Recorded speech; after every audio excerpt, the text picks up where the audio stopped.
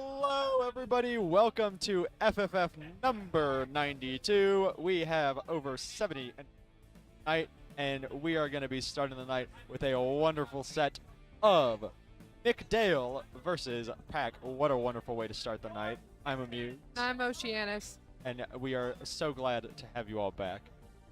Be back. And obviously, just brief announcements that we just went over before we started stream here.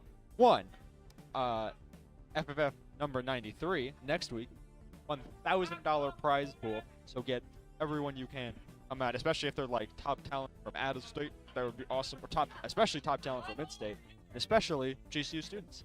Everyone come out. A cut of $1,000 could be yours. Next up, we are also going to be having, next in Smash News, there's going to be Thunder Summit happening pretty soon. That's the weekend of the 1st. That is going to be happening directly after FFF number 93. In other GCU Esports news, Purple Rain just had its round robin segment last night. Oh, yeah. Which me and our TD tonight, Mackenzie, both casted. That was a blast, and so it's nice to see that happening as well. That's first ever women's only Collegiate Valorant League.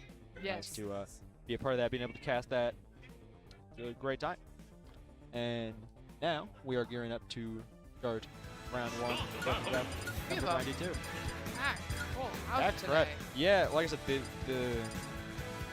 last time I checked it, bracket was like I think like 70 exactly, but I assumed it had gone up a little bit. It's I can tell there's quite a lot of people here. Nope, it's 69. I was wrong. 69 entrants. And I lied to you all. It's not over 70. Slightly below 70.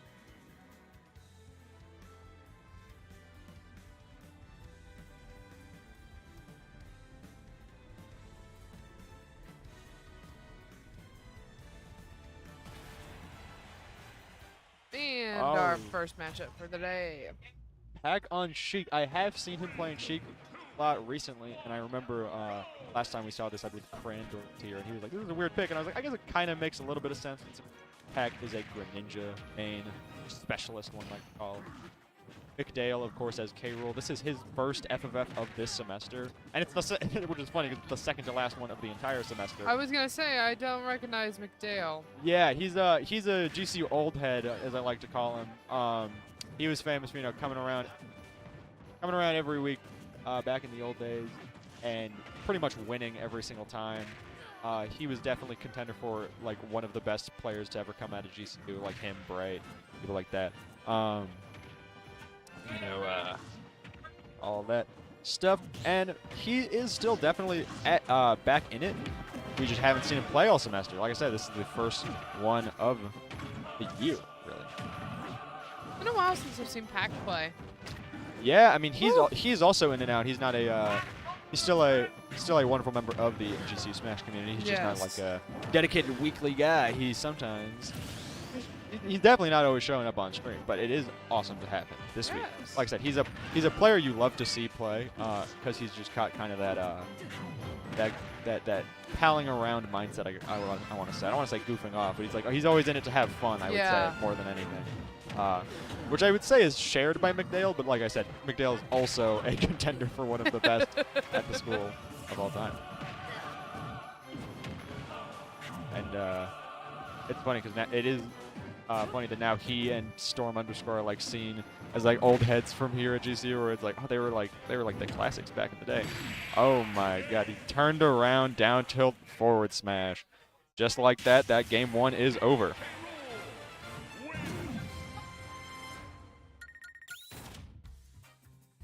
Now we are gonna move into game two on McDale's McDale's McBands. His McBands.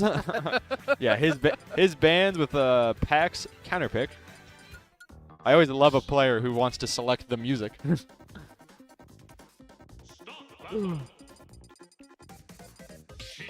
Got it. I tried. I do my best. Maybe if Tanner was a little shorter.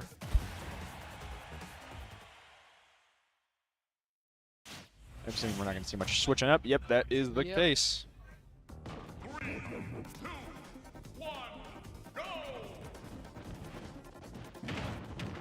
All right.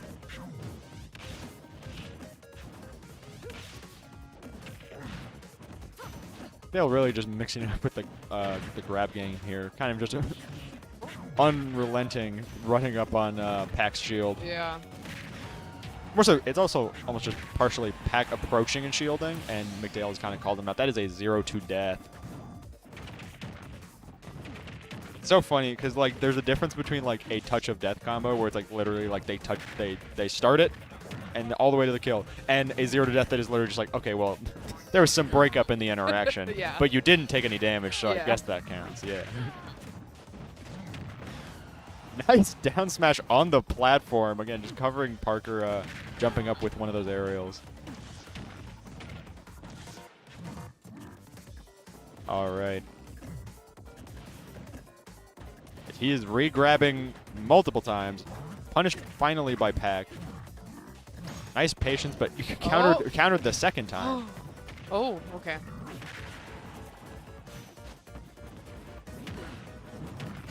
Far-reaching down tilt. Just hit him with the little quake of the earth. Jumping up, following up with another aerial. McDale really is not messing around here, even in his round one.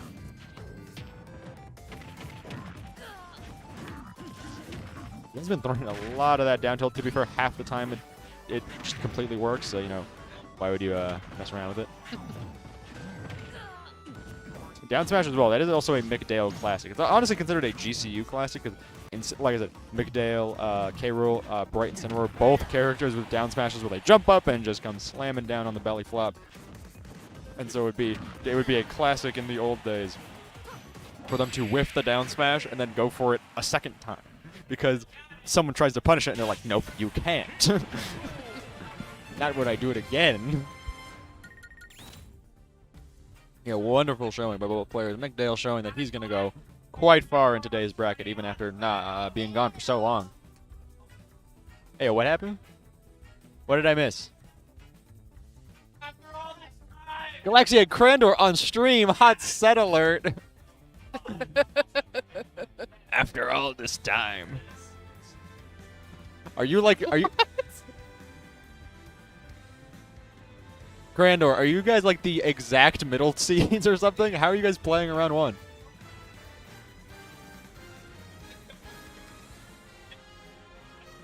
Oh. Who did they put? Oh. Grandor said that his phone glitched out and didn't end with the bracket. So he was probably put at like the wrong seed. And I was like, oh.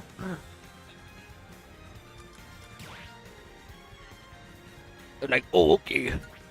Yeah, they gave you the bottom seed punishment for not being in bracket on time.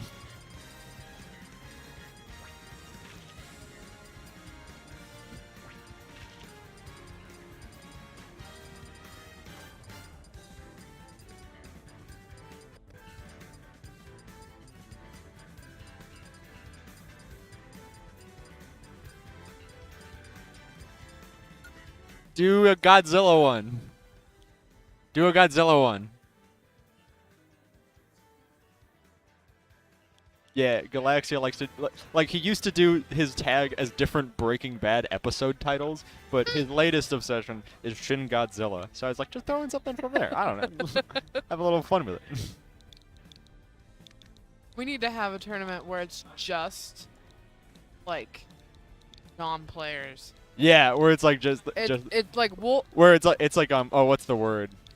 Like, oh, I'm trying to think of what they call those like on the street interviews where you literally just like pick up people from like who are just walking by. You're like, you random GCU student late for your class, you're in the tournament. Get in the bracket. Bulb of my goats. I'm assuming is that in reference to Bulbasaur or Little Bulb? Grandor.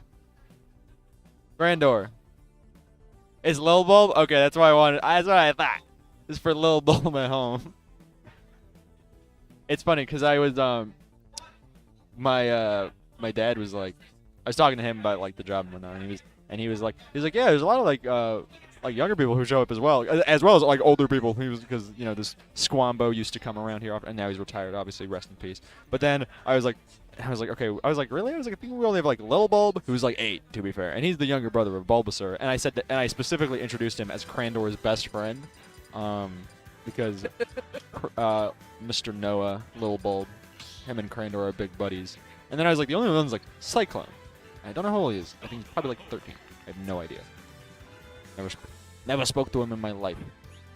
But he comes around, and that's because he's like a PR player. He's like top ranked in the state. So Wow. I was like, of course he comes around. Because most of the like we joke like the Zoomer crowd in AZ Smash is like they're like high schoolers or whatever. And it's funny because someone will be like, "Oh, this person posted cringe," and I'm like, "Yeah, I probably posted a lot of cringe when I was that age." Of course, let them get into little tussles. Ike Dittos. All right, this is an interesting way to continue this night. What? What? They lied. They lied. How could they do that? You can't lie on the internet. You can't lie on the internet.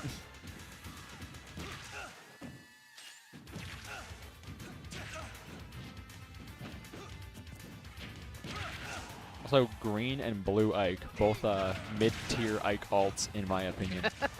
Actually, I do like blue Ike. Red. Yeah, I was gonna say I like default young Ike. This is Path of Radiance and Radiant Dawn are the two ones because this is the sequel game.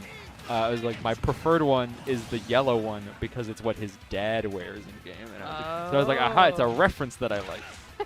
But there's also one, the one where he wears black is also like a reference to like the antagonist of that game. But it's like, I have no idea why they're going in Ike Ditto. I have not seen either of these characters play Ike in like my life. Maybe did they like randomly generate this? To be fair, I do like. I thought Crandor didn't even like Ike that much. I get. Maybe this is just a demonstration of economics, as we like to call it. Oh. Oh no! I was like, he definitely could have made that back with the uppie, but I think Crandor was definitely pressuring him by just holding the smash attack at the ledge. He was like, aha, I will two-frame you. Oh, but he's not messing around after that SD.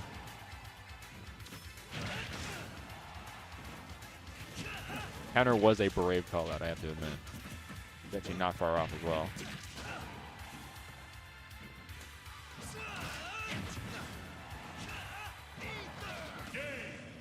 I was like, Ike, not the best recovery, and he was put in a position where he is not able to recover.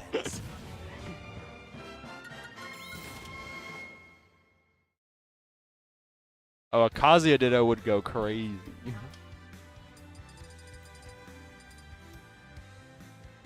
He's like, no. He said, do you want to go Kazuya? You went, no. No. Which is funny, because Galaxia plays Kazuya. Maybe he's going game. Oh, he is putting on Tekken music. Now I'm confused. Please Heat Haze Shadow. Gotta be Heat Haze Shadow, right? No. What? No way. Come on. Come on. Come on. You know what you have to do. Yodeling in Meadow Hill. Alright, fair enough. I end on FD. They're like, what are they doing? What are they? Also, why are you so far away from the camera? Scoot up a little bit. Scoot up a little bit. Scoot up a little bit. Alright, never mind. Alright, they are starting Mega Man versus Game & Watch. They went from the Ike Ditto to their to Galaxia's main and Crandor's secondary. I wonder if Crandor's trying to train up his Mega Man a little bit for Summit, because like that's a pretty important thing to mention. Crandor is a participant in this year's Thunder Summit. Specifically Thunder Summit 2, Return to Dreamland. The logo of which, I was almost going to mention this, because Srailmix created and showcased a video. Of course, it was all before stream started, so like you guys wouldn't know this. But Srailmix created a video to like sort of advertise the event, and I was also going to mention at the time that the logo for it was actually made by my best friend. So that was awesome. It came out super well, and I love it every time I see it. And super excited to play in that bracket myself, because I'm also there. It was funny, because I think in the vote-ins, I was advertised as Incineroar, Marth, Joker player, and in the video it's Incineroar Marth Byleth player, which is more accurate. So I was like, I'm glad they've been paying attention to what I'm actually playing now. I was like, I am not going Joker in that bracket. No way. I'm honestly probably not even going Marth, but that is way more likely. Oh no, the up air is gonna cheese out of stock from Galaxia. I think he did jump on it. I remember. I think it was RDNA. I want to say put out a poll or something of like what people considered to be Mega Man cheese, and by overwhelming majority, people were voting for like up air, like because there were other ones where it was like specific, like oh, up tilt used in this way or spammed in this way, and up air was just like up air anything, and everyone was like, yeah, that one. Also, yeah, I feel like I should mention, not only is this McDale's first FFF back in forever, is also Daikor's first FFF back in, like, even longer, I think. Really? He's another GCU old head. It's called Rom. Funny, I've gotten compared to him a lot because we have similar fashion senses, which is funny. Now Galaxia is up, so this is interesting. Kind of turning this around. He is still, I was like, he is kind of stuck at the ledge though, and Mega Man ledge trapping might go a little crazy. Alright, but just one up B and a back air away, and Galaxia was back in stage control, but he's kind of getting turned back to the corner again. That's something I've tried to keep in mind in my own gameplay, so it honestly comes up a lot in commentary where it's like, who is facing the ledge right now? Who's in control of the stage? Crossing center stage is also another big thing. It's essentially just like it's a way to quantify how aggressive someone's acting, or at least how much they're willing to approach, or are they instead going to like stay at some spacing range and try to just push them out over and over again. Now, Galaxia is getting pretty close to taking this game off, but he's going to have to farm the skill somehow. Up smash F tilt is like a ridiculously safe way to cover whiffs. Maybe it's actually not as safe as it appears, and I'm always watching people fall for it, but it honestly does. It's like, whoa. Because that's the thing, it's not punishing your whiffs, it's covering his own, which is funny.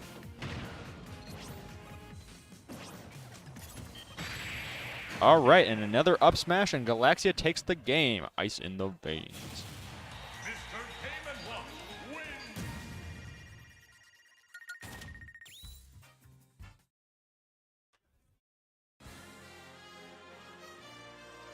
Oh yeah, it's funny. Jamdros mentioned, just DM'd me something that I was gonna mention anyways, which is TMJ John, another GCU old head. Oh, he's actually an ASU alumni. My fault. It's just, oh right, it's just that he's won 2 SSS tournaments. Basically, he's from the community back in the day, and this is his first FFF back in even longer than the 2 people I've mentioned. Oh my because goodness. he just got back from being stationed in Korea. So wow. It's like it is truly just the night of alumni. Yeah, night of alumni. Just a night of really really old members. So he is GC. Yeah, okay, that's what I thought. I was like, he was from GC. Oh, okay. That was Jamdros' mistake. He is a GCU alumni. I thought he was, because I was gonna advertise him as the 3rd GCU old head, and then Jamdros was like ASU alumni, and I was like, oh, so did he just go to GCU and then just transfer and then graduate from ASU? I'm like, no, he is a GCU alumni. All right, that's the record. All right, got it. Thanks, Sam. I'm glad we could collaborate on this one. Yeah, thank you to Sam Jamdros. Sam Jamdros is like the ultimate GCU boomer, but he does come around. I actually don't think he's here tonight. He might have just been here because he's watching. Oh, Dan is here, his brother. Shout out to Dan. But yeah, so that's the thing. Tanner of McDale fame, John of TMJ fame, and Rom of Daikor's fame. All 3 back in action. This is going to be a pretty exciting time. I hope to see them all back at FFF 93 with that $1,000 prize pool. Ooh, Sam's going to be here later tonight. Awesome.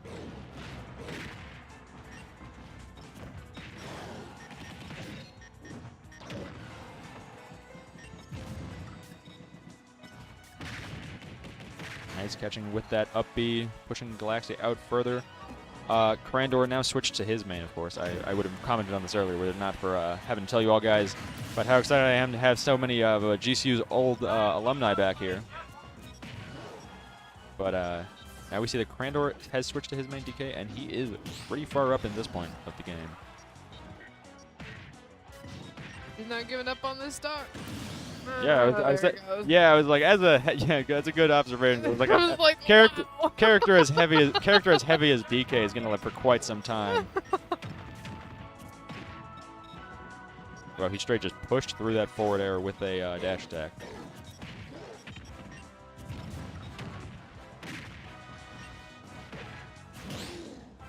Nice parry of the monkey punch.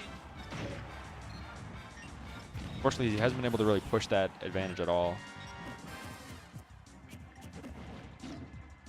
The neutral get up, and yeah, I say he's going to carry him as far as possible with that cargo throw. Good games.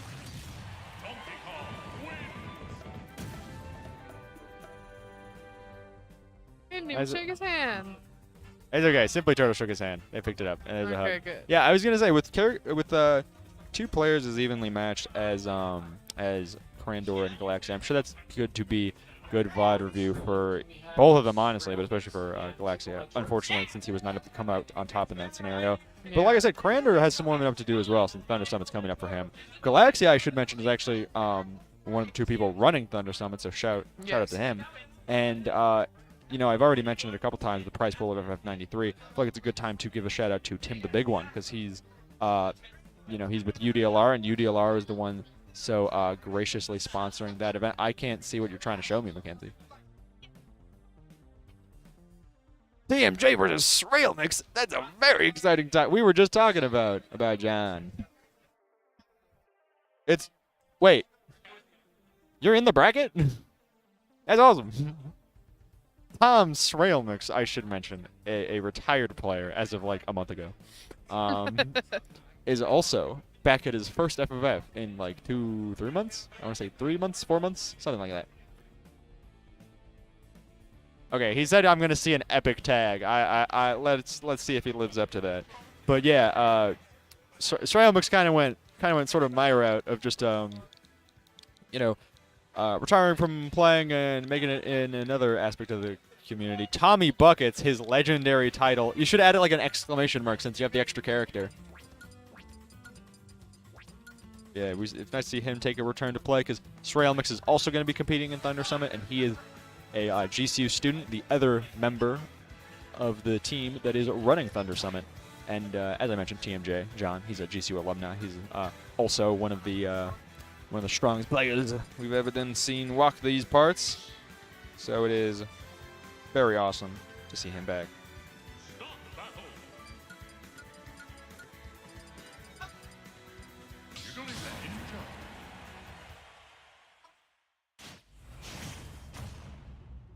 Ninja and Jigglypuff. Yes. Yeah, that was as we saw in that video announcing Thunder Summit's pools, Srailmix is a Puff main, but he has quite a few secondaries, so it is interesting to see him go straight for Puff here.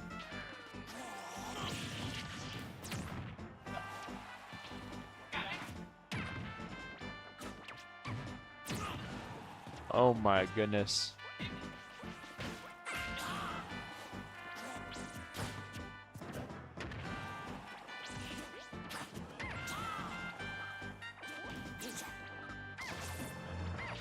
All right, now Srailmix is starting to get a little bit up, but Grid Ninja is honestly waltzing Jigglypuff right up to kill percent. So we really could see the momentum of this game start to swing either way, even though Tommy Buckets here currently does have a little bit better controlled stage. TMJ's movement is a little tricky for him to pin down. Just like that, he does it with a grab. Extending for a kill, but not able to catch it because, like I said, TMJ is just going to be able to slip right around, make it back stage. That back air will be enough to take that first stock, first blood of this set.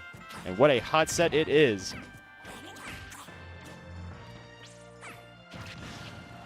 Very strong forward air from Greninja. That's one of the things that Greninja, not only being like a speedy combo character, the likes of specifically Sheik or Joker, Greninja also has some pretty nice disjoints on stuff like that forward air. And there it is. Speak of the devil, and he shall appear. And there is Tommy Bucket's first stock off. All right. Ceramic's trying to make him a little nervous with that Sing. He's just barely out of range.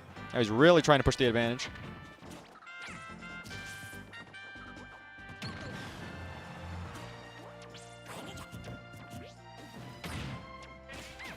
Yeah, TMJ is an ancient GCU member.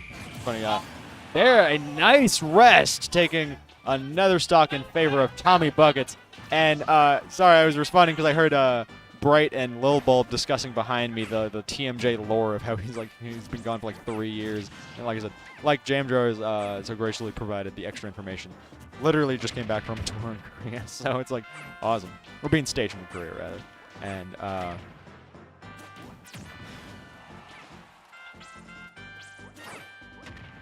Oh, honestly, I thought he was going to extend with the up B to try and push Ceramic's away, but honestly, with Puff having so many jumps, it wouldn't be that much for him. But TMJ is still able to make that ledge situation go way in his favor. And he is now just sharking.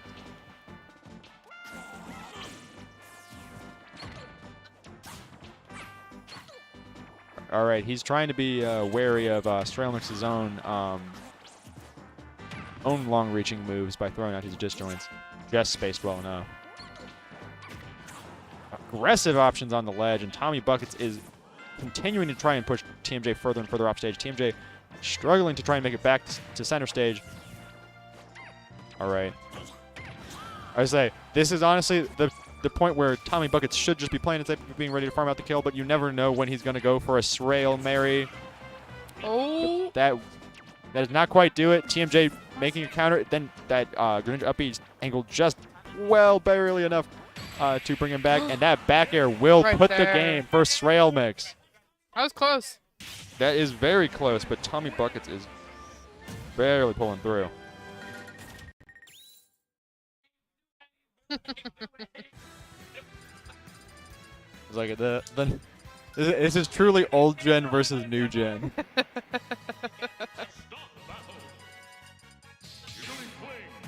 Inkling, TMJ's Inkling. Yeah, Srail Mix actually might be more versed with this than he is with Greninja. I mean, the only Greninja Srail Mix really knows is Schroeder. Lol. No, it's Parker, Pack. Whereas Inkling, Crandor plays Inkling frequently enough that I was like, I feel like Srail Mix might have a pretty good job of idea of what to do here. You know, and just because I haven't seen him play Puff very often. Wow. I was like, just because I haven't seen him play Puff very often. Uh-oh. Just barely enough room to make it back safely, but that's gonna put a pretty unsettling message in TMJ's mind right now, I'm sure. And the thing is, I haven't seen Tommy Buckets play Puff in quite some time, but I also haven't seen him play in Bracket in general for quite some time, so I'm sure that his game plan is just as strong as ever. Nice, using the shield to bounce that Inkling down B back. But TMJ was able to shield in return, and now they are struggling at the ledge again. Ceramic's just trying to take this kill off. TMJ trying to stay alive, trying to start his own advantage state. And there it goes, buried.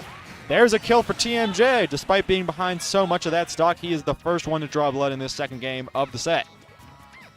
And what a hot set it has been. Like I'm saying, I don't even care if I got to repeat myself. I will say it as many times as I have to. This is probably the most anticipated set we've seen so far. It might be one of the entire night.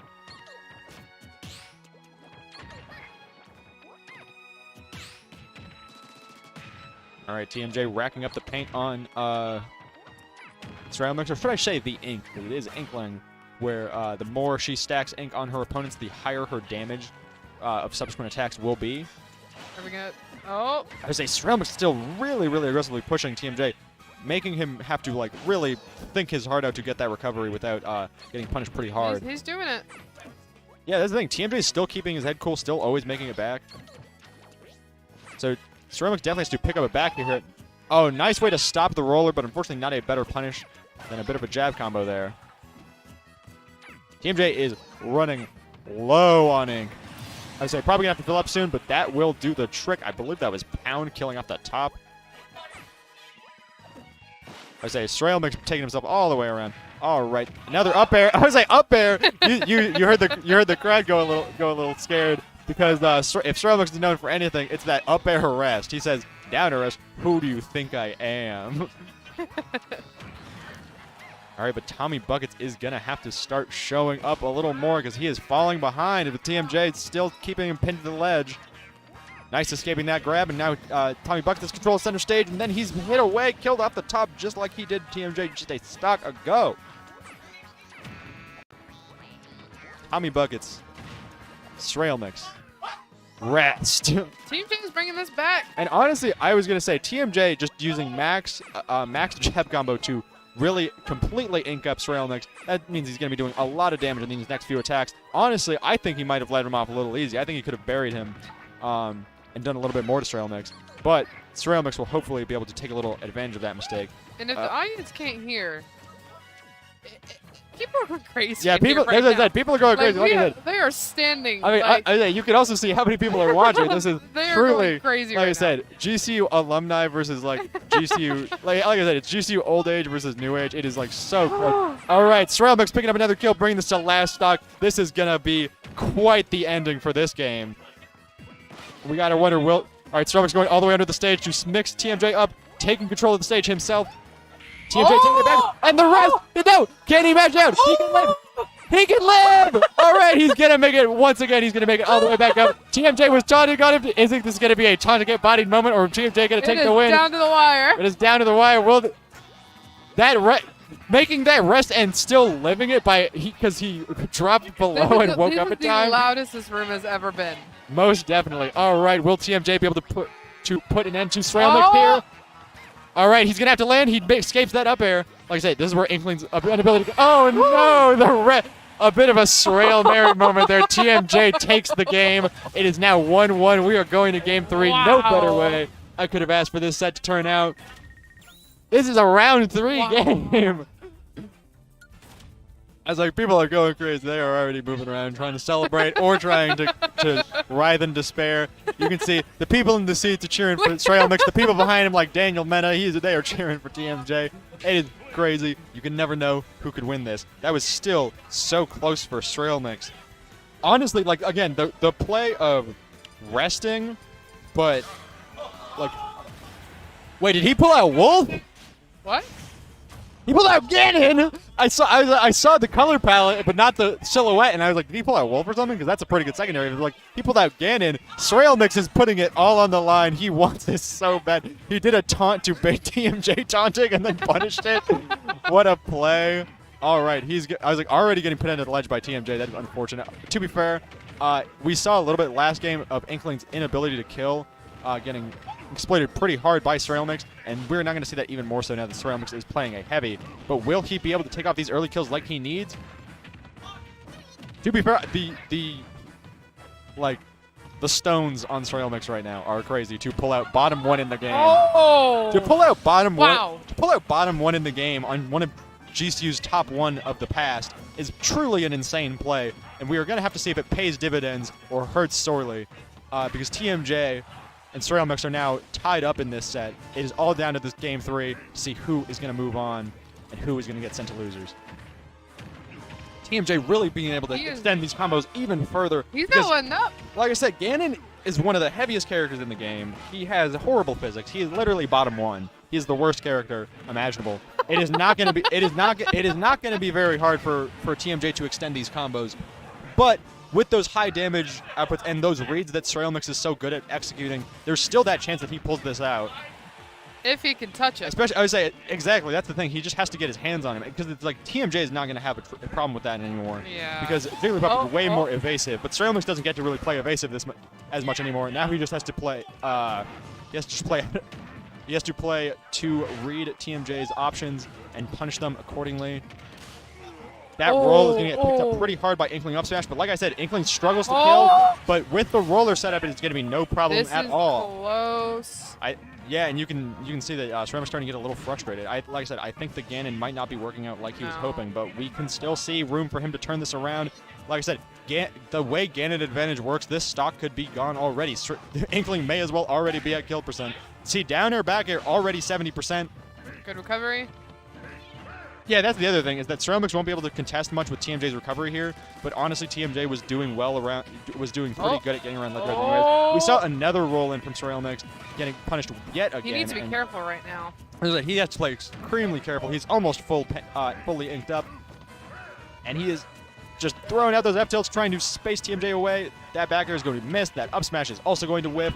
TMJ picks up a grab. That F smash is putting Ceramics at 100%. Again, once again, almost fully inked up. The damage is brutal here. 120 already just from pummeling. Say Ceramics taking out another thought. All right, this is still in Ceramics' court.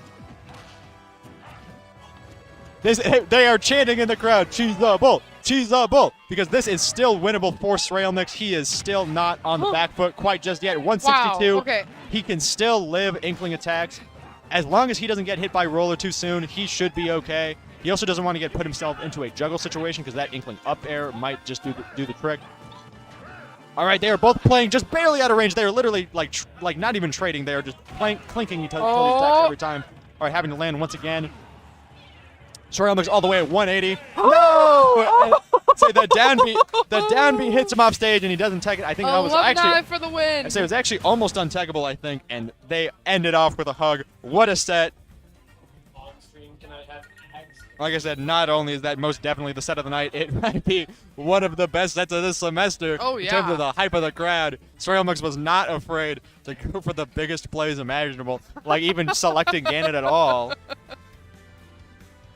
You know, it does not quite pay in dividends as much as he had hoped, but it definitely still puts on a show and brings that game pretty close. I believe now we're seeing Eggs versus Ethan04. 2 of GCU Varsity's own. So we are just having GCU all over the stream. They're going to be messing it up. Now, Ags, we all know he's playing Sephiroth. We know there's no question about that. But EO4 is a former Steve main. I say former because Steve, although Steve is probably his best character still, Steve is banned at FFF. Yes. But which was honestly to some people's surprise that FFF would ban an event where Steve is like one of their varsity members' mains. So it's very interesting because I think besides that, Ethan's best character is probably his K rule, but we have seen him pull out Joker a lot recently, and Kirby very infrequently.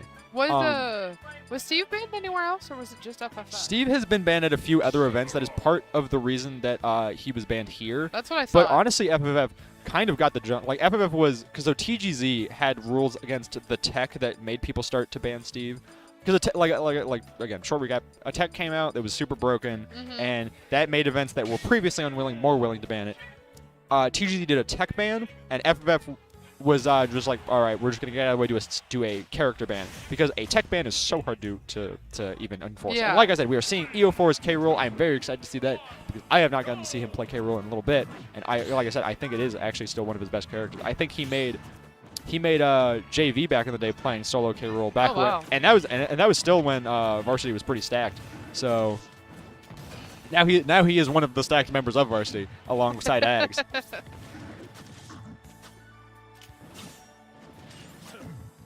As I'm missing that down smash.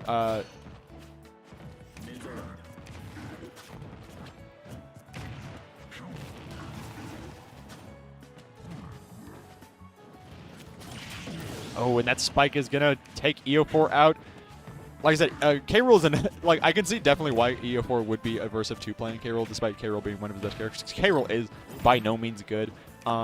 We saw McDale earlier, and I've seen people joke before that like McDale makes it look easy as far as K roll is concerned, because McDale is cracked despite K roll, and apparently EO4 is cracked as well because he totally turned this around and is now even once again. And because it just kind of goes to show that as bad as K roll is, there will still be a multitude of players who will try to turn him around, like we see done with DK, or like we see done like with players at top level like Chunky Kong, or like we see with Ganon, whereas in Arizona we have Krupp.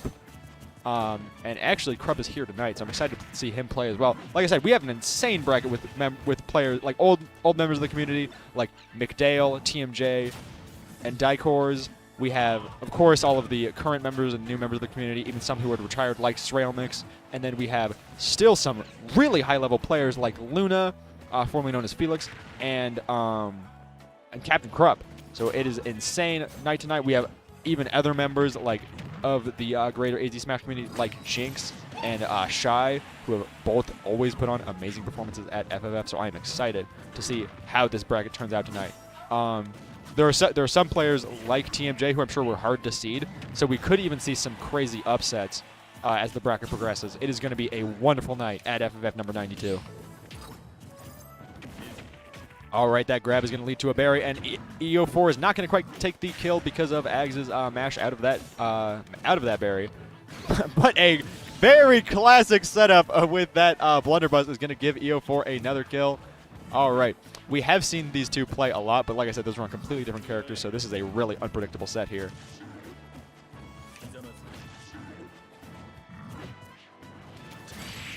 Oh, and just like the first stock, like I said, had to hold my breath and my heart skip a beat for a second because Ags, just like that first stock, uses a spike to execute a kill. And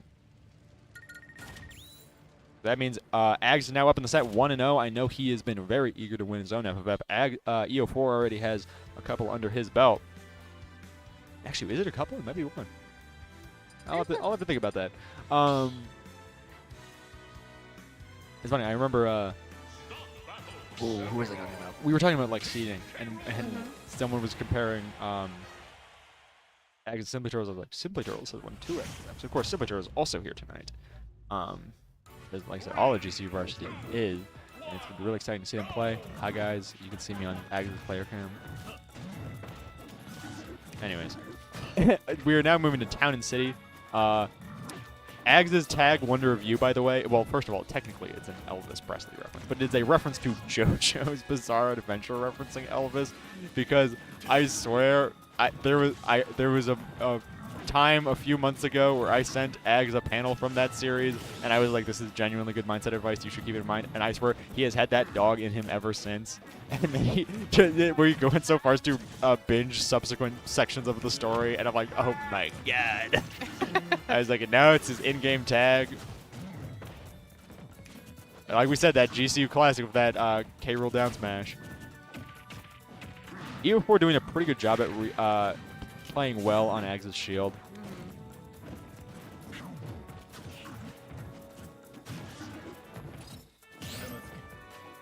He's also doing the same, playing around those counters. Nice play. And that up air is going to send him away. I say a little too many nairs, but that one will armor right through Ags' attempt to juggle. They're moving as deep as can be, and Ags moves a little too deep for his own liking and is not able to recover. He whiffs on that shield once again. EO4 not able to get a super strong punch, but hey, 24% is nothing to snuff at. And all right, he is still at 144%. Like I mentioned earlier, even though he's one of the worst characters in the game, he's in good company as a super heavy. So he is living as long as can be. He's knocked away, but not quite spiked.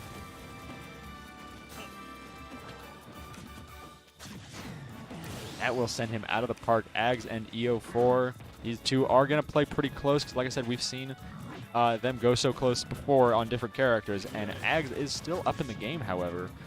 Just like he's up in the set, Ags is probably hoping to come home with a clean 2-0, but I don't think EO4 is going to make it so easy.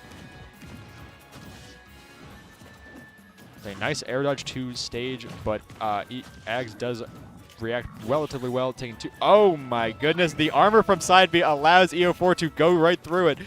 he is no stranger to just getting around stuff like that. That was honestly almost very clutch for him. If Ags had gone any riskier with that, Ags would have seen himself SDing another stock. EO4 is looking up.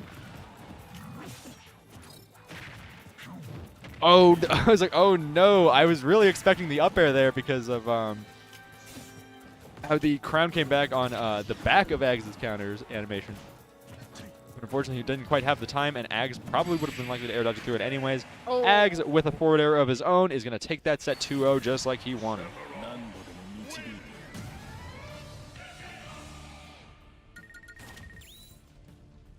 he said that platform save. That's true. I mean, because he, like I said, he was totally throwing, but he upbeat, and EO4 did that great reaction of just throwing Crown Throat so he would armor, and so Ags would just go past him. But the platform came in just in time to save Ags, and then all was well for Ags. It's funny. I remember once I was playing the Xevis, and there was a very similar situation where I was like extending to like whack him out of there, and he had all of his resources drained, so he was dead. And then the platform, he's like literally like platform comes in about here, and he's like here, and he's like, and then it comes right in, saves him, and I was like, there is no way you lived that interaction with how hard I worked for it. And and you know what he said to me? He said, I knew it would come, and I was like, shut up. And he was like, no, he's like, no, I was timing it. I'm like, there is absolutely no way. You are insanely correct if that is the case. Oh my yeah, I was like, gosh. you're either insanely correct or an insane liar, or you're just or you're just trolling me. One of the three options.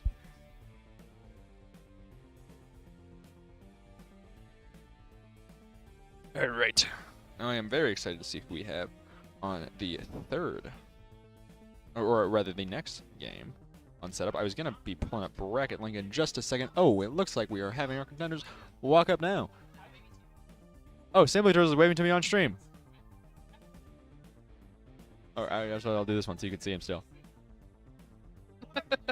All right. I can't get a good look at who's playing. I think TMJ might be back on, so that is very awesome. Who is he going to be playing against? Andez, awesome. Right, having TMJ on stream already so soon is very awesome. After his incredible game with Ceramics earlier, I expect the same type of play here when now he's going up to now he's going up to face Nandez. Oh, thankfully both of them have their tags on the Switch, though. There's going to be no problem setting that stuff up, and they're going to just move right into it. Nandez on Ryu, TMJ back to his Greninja.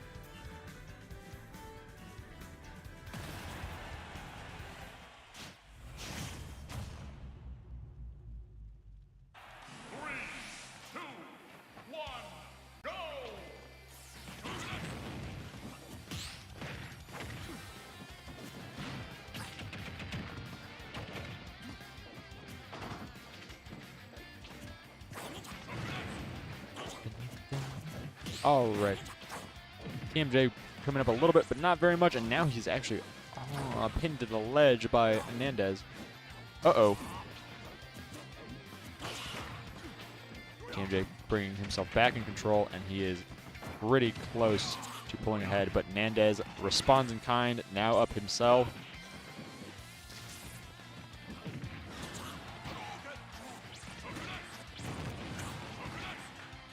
Throwing Shokunets up like it's, I don't know, like it's a Shokunets cafe or something. I don't know.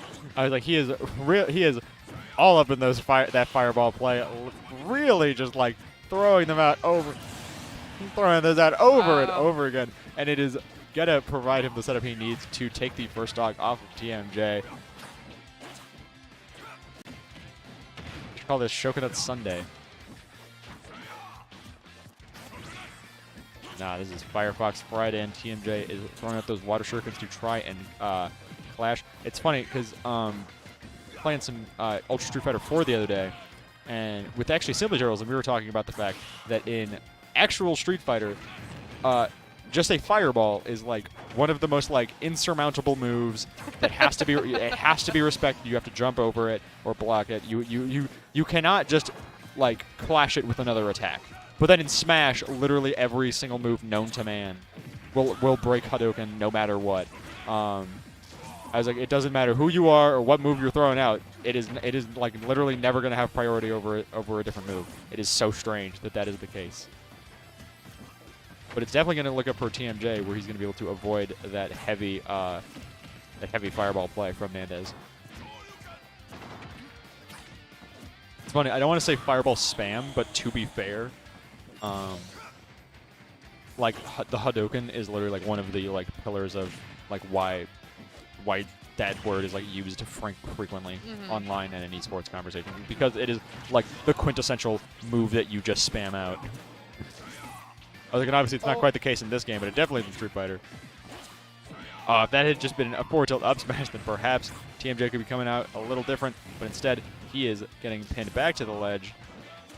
Hernandez is currently up the stock, but he is pretty close to kill percent. The only thing is that Ryu is quite the powerhouse, which makes it a little bit easier. And Hernandez is not going to be able to recover from that. Another thing I was discussing the other day during that conversation is how bad the Shoto's off-stage options are. Ken and Ryu really struggle to recover. They struggle to land as well, to be honest. Especially if a character they're trying to land on has multi-hits. Because if they don't, they can focus through any sharking attempts and whatnot. But with stuff like Greninja's up air, it's impossible. However, a win in this matchup is definitely not impossible for Hernandez as he takes the first game.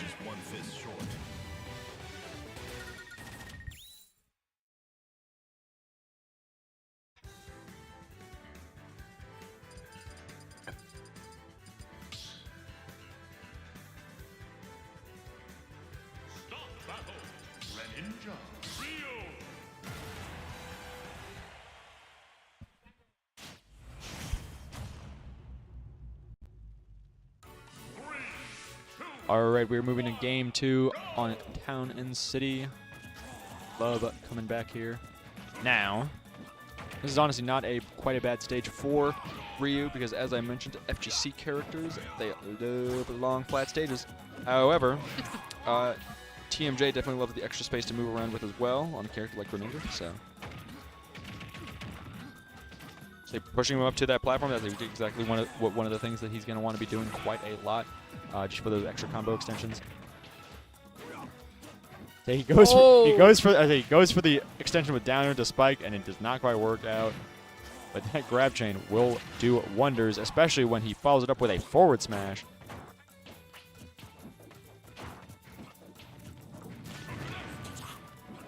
All right, Shokunets into back air, but both whiff. TMJ trying to press his advantage just a little bit more, but still not able to pick up a kill. Hernandez having no problem with it, though, as he once again takes the first blood of this game.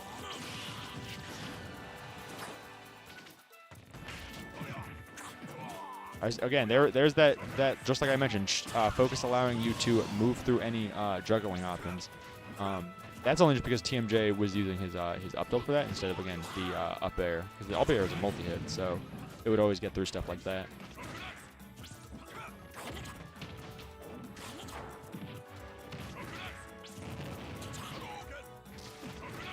Again, just fireball, just countless pressure, making TMJ feel the need to come in, at which point he gets hit by that F smash, aka Ryu's donkey kick.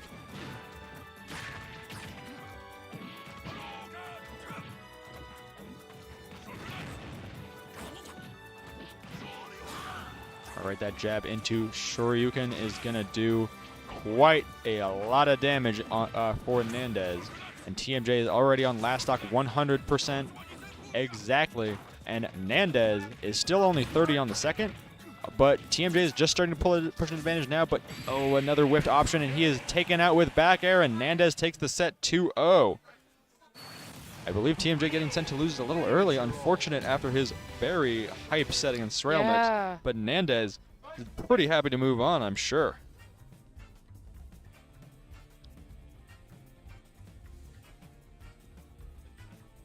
I believe GCU Varsity's Keeganers has been quoted as saying that Ryu is his favorite fictional character of all time. There we go. Which is fun, because Ryu's just like, I like to fight. I want to be serene and not evil. He truly just does, just like, oh, it's J-Red. I believe J-Red said on Twitter, so, I mean, take it with a grain of salt, that FFF 31, no, not 31, 93 on the 31st. Wow. I have made that mistake before. FFF 93 on the 31st will be one of his last events in Arizona, so we're excited to see him there. Oh, really? Again, another wonderful time to mention that thanks to the sponsorship of UDLR, GCU will be running a $1,000 prize pool at FFF number 93. So I am glad to see that we will probably see both of the players who are sitting down come back for that, as we are about to see J-Red go up against McDale. Economics, as always. There's that path of radiance like I was telling you about. That Grail fit. We love to see it. Meanwhile, Dale isn't. You're good to go.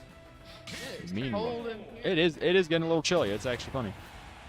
You'd think it'd get warmer with the amount of people in here. Yeah, I was like, you I'm think it'd like, be my knees are like maybe they shivering. maybe they turned up the AC too much to compensate. Who knows? Oh, way too much. All right. Here they go. Hey, McDale honestly just instantly retreating to the ledge. A very interesting option. We're going to see if J-Red pushes the advantage state that he's been given by his opponent. He's honestly just waiting in center stage. Honestly, sometimes retreating back to his own platform. That double jump, attempting to up air, but doesn't connect, and McDale is taking advantage of that with punishing it to the fullest.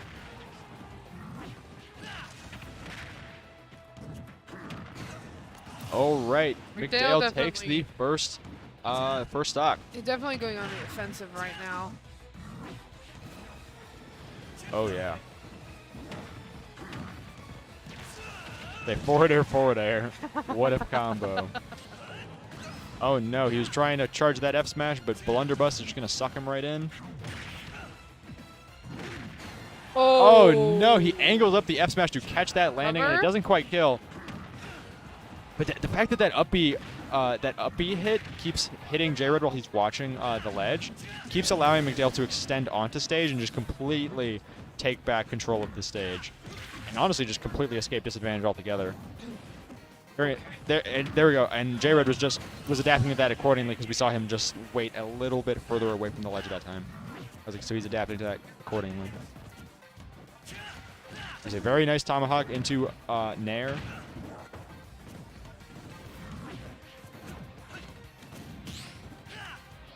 Oh no, he tried to respond to parrying that Blunderbuss with a burst option in dash attack, but it has been just, that whip has been punished to 76%, and McDale is trying to get closer to winning this game.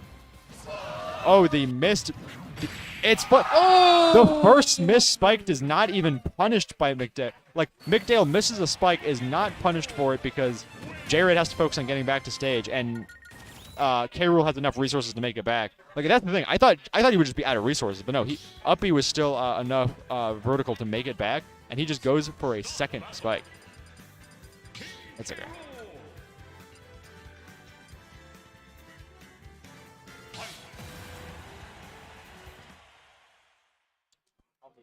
Yeah. All right, here we go into the second game. J-Red's switching up that ult. But not switching up that stage as we move back to PS2, the quintessential starting stage of Smash Ultimate. It is funny that Ultimate 6 and probably the last, Ultimate Summit 6 and probably the last Ultimate Summit ever is happening right now, right before Thunder Summit. So it's a little interesting little coincidence. This the last one ever? Well, because there's a different, like, there's a event in the wider community just called Ultimate Summit. And their last one is happening right now because the, in short, the organization that runs it is not doing well. So they probably won't be able to put on another one. And I don't think it's the kind of thing that another organization could pick up. Yeah. Because it's probably like some branding business. Oh, okay. But to be fair, I think that an event like it will come around. Yeah. Even though it's hard, it's going to be really, really hard to recapture that magic of Ultimate Summit. It's kind of like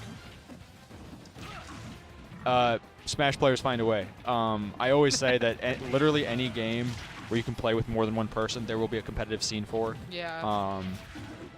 Look at Pokken Tournament. Look at even previous Smash games like 64 Brawl and 4. All still have communities, even as small as they may be. Stuff like just all that kind of stuff. And even if a game can only be played with one person, you'll have a speedrunning community, which is essentially the same thing. In terms of just having so many people who are like just fiercely dedicated to furthering the skill level in that game and just getting better and better at it and just showcasing their skills to the world. And it's interesting that J-Red has been able to completely change the pace around and just up so far. I mean, to the point he's only losing his first stock now. But further to my previous point, I think an event like it will come around. Good. Because the thing is, like, that's why, like, when there was some other stuff going on with other people previously, I obviously won't get into details for reasons that should be clear. But there was like other stuff going on, and Nintendo has never really been that supportive of the community. So people were like worried that like every Smash event would get shut down. And it's like, look, Really? yeah, and that's the thing that it's like they can't stop you from owning and playing the video game. Yeah. It's like they can try to stop you monetizing events that run it. Oh. And they can try to do that, but they're never going to be 100% successful because it's like they're Yeah. not going to come to your garage. No. Because there's a famous clip, and obviously this was for Melee, which is honestly an even more difficult position than Ultimate, where honestly there has never been support for their competitive community. With Ultimate, it was kind of just like they had support and it's getting taken away. Yeah. Melee, there was just never that support. But there's a famous and honestly relatively recent clip of Mango, one of the best players of all time, one of the 5 gods of Melee, saying that he's like, you can take away my GameCube controller, you can take away my CRT, I will play Melee in my mind. Where he's kind of like, and so I think it's kind of going to be the same case with Ultimate Summit, where it's like, if you want it to happen, it will. But this game is coming down to the line, so we're going to focus back in on here, and J-Red is very close, but McDale is just living for so long. These people are However, going crazy. yeah, that's what I was saying. I was like, they were definitely invested. And J-Red picks up that game, and we're going to move into a game 3. This set is getting hotter by the moment. Wow. We like Ike. Shy chanting, we like Ike and the thing, and everyone is now going crazy with it. Everyone joining and popping up. This is truly like... Look at this. This is truly like GCU versus AZ in the case of like having McDale versus J-Red, where it's like, whose people's champ is going to send who's to losers. Like I said, J-Red did a really good job of just completely changing the pace around that game compared to the first game, where J-Red was up 3 stocks to 1 early on, and McDale was trying to counter-adapt and win himself. But it was... he said, I almost died to 82 a grab. This game sucks. And I was like, facts. But die he did not. And moving on, we are as we come to Battlefield for Game 3.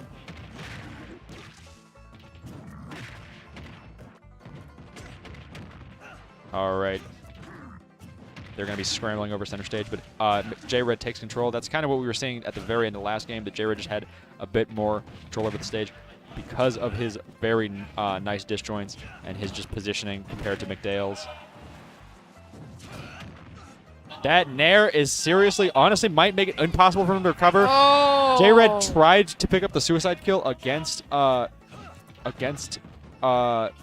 but he was unsuccessful, unfortunately, and that is going to be a first kill of this game. This game 3 is gonna go crazy. Picking up another up B, but he got the crown back from that far away. That is a little absurd. That's the thing, is that since the Battle of the Armor, where McDale uses down smash to armor through the first hit of Ike's up B, the rest of Ike's up B he has the invincibility through McDale's down smash.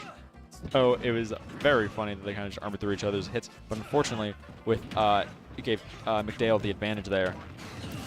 Oh. We are now seeing 3 stocks to 1 for McDale, and to be fair, last time we saw someone down 3 stocks to 1, they completely almost turned it around. Yes. So this is definitely not out of the park for J-Red yet.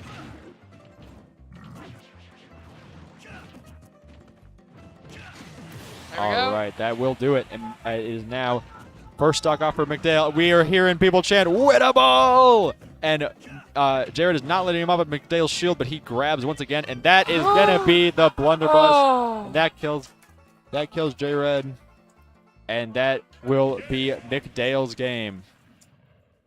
McDale takes it 2-1 after a very hard-fought set. Hey, look, it's Tobias. I haven't seen him forever. He's right behind me. He's got the directed by Vince Gilligan shirt on. It's funny. Anyways, that was a very hype end to a very, very tough set.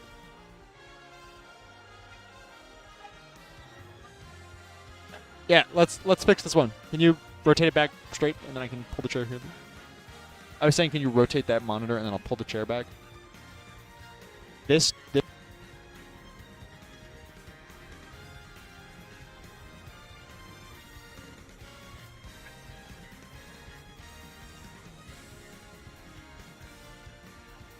Uh-oh.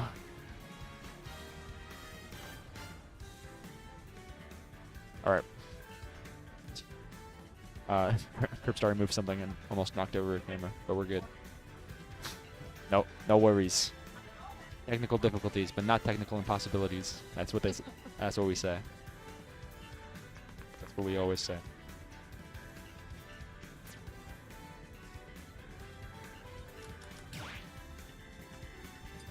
Honestly, we've had some quite nice game 3 sets so far, best of 3s. Very excited to see in terms of this next one as well. Hold on. I was just about to pull up the bracket link. Check a few things, see how his stuff is shaping up so far. And, you know, I just wanted to mention the fact that we're about to have Rockstar and RDNA play. That's awesome. That's what I said. I'm so excited for this next best of 3. RDNA so far not even dropping a game. Rockstar doing the same. They both defeated both of their opponents 2-0. And now getting to play each other is quite awesome. This is a top 16 qualifier. As was TMJ's set against Nandez, so that means Nandez is already qualified for top 16 so out of pool 1. How many people are qualified so far? Well, Nandez is the only one in this pool so far because we're about to see Bright and Keeganers compete for top 16 as well as Shy and Pineapple X, and as we're seeing on stream right now, RDNA and Cryptari. And then, of course, we'll have some people make it through losers, but those sets are still yet to progress far enough to really make a call there. Yeah. Whereas in Pool 2, for those trying to compete for top 16, we have McDale and Taquito. We have Hime and the winner of Simply Turtles and 10 Rayman. And then we have winner of Jinx and Player Name will play against winner of Penguin 01 and Drago. And then we have Ags playing Mr. Grizz. Honestly, Mr. Grizz has made it pretty far as well. Mr. Grizz beat Zekrom to get into his current spot. I'm sure that was a pretty big upset. And that set's going to be quite interesting since Mr. Grizz and Ags are both in Summit, Thunder Summit. So it will be very awesome to see how that turns out because it'll be a good warm-up for games to come. Like I say, we're in the phase where everyone who is in qualifying for something, including myself, is like really trying to level up, get serious, get ready to play in a bracket that's gonna be as intense as that. 16 of GCU's best players, all competing for the top spot for a prize pool and for fun, especially. Thunder Summit, of course, emulates the Ultimate Summit event that I mentioned earlier, where like Ultimate Summit, it's like, you know, it's Thunder Summit is meant to emulate it, where it's like, you know, we stay over at each other's apartments for 3 days straight, a weekend. We have commentary on the couch. It's a great time. And Cryptari is one of the other members qualified for that event. He is also a member of GCU's varsity team. Yes. So I'm excited to see how they play against RDNA. And Cryptstar is going Pokemon Trainer, RDNA. as we've seen before. Yep, and RDNA on Mega Man. No Ridley today. But who knows? Maybe we'll see him pull it out. Yeah. I feel like it's kind of unpredictable when I see RDNA pull out the Pokemon. I mean, yeah, not the Pokemon, the Ridley. But I wonder what his method is. I would have to ask. I think it's literally a thing of just like I want to. It's like where it's like I just feel like. Yeah, it. I was gonna say I think it is usually a vibes-based decision of just like I think Ridley is fun. I feel like having fun with Ridley in this game. All right, that switch to Ivysaur is going to get past the little saw blade from Mega Man.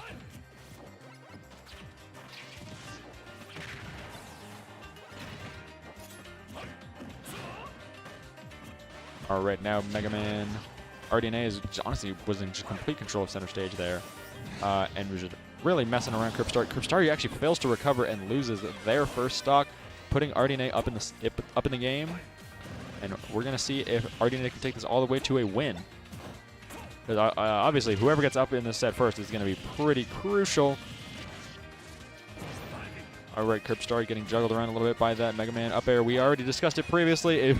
It was RDNA's own poll where people decided it was by far the cheesiest thing in his kit. He is no stranger to wanting to just throw it out. Pressure your opponent endlessly. All right, RDNA goes for a spike, and that is Cryptari's second stock. RDNA is now decently up, still at 137%. That is honestly not a very comfortable position, but he doesn't seem none too worried about it. All right, grabbing Curb Story right out of that startup of up smash, and taking that up B out and just juggling him some more with up air. RDNA is honestly going a little crazy tonight. I am actually curious who's seeded to win this, because I'm sure both players are expected to go far tonight. Yes. With as stacked as the bracket is. But of course, as we see the bracket progress like we are now and wins round 4, these two are playing pretty evenly matched. However, RDNA has definitely been taking the full advantage here, catching that soundblade, throwing it right back. Putting Crash Bomber on the ledge just in case, just for that exact scenario. That switch to Charizard was very clutch. Otherwise, Ivysaur was going to have to take the full force of a charged forward smash. Zard almost, however, gets carried away by up air. Some more. And it's going to be very difficult, especially because Zard is a multi-jump character. Crash Bomber again blasting Kerpstari off the ledge. RDNA being able to take full advantage of that punch this time, and that back air is going to give RDNA win of the first game. RDNA is now banning his stages. Kerpstari is going to have to make a counter pick, and it is going to be very interesting to see where they try to take this next.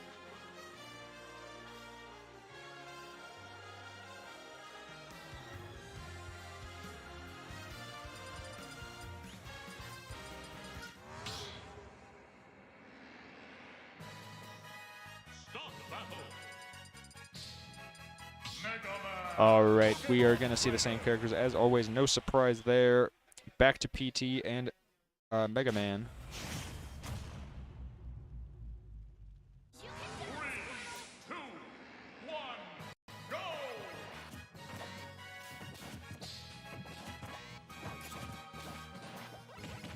All right, RDNA is now up in the set, and it is looking pretty for him as they move to Smashville. We are going to see if he can keep that dominant performance up. He is still up right now, but the percent lead is not that much. They're kind of just scrambling right now, shielding, poking. He's again trying to extend with that back air, make Kerpstari really afraid of options like that.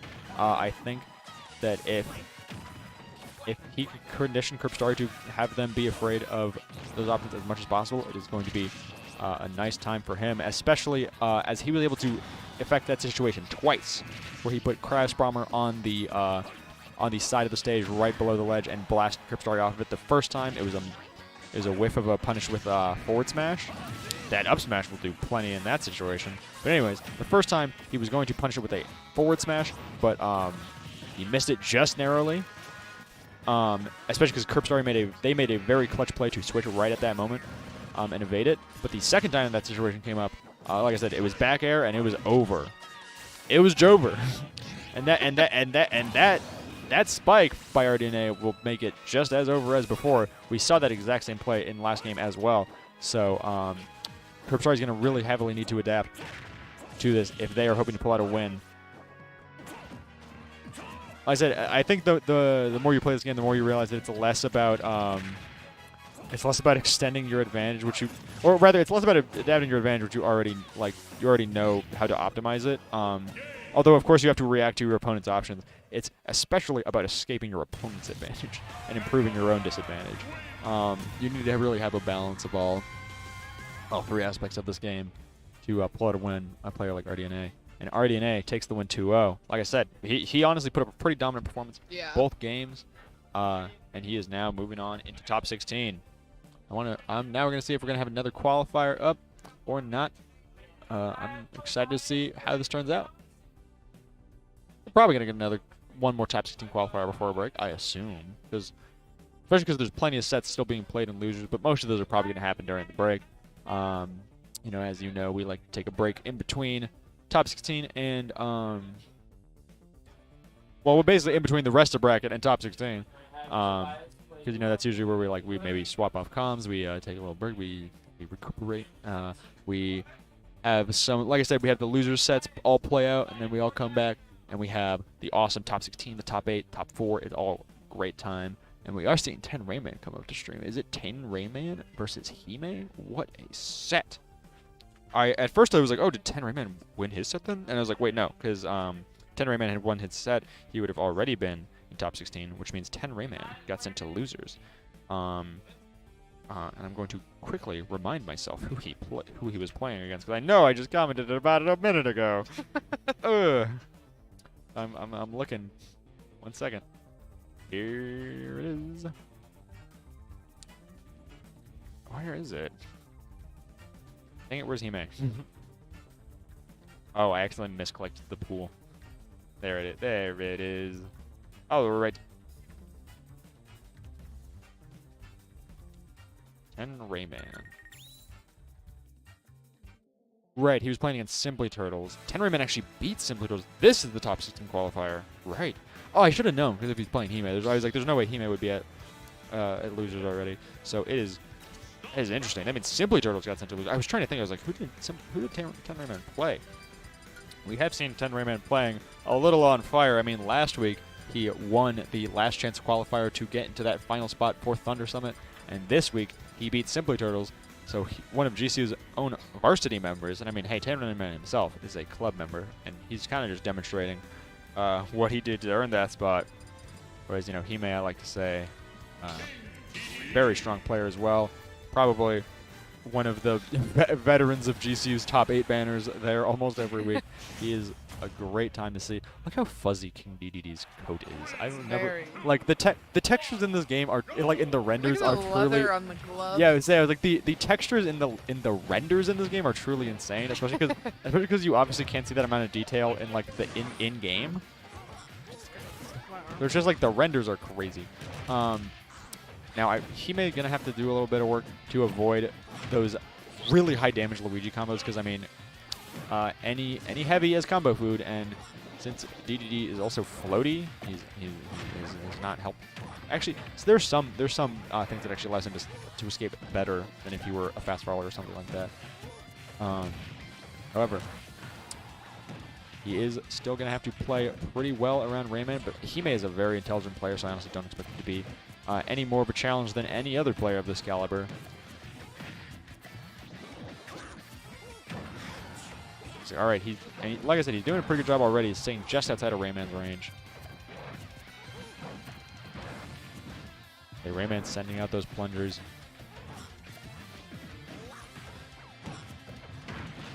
So we saw Rayman fish a little bit too hard for a kill, unfortunately, and Hime is doing a pretty good job. Because, like I said, I feel like that Gordo's been reflected almost every time, just like that. And Hime was doing a pretty good job at just always being able to shield it once it comes back. Ooh, 10 Rayman takes the first kill. Okay, not even off of a counter or anything like that, just a raw back air. Uh-oh, there's that 0 to death, but Hime is too fat. He lives it. But that's just the formula. The formula for the 0 to death combo. And that cycling will do it. 10 Rayman is on fire.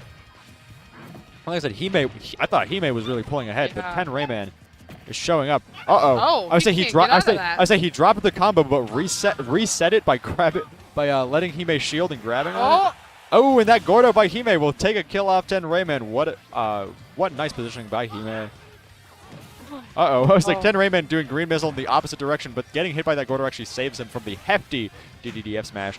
Now Jet Hammer is not going to have a way to escape Jet Hammer, and Hime is just covering the ledge with Gordos. Wow. Oh, the up B behind the inhale gives 10 Rayman the first game. What a quick round. What a quick round. I mean, I think we all saw the viral clip where 10 Rayman managed to beat Jinx, and he literally jumped in the air and went like, yeah! And then he went down and did the Luigi windscreen. Like, he planked, he got up, and then he did it again because he did literally the full animation of both sides, and that thing went viral. I was like, I can only imagine what happens if he beats Hime to make it into top 16. I was like, 10 Rayman is truly playing on fire lately. I honestly thought that he was slightly overseeded a few people in Thunder Summit, but like I said, he's really doing a good job to show why he is seeded so highly. And well, to be fair, it's not like he's seeded super highly in Thunder Summit. There were just some people who were like, I feel like he would be a little bit below it. And I was like, nope. Apparently, I'm wrong. He's doing a pretty good job this week, just like last week. Okay. Yeah, I was going to say, like, any wow. other character besides DDD would be completely dead there. DDD just happens to be the one that can, like, definitely make that back. even so, that was still a very heavy advantage state for 10 Rayman. They are about even right now. Up being on the shield is going to take a nice meaty up smash from Hime. All right. Nice bait from Hime because he recognized that 10 Rayman was going to extend on the extend off stage, and so Hime just used that nice disjointed up air to take a kill off 10 Rayman. Hime is now up in the set again.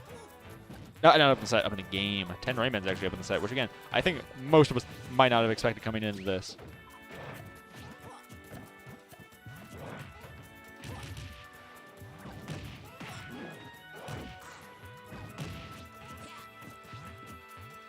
All right, he is just waiting.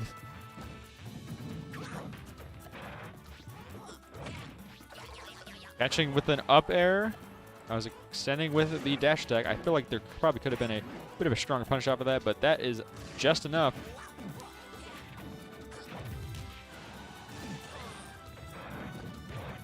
All right.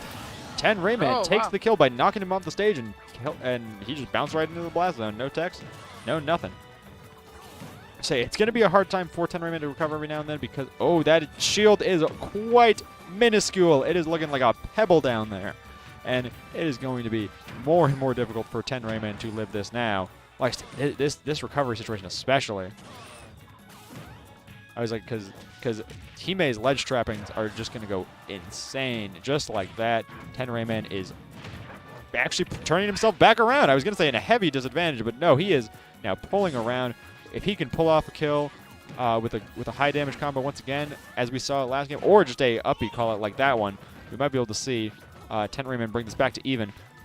We saw him miss that uppy, or rather whiff that uppy on the shield once again. However, Hime was not able to execute that that punish this time with that up smash.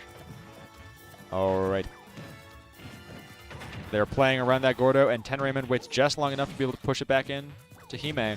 And honestly, like I said, he has been just playing it safe, playing it close, and it is now almost even again. 10 Rayman loses the stock first, though, as Hime is going to be living for quite some time. And like I said, Hime was still up just a little bit. Hime is going to do what he can now to close out this game and bring this set to a best of 3. Or, I mean, to a game 3, my fault.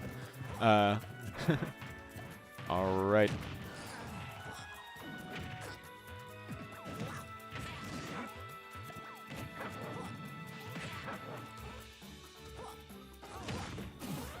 Like I said, that extension off of stage, unfortunately, isn't going to really mean much for 10 Rayman because, like, DDD's just making that back. He's a very hard character to gimp and even harder to spike. So, and that, yeah, I said that will do the trick.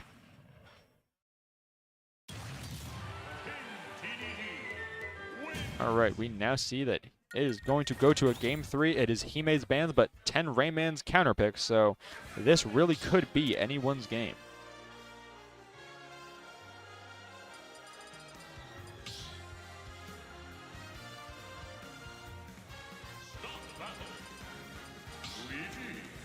DDD being so heavy, having the physics he does, it is combo food for Luigi, like I mentioned.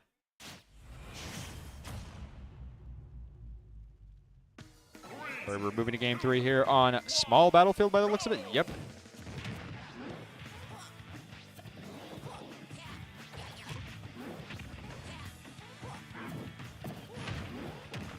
Yeah, I was like, despite having that multiple jumps like floaty characters, DD's a bit of a fast faller himself. So like I said, like I've been saying, combo food, because if you are a character who is not only that heavy but is also that big and also falls that fast, like he has the gravity he does, the physics. It is just going to be not a good time against Luigi. And we definitely saw that play out in Game 1, but Hime was able to really turn things around with his adaptation to Game 2. He took advantage of the fact that Rayman likes to extend on him off stage. I would say that back air honestly could have just done a stage spike, but he got caught in the Gordo and lived. But Hime turned it around and took a kill out of it anyway, so we love to see it. Those tap jumpers do, I know. That's the funny thing. This is like GC versus Tap Down.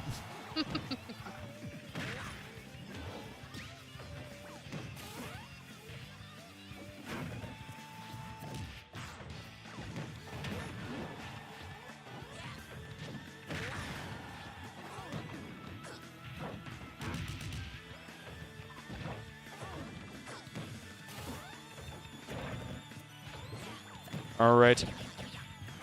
They whiff on that shield with a dash attack, but here we go. Rayman now takes the next stock, and if he could get again just a combo starter here instead of having to play the neutral out so much, it is going to be a lot simpler for 10 Rayman to bring this back to even. But instead, Hime hits that meaty back air, and is now back to ledge trapping 10 Rayman.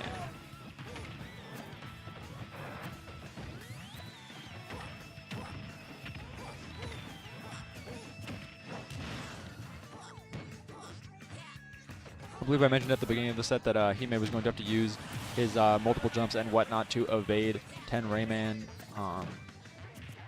combos, but honestly, Hime has been doing a pretty good job at staying in control himself and just always having 10 Rayman pinned to that ledge, whether he's an advantage on it or not.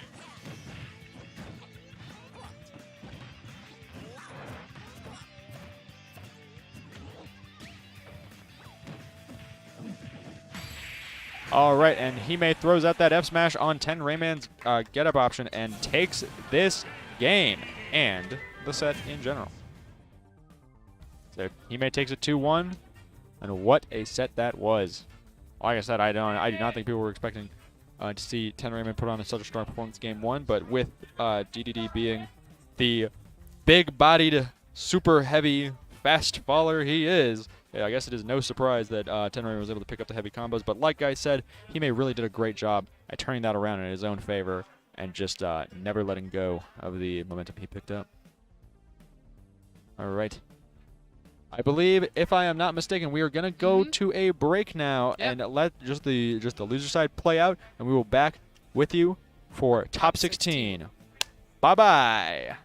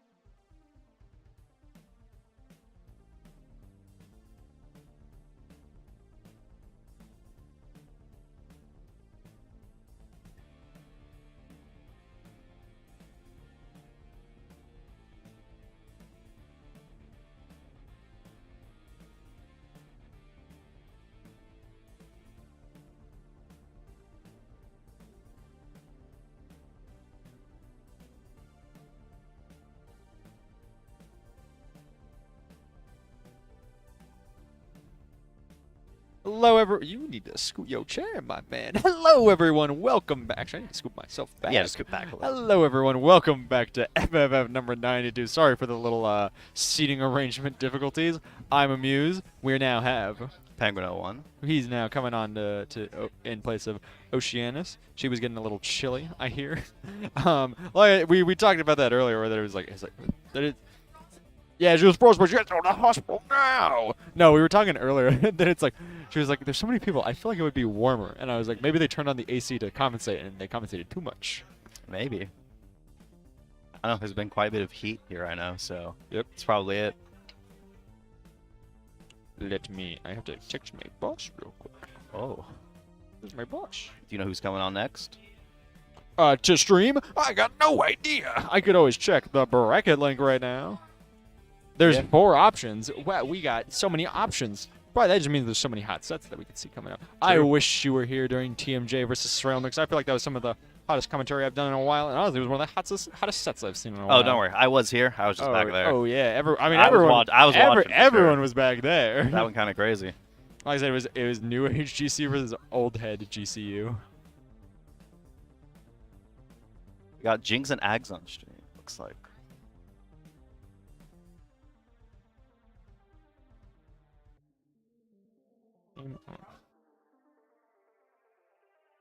I have arrived. You're hired, right? You get paid for this? If I play in bracket now, but yes, usually. Oh, okay. Well, yes. Yeah, I'm allowed to be here if that's what you're asking. No, I already knew that. No, I was actually talking to Emily about that. Not Emily. I was talking to Mackenzie about that a moment ago. Where I was like, oh, it would be great to bring Braden on, but he's not hired. And then she was like, he can still come on. He just can't be paid. And I was like, well, obviously. Yeah, I get what you mean. And I was like, So we've got Jinx and Ags up. Jinx and Ags. I feel like this has happened before. I don't want to say Probably has. I don't want to say TGZ Classic, but I feel like I have seen them play a few times relatively recently.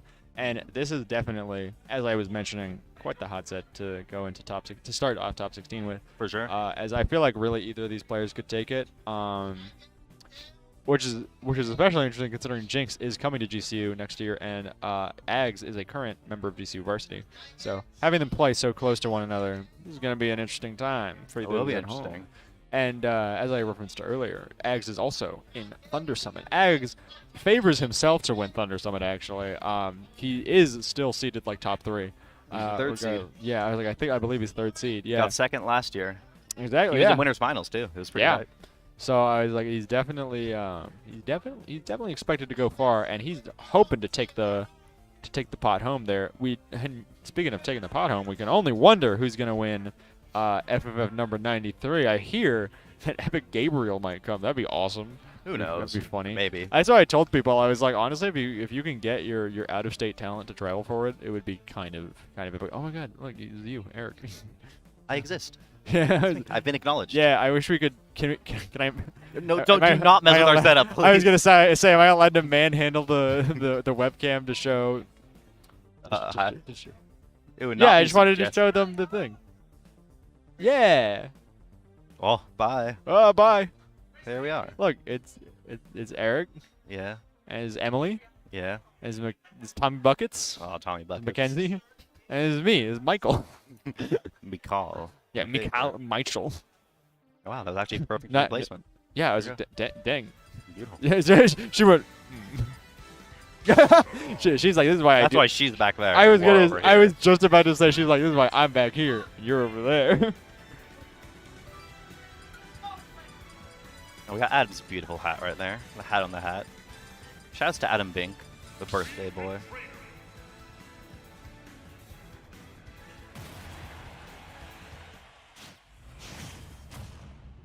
Open your hands. Adam Bink just assaulted me. Say Adam, He assaulted me. hostile work environment. Hostile work environment. Bro, after all I did for this, that's after I the- came on when I wasn't even supposed I to. said the TOs and commentators going to war.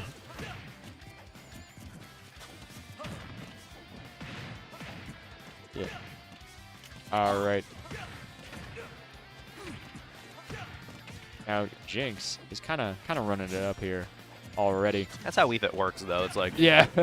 Jinx is really good at getting 1 or 2 combos off Yeah. and getting those combos to be devastating. Like, I fought Jinx earlier today, and I thought I was in a good position. Then all of a sudden, I take 70% off of Yeah, one hit, and I'm I was like, just about to "Oh, say, no." especially in the early game while deep breathing is active from coming off the Halo platform, it's like, oh my goodness. For sure. So, Deep breathing is such an interesting tool because it makes me a bit stronger, so it forces you to approach. yeah. Even when you don't want to, you feel pressured to run Yes, forward and espe- approach. Yeah, I would say, especially when a thing that they'll do is, because obviously you first want to get your deep breathing off as soon as you drop down from Halo every stock. Yeah.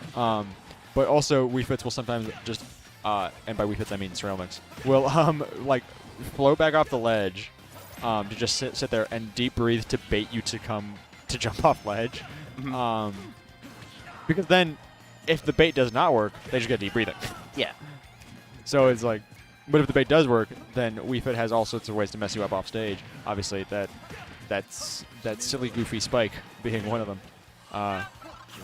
And honestly, the basketball, not the basketball, the soccer ball being one There of we go. those other many tools. And there, Axe takes a spike of his own.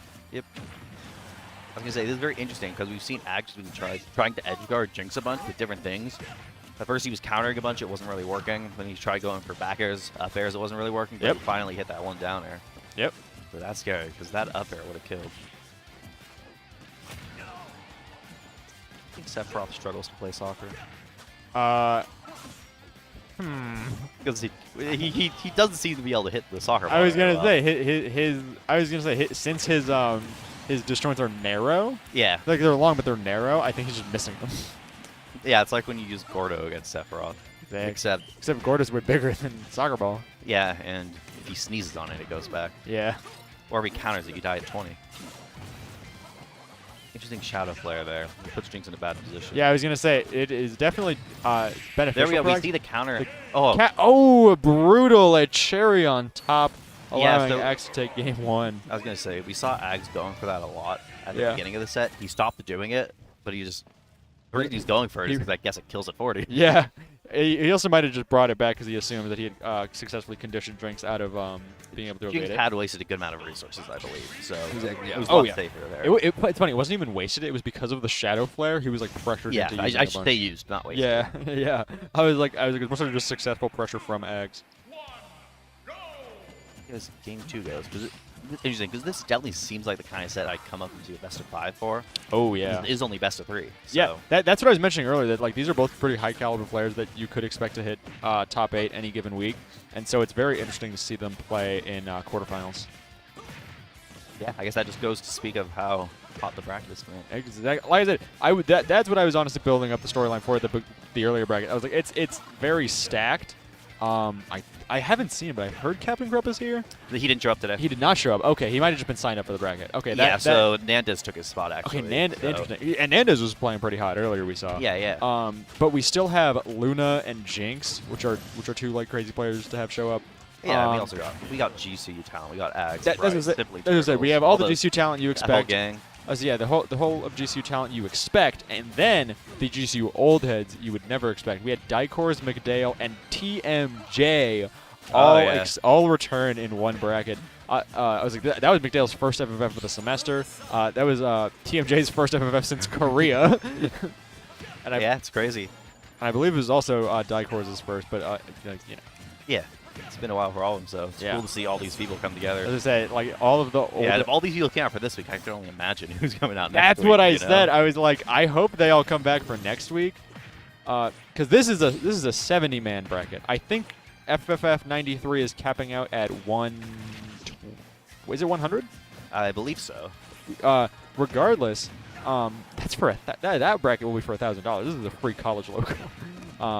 But It's FFF, so funny. I was like, but FFF 93 is for $1,000. Still a free college logo, though. And still a free college logo. Yeah, that's actually a good thing to emphasize. There's not going to be any sort of entry fee or anything next week. It's just a prize pool. It is courtesy funny of 'cause UDLR. it's like instead of spreading out the prize pool like most people would, we're Uh-huh. like, now just throw it all in the last tournament.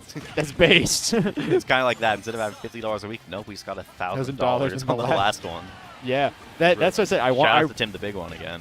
Yeah, shout out to Shout out to UDLR. UDLR. I said to UDLR in general, yeah. And I really want to see who we can potentially get out. I mean, like, I don't know if there will be much out. It's a week later, so Yeah. I don't expect anyone to come from very far. Yeah. But I think the only I reason. expect all the AZ. Oh yeah, I was gonna say all AZ top talent is Oh, yeah. probably gonna show up.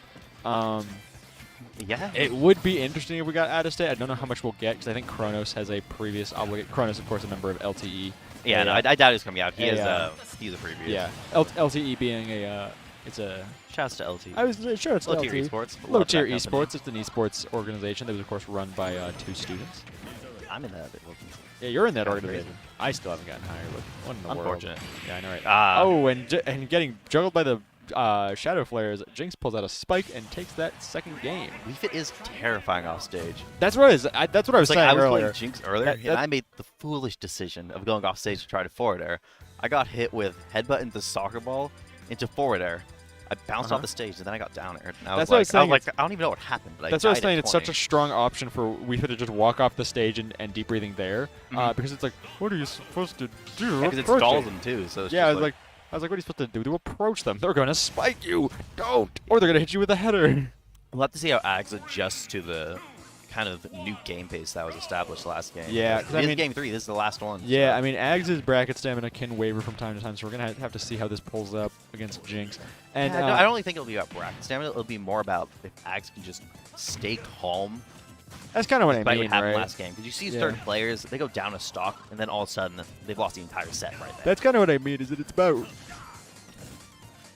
That's what I mean. Is it's kind of about just like recognizing the fact that he might be a little bit stressed out from this upcoming third game, especially being the one go down. But that just means you're moving into your counter pick. You know what I'm saying? But he ultimately just went to He small did battlefield. win game 1. That's always an Yeah. interesting dichotomy. It's like going into game 3, you technically have the stage pick advantage, but you do not have the momentum advantage. Yeah, the mental is really important. That's why I said you have to focus your mental. Mental is so strong.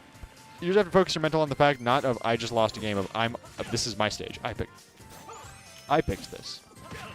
Yeah, we see Jinx just knew exactly what Axe was going to go for. Well, maybe they didn't know exactly what it is, but crouching generally beats most of Sephiroth's options. Especially you know, with long crouch as low as lingers that. Yeah. I was watching some interesting some Twitter stuff recently where it was talking about how strong of an option it can be if you whiff an attack on like an aerial attack on shield, how strong of an option it can be to just crouch immediately. There's after. another one that's countered. He went for the That header. is true. He went for the header though. With certain characters especially. It's like Wii Fit, Kirby, Puff. It's funny. It just like caused the discourse all over again of how someone will show something that is like on Twitter that is obviously just like cool, inventive, very useful, and then people will be like, "Oh, but does it feed a family of 5? Well, then I can't apply this ever in bracket." It's like what? Yes. Only the most optimal of gameplay in bracket. Yeah. See how much damage I just took from just getting headbutted. Yeah. This is still anyone's game, but Ags is just more and more behind Jinx at this point. Yeah, Jinx is just playing very aggressive, Header. just running at Ags and just positioning himself to hit things. And that was a bit optimistic. I but think if Ags air he was dodged, also would've preparing. died. I think he was also preparing for the invincibility of up smash, Yeah. but just did not time it right. So Ags is now back in it. Took the stock, But it's gonna deep be breathing difficult. but deep breathing just came online again. So, but One Wing has been on deck as well. So this Yeah, both of them are powered up. is a very nice shield. That soccer ball, even when you see it coming, sometimes it just hits you. You know. Don't you wish Gordo was like that? But there are many things I wish Gordo was. And it is not. It is not. See Ag struggling here. Send the I soccer was- ball. I at was that gonna say, string angle. soccer That's ball- always the scariest when the soccer That's ball what I was just goes thinking. up I was and like, then that is slowly terrifying. coming down. I was like, soccer ball at that angle is terrifying. It's just another thing for that. Jinx is forcing Ags to recognize and think about. Oh, we see Ags got Jinx off stage. Very smart. Jinx dropping shield to not get it broken. Yeah, I was gonna say if that got broken there, that actually could have been actually Ooh, game over. I don't think it's killed yet. It's gonna Not- be. Oh, maybe. It does red spark. It's Ags not gonna lived. kill yet. Forced to use his air dodge to avoid that soccer ball. Now he's Yeah, on ledge with and no even then he invincibility. only barely got past it. So that was a very dangerous situation for Ags. This is getting right down to the wire, and Jinx will take the set Caught out the jump. 2-1. Yeah, it was very interesting because they got into a scramble position. Let's go. Oh. We always love to see it end off with a hug. Yes, because they got the scramble position and Ags just jumped and got caught. Yeah. It happens. I heard we got Bright. Who else we got? Hey Dom, who are you playing against? Nandez. Nandez? All right, Yes, cool. Nandez. So we got Bright and Nandez. We saw Nandez take out TMJ earlier. Now we got to see if he goes 2-0 with 2 for 2 with GCU talent. Sure. Man, TMJ and Bright. Let's say see TMJ how he does against Bright. Yeah, TMJ and Bright have both been in the honored hall of like best player before. Like of all, like that's what I mentioned. It was so exciting to see TMJ and McDale both come back for this bracket because they have both at some point or another shared the honored position of potentially best player to ever be at GCU. Yeah. So it's very cool to also have Bright up for it too. And now playing the person who eliminated TMJ. Obviously, you got like TMJ is probably a little bit rusty from the game because the military. Yes. But they probably have the military has esports teams probably. Not sure about that one. You see all that army recruiting stuff though. Yeah, That's really funny. Yeah, I was like they do. I'm not Trying to lying. field a game. I don't know if they have a Smash team, but I know they have a team.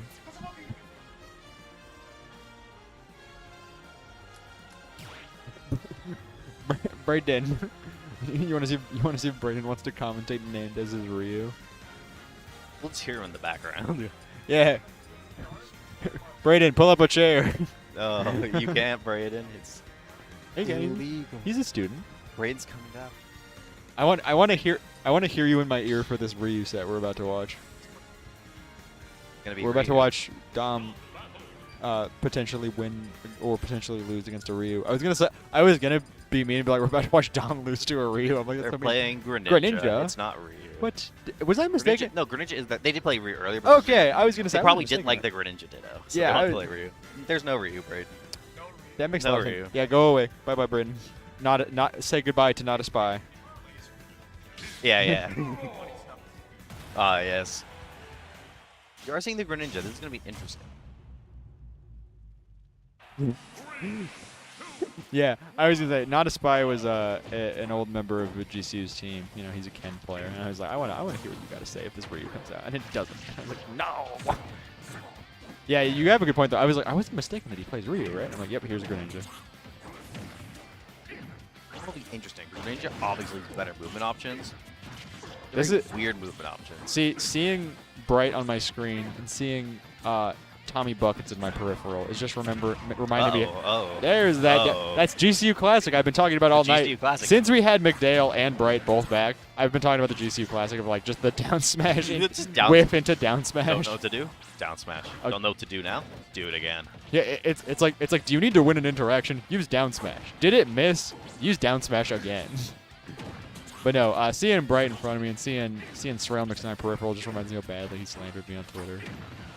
Bro, you deserve Guys, that one. I did. It's funny because I pointed that out too, and now and Well, you pointed it out to me. and then you sold me out, bro. Tom opened up Twitter, and we saw one of them. I was like, check out the media tab. Let's look at the media tab. Te quiero mucho, Sky J. And it remains. I regret nothing. Te quiero mucho still. Oh, we saw the bars come up, but we didn't see the Alolan Whip come out.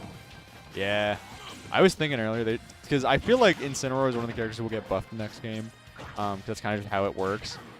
Well, actually, no. Some characters are just bad forever.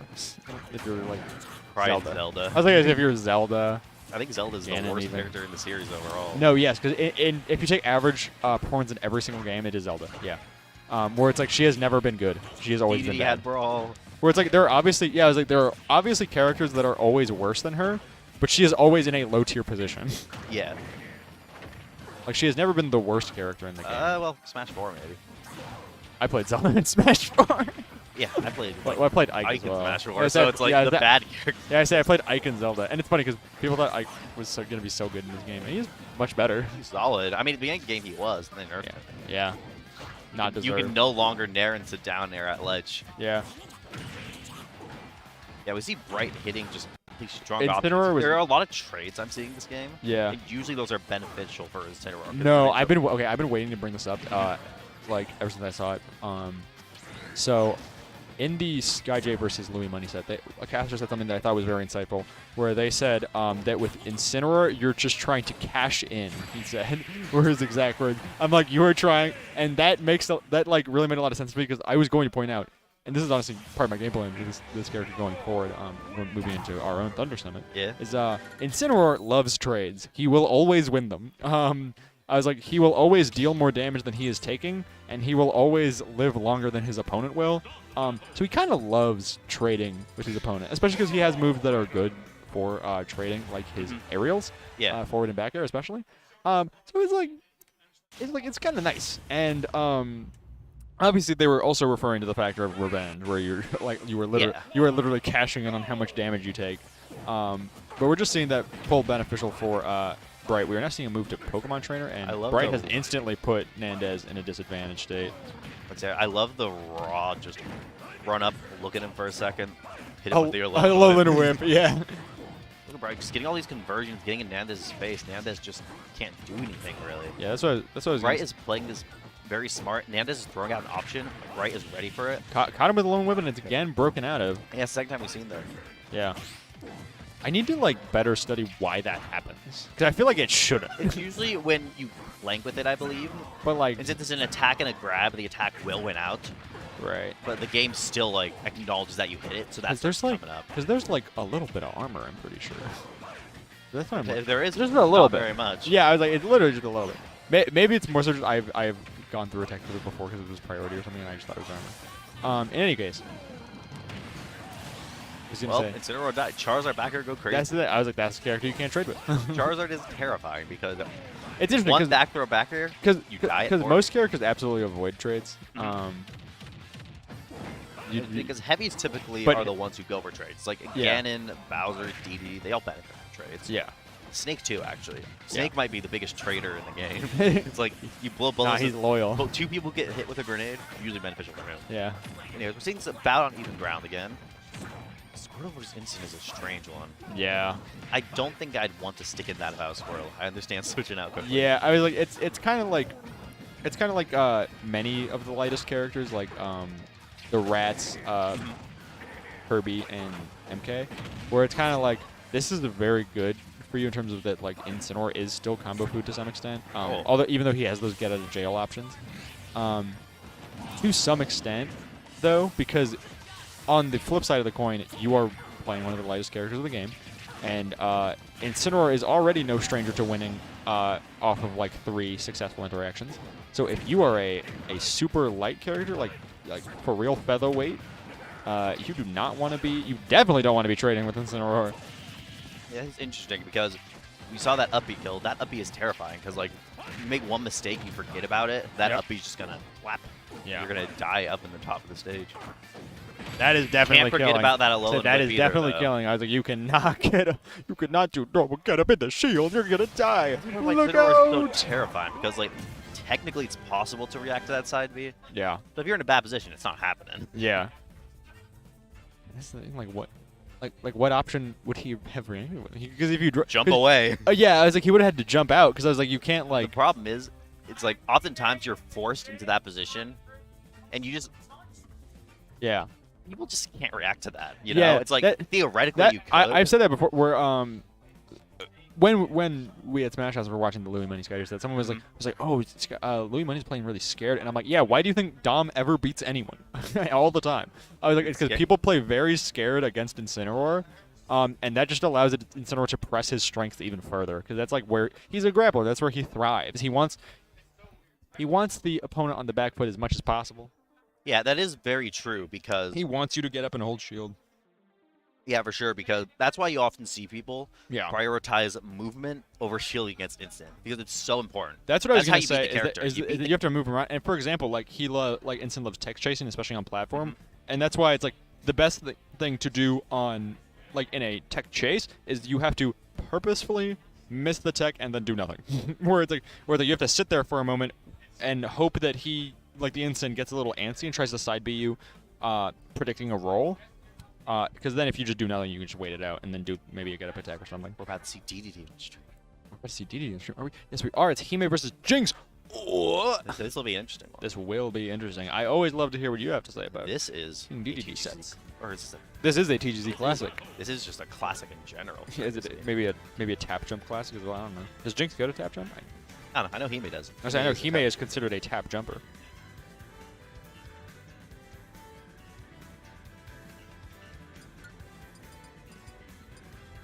What did they mean by this? What did I say? I don't know. Logs, what do you mean you're catching strays right now? What did I say? Something. Apparently. Anyways, yeah, this is just a classic set. Jinx and Hime, both just some of AZ's finest. I said world's finest. Oh yeah. We're already getting into it. This is. Curious to see how Hime played this matchup.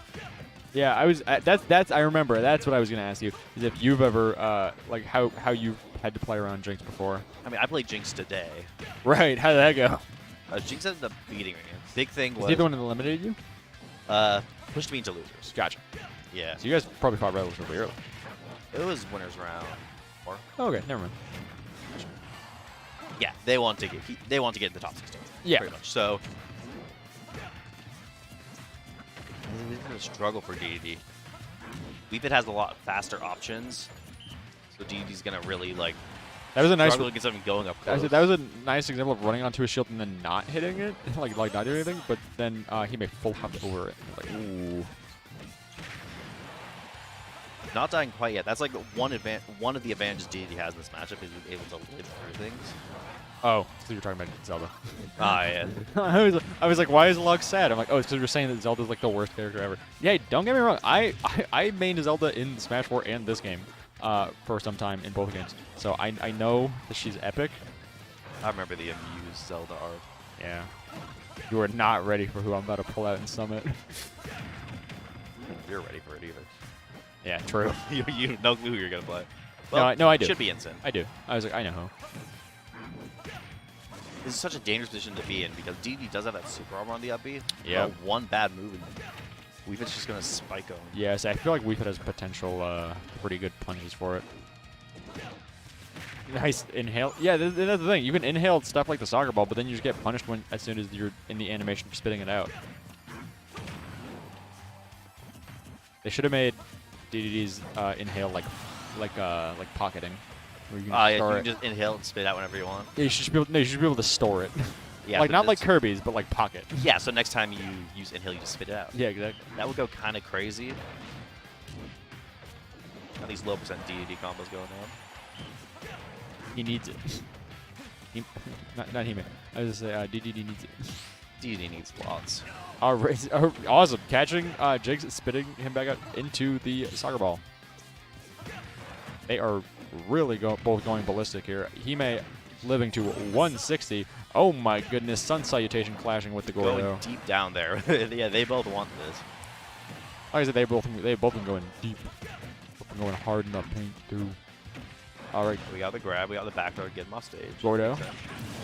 And delete it. I was gonna say, I saw Hime winding up and I was like, oh, they spiked Jinx. And then I saw, oh wait, no. Jinx was doing header. So Hime got spiked. And Jinx is now up again. That is another thing where that is literally just like frame data diff. Like so true. For real. It's literally just frame data diff. I don't know what that back air though, that's gonna kill. Some meaty hit. Yeah. I heard someone go, oh, Jinx is crazy. Like, we got the DDD jab off. To be fair, Hime is crazy too. It's just like Jinx is playing as well. And honestly, they're getting pretty close to one another. They are. This definitely isn't either their ball houses, but like Jinx their ball isn't houses. Their ball houses. I'm trying to mix up my your vernacular. No, I thought it was because they're playing around with a soccer ball. It's in their soccer ball. It's in their. There is a Gordo. There is a soccer ball. There are many things flying around our screen. Going deep for that. Something happened down there. Both of them want that like off stage overextend so bad. Overhead. I say soccer ball, sudden salutation, soccer ball. And Gordo in the mix, which is honestly just a third projectile moving against you. like sorry, He-Man. Things moving all over. It's mostly just like Jinx has the two projectiles that he can like lay on with each other at the same time and mix them up in your disadvantage to just pressure you super hard. There's another stomp on stage, sending Hime up and killing him. So it's like there's already two projectiles that Jinx can layer on to pressure you while you're off stage, and then your own Gordo is just the third extra additional fighter working against you. It's just more things to think about. It's like you see Jinx set the soccer ball up, send it high. We send Sun Salutation forward. Then it's like there's so many things on your screen Yep. you have to be aware of. And the more other things you're looking at, the less you're looking at Jinx's actual movements. Yeah, that's the thing. It's hard to all keep track of. But, like, you have to have really good like frame of vision, field of vision, I guess I want to say.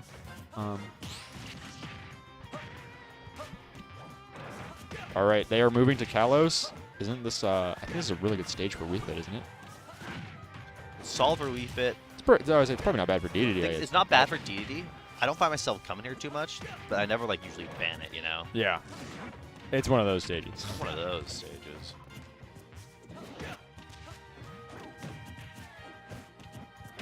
Yeah, trying to probably mitigate the early kills that Jinx has been getting.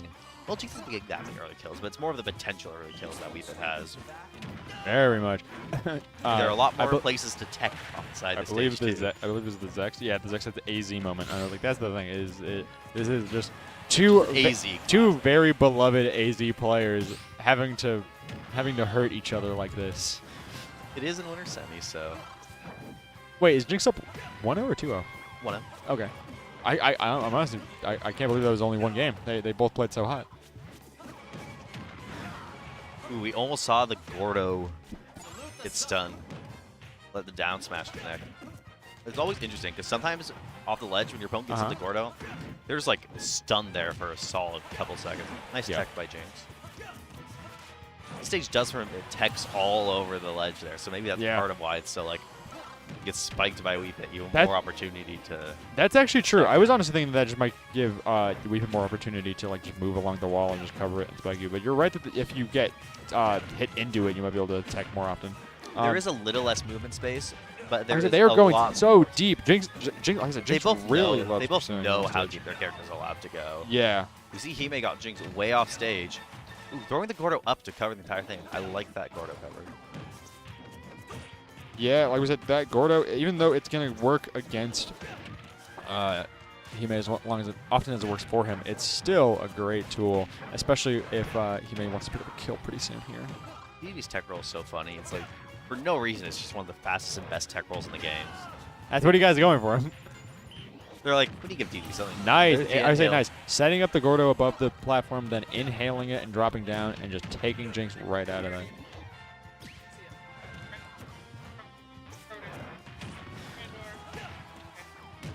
For next week? Yeah, that'll be a pretty awesome. Oh, right. according to Swirl. I actually have to sign up for next week. I do too. Because I'm playing it.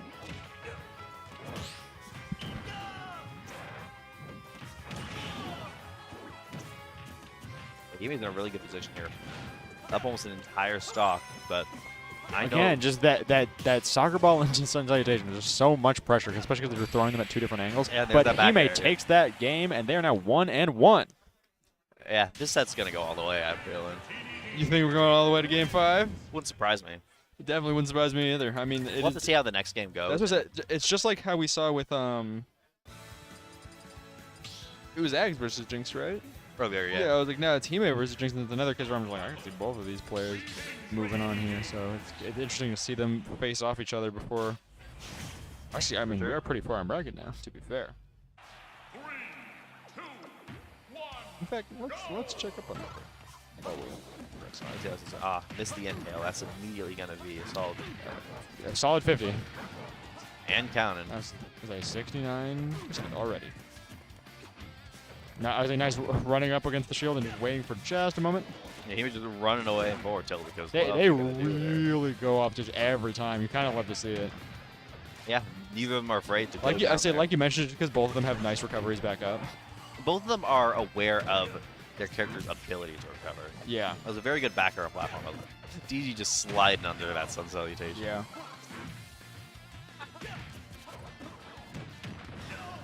Fast getting up into the Gordo, yeah.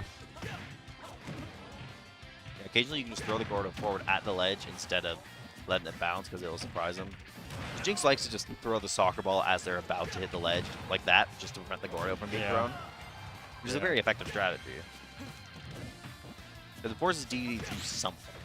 That's so he can't be setting up the Gordo. Yeah.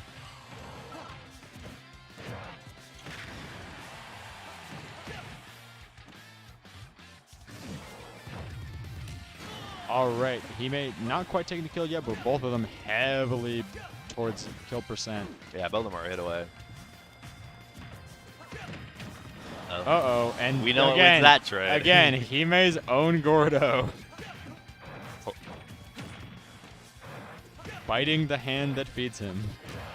There we go. But Hime takes the kill back. Let's go. Yeah, that up smash from DDD is surprisingly fast sometimes. Covers a good range too. Oh, getting hit by Wii Fit up air, or falling Wii Fit up air is terrifying. Oh, yeah. That's not there. That was there. I know what you mean. Getting hit by any of those is scary. I was like, getting hit by any move by Wii Fit, especially now that deep breathing is back online, is just scary. Yeah. Especially as, like, again, Hime already has so much percent racked up, whereas Jinx is just still at 40. Yeah, and Wii Fit's interesting because usually DDD isn't afraid at this point, but against a character like Wii Fit, you gotta be afraid of dying here. Especially because as soon as deep breathing went off, Jinx brought it back on. Yeah, there's no downtime there. That was a very bold neutral get up by Hime. Yeah. Back air is gonna take the stock.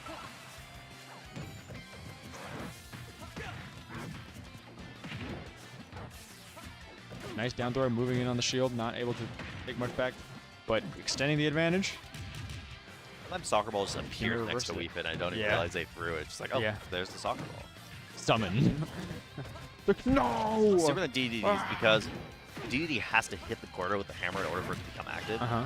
Wii Fit, the second soccer ball appears, it's technically active. Yeah. That's why Wii Fit's able to like cancel what they're doing and Yeah. then hit it with a different move. Yeah. Why DDD has to hit it with a hammer in. You can throw it in different directions, Yeah, but it has to be. The, DDD's not able the to like. summoning of the soccer He's ball not and able the to header- toss the Gordo up and then Yeah, like, I up say tilt. the summoning of the soccer ball and the header itself are very different things. Maybe that's another way they could improve DD. There are many ways, theoretical many ways. such ways. But DD can still work. I love Jinx just standing there for a few seconds, just watching Hime run around, just running up and up to. Oh, there's that grab. Hime might be able to turn this into a kill here. There we go. I was like, Sun Salutation Gonna bouncing. take some damage from that Gordo. It's okay. though. It's okay. He's got the arm through it. What I was saying though is that yeah, Well, Sun I Salutations. like the down air. Sun Salutations bounced the Gordo back, but Hime was still extending and Hime picked it up like- anyways. Yeah, I like going for the down air there because you know you're in a spot where you're down a good amount. But yo, if it worked, Yeah, but that back air will take the next game for Jinx. I almost thought Hime was gonna live that back They're here going too. back and forth. I honestly was. I think if it was literally any other move, he would have. Jinx is now up 2-1.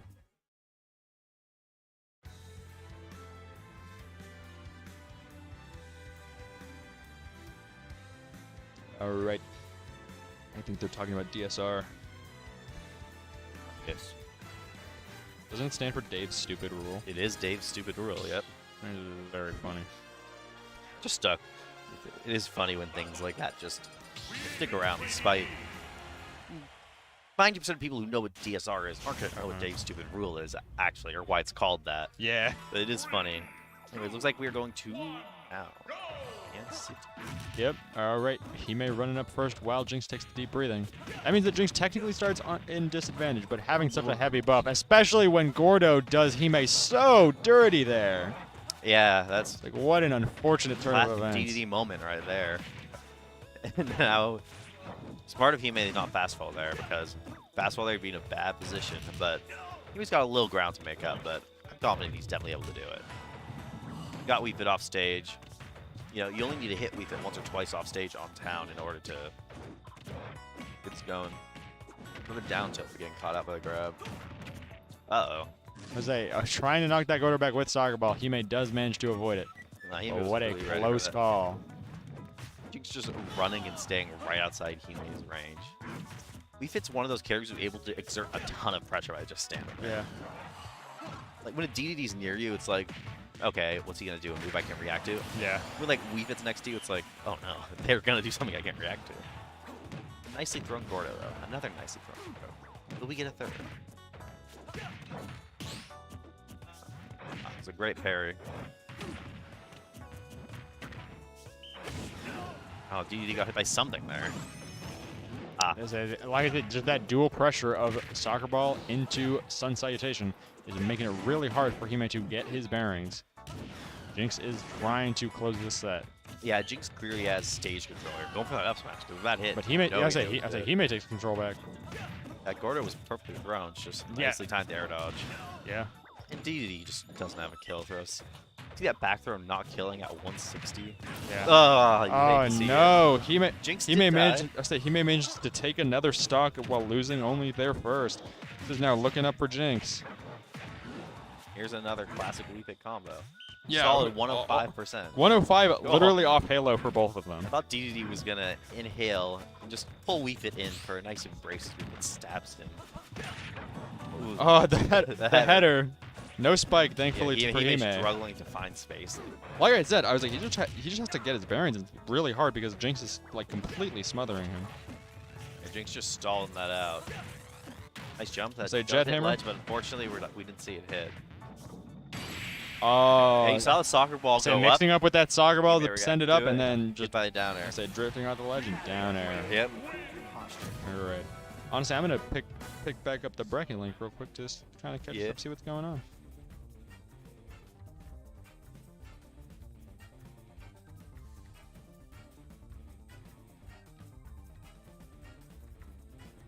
Hold on. All right. So far in top 16, we saw Bright beat Nandas and is moving on to play RDNA, which actually is about to happen on stream right now.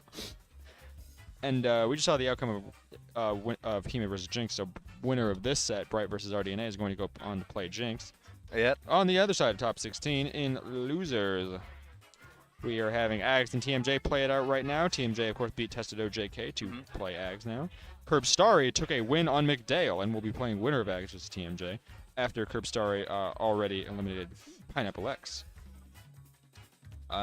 V beat Zekrom Amaterasu in losers, the other side of losers of top 16, and is now going on to play Shy, and the winner of that will play Luna, who beat Nandez and Simply Turtles on their way.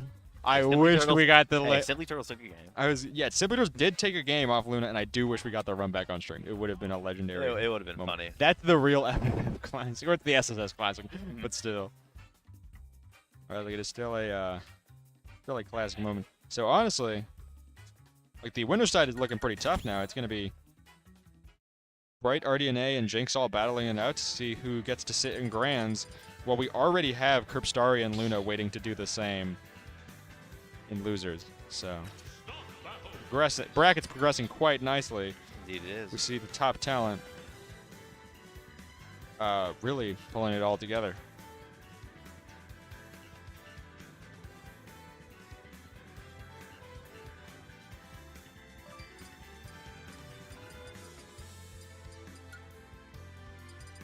Mega Man.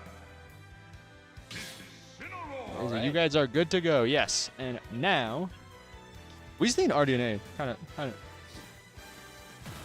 yeah, we've seen RDNA kind of messing it up on in bracket today. Yeah. And obviously we've seen Bright do the same, and we've seen both of them do that all It'll be over an the place. interesting one. Uh,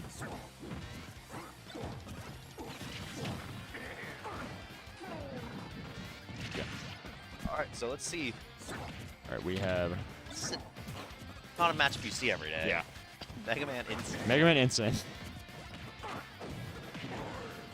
I wonder if setting him up was intentional there, because honestly, to be fair, at semi-lower percents, you do sometimes want to do that so you can do this. You can send them into a juggle Anyway, put him scenario. into advanced position, and this time he's not going up. Yeah, He's going to the side.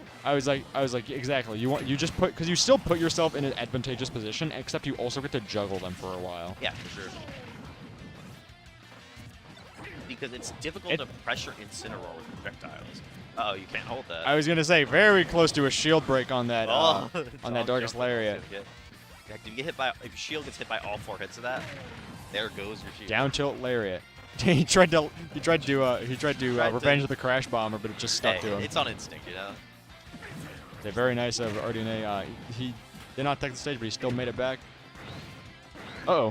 Bright is throwing out a lot of these strong moves, and just like getting in Mega Man's face, not letting RDA. And innate. like I said, he's cashing in. It's paying off. It's already last stock for RDNA, and Yeah. Bright's momentum is not slowing down. Bright has like the opposite of bracket fatigue, I feel. Yeah, I mean, definitely feels bracket fatigue, but able to like stay calm. Mitigate play it, well. of course. Yeah. I get what you mean. So Yeah, you yeah. could mitigate it better. Yeah. We are seeing the backer take that. Mega Man backer is so good. Yeah.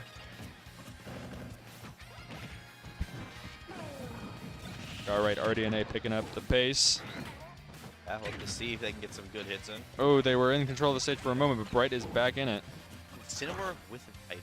How do you feel about that? I think Incineroar with an item is cracked, especially if that item is banana, but it's not. Banana, Rothshire. I say or dry bro. Like that. But Facing the wrong way if you grab.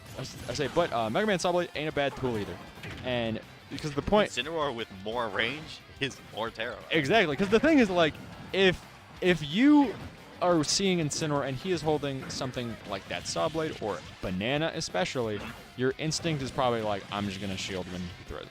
But if you shield, you can just side B up to you and do like a bajillion damage anyways. Yeah. But if you keep shield down, then you still have to be afraid of the banana. Because if banana connects, then he side B zooms out the bajillion damage. Yes, And excellent there jump we on go. platform there. It's also just the fact of, yeah, he can use items to like start combos to get into up air strings again. Because like I said, those juggles are crazy. Yeah. That was a pretty dominant game from Bright. We saw some good things from RDNA, of course. Bright was mostly able to control the pace of the game, hold stage control, things like that. Alright, that is the thing. Incineroar might not be good, but the good aspects of him are like broken and insane enough that he still like has a bit of a presence.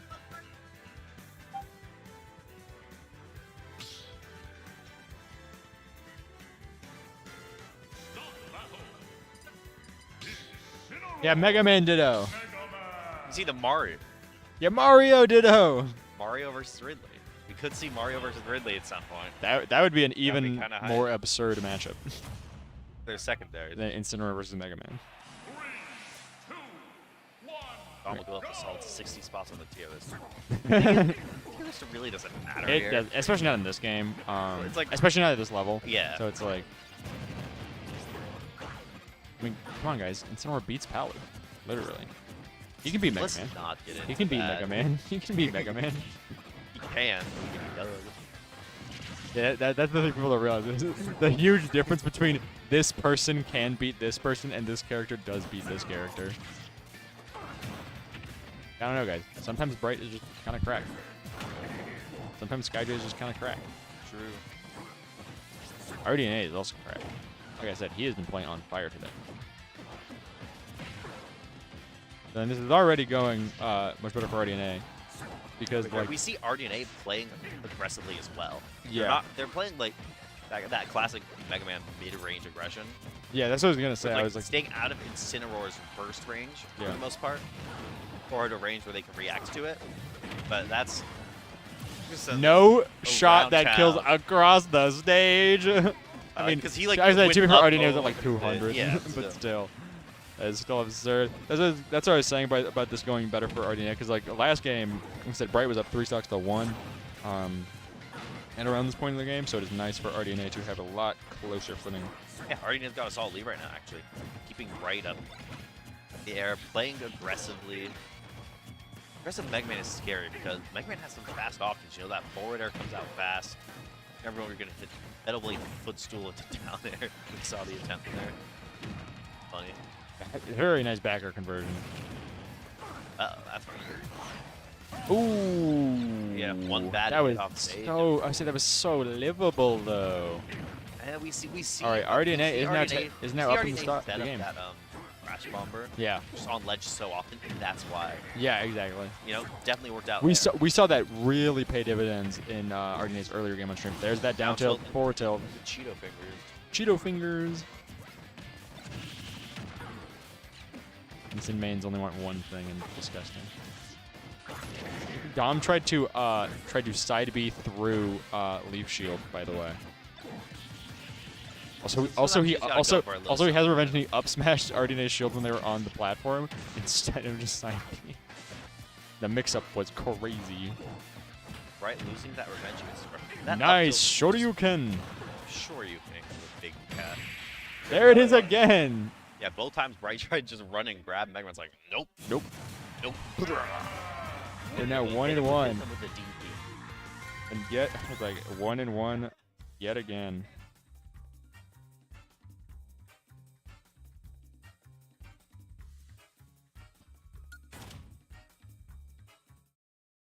No rush. Okay.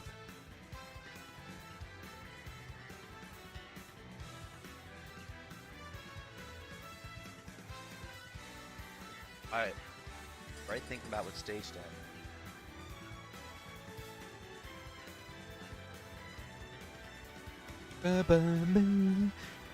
This is how we became friends in this game.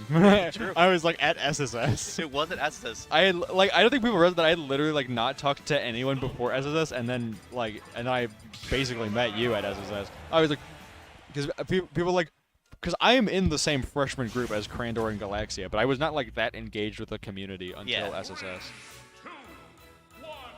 Not this year, obviously. Last year's SSS. Yeah, yeah. For those in the audience. This year's SSS was also crazy. But it was in this room. I feel like the beginning of this game is going to be a setter for Yeah, for the rest of the set. the rest of the set pretty much. Cause look at that. Well, I mean, it certainly has been both games because like, we saw how dominant Dom was in the first game, and that being turned around in the second game really gave RDNA the momentum he needed to win. So let's just see if RDNA can turn up another win here, or if Bright will bring back his own footing. There we go. I was like, yeah, using those up tilts to kind of just make RDNA pressured and keeping the shield up, and then just side being it up. Yeah, that's not be so scary because if you jump in center, it's like, okay, I jump. Then. Yeah. Like, you shield. You think you're safe shielding on platform? There are also there's some characters where even if you jump, you still get like, you still get grabbed by it. Yeah.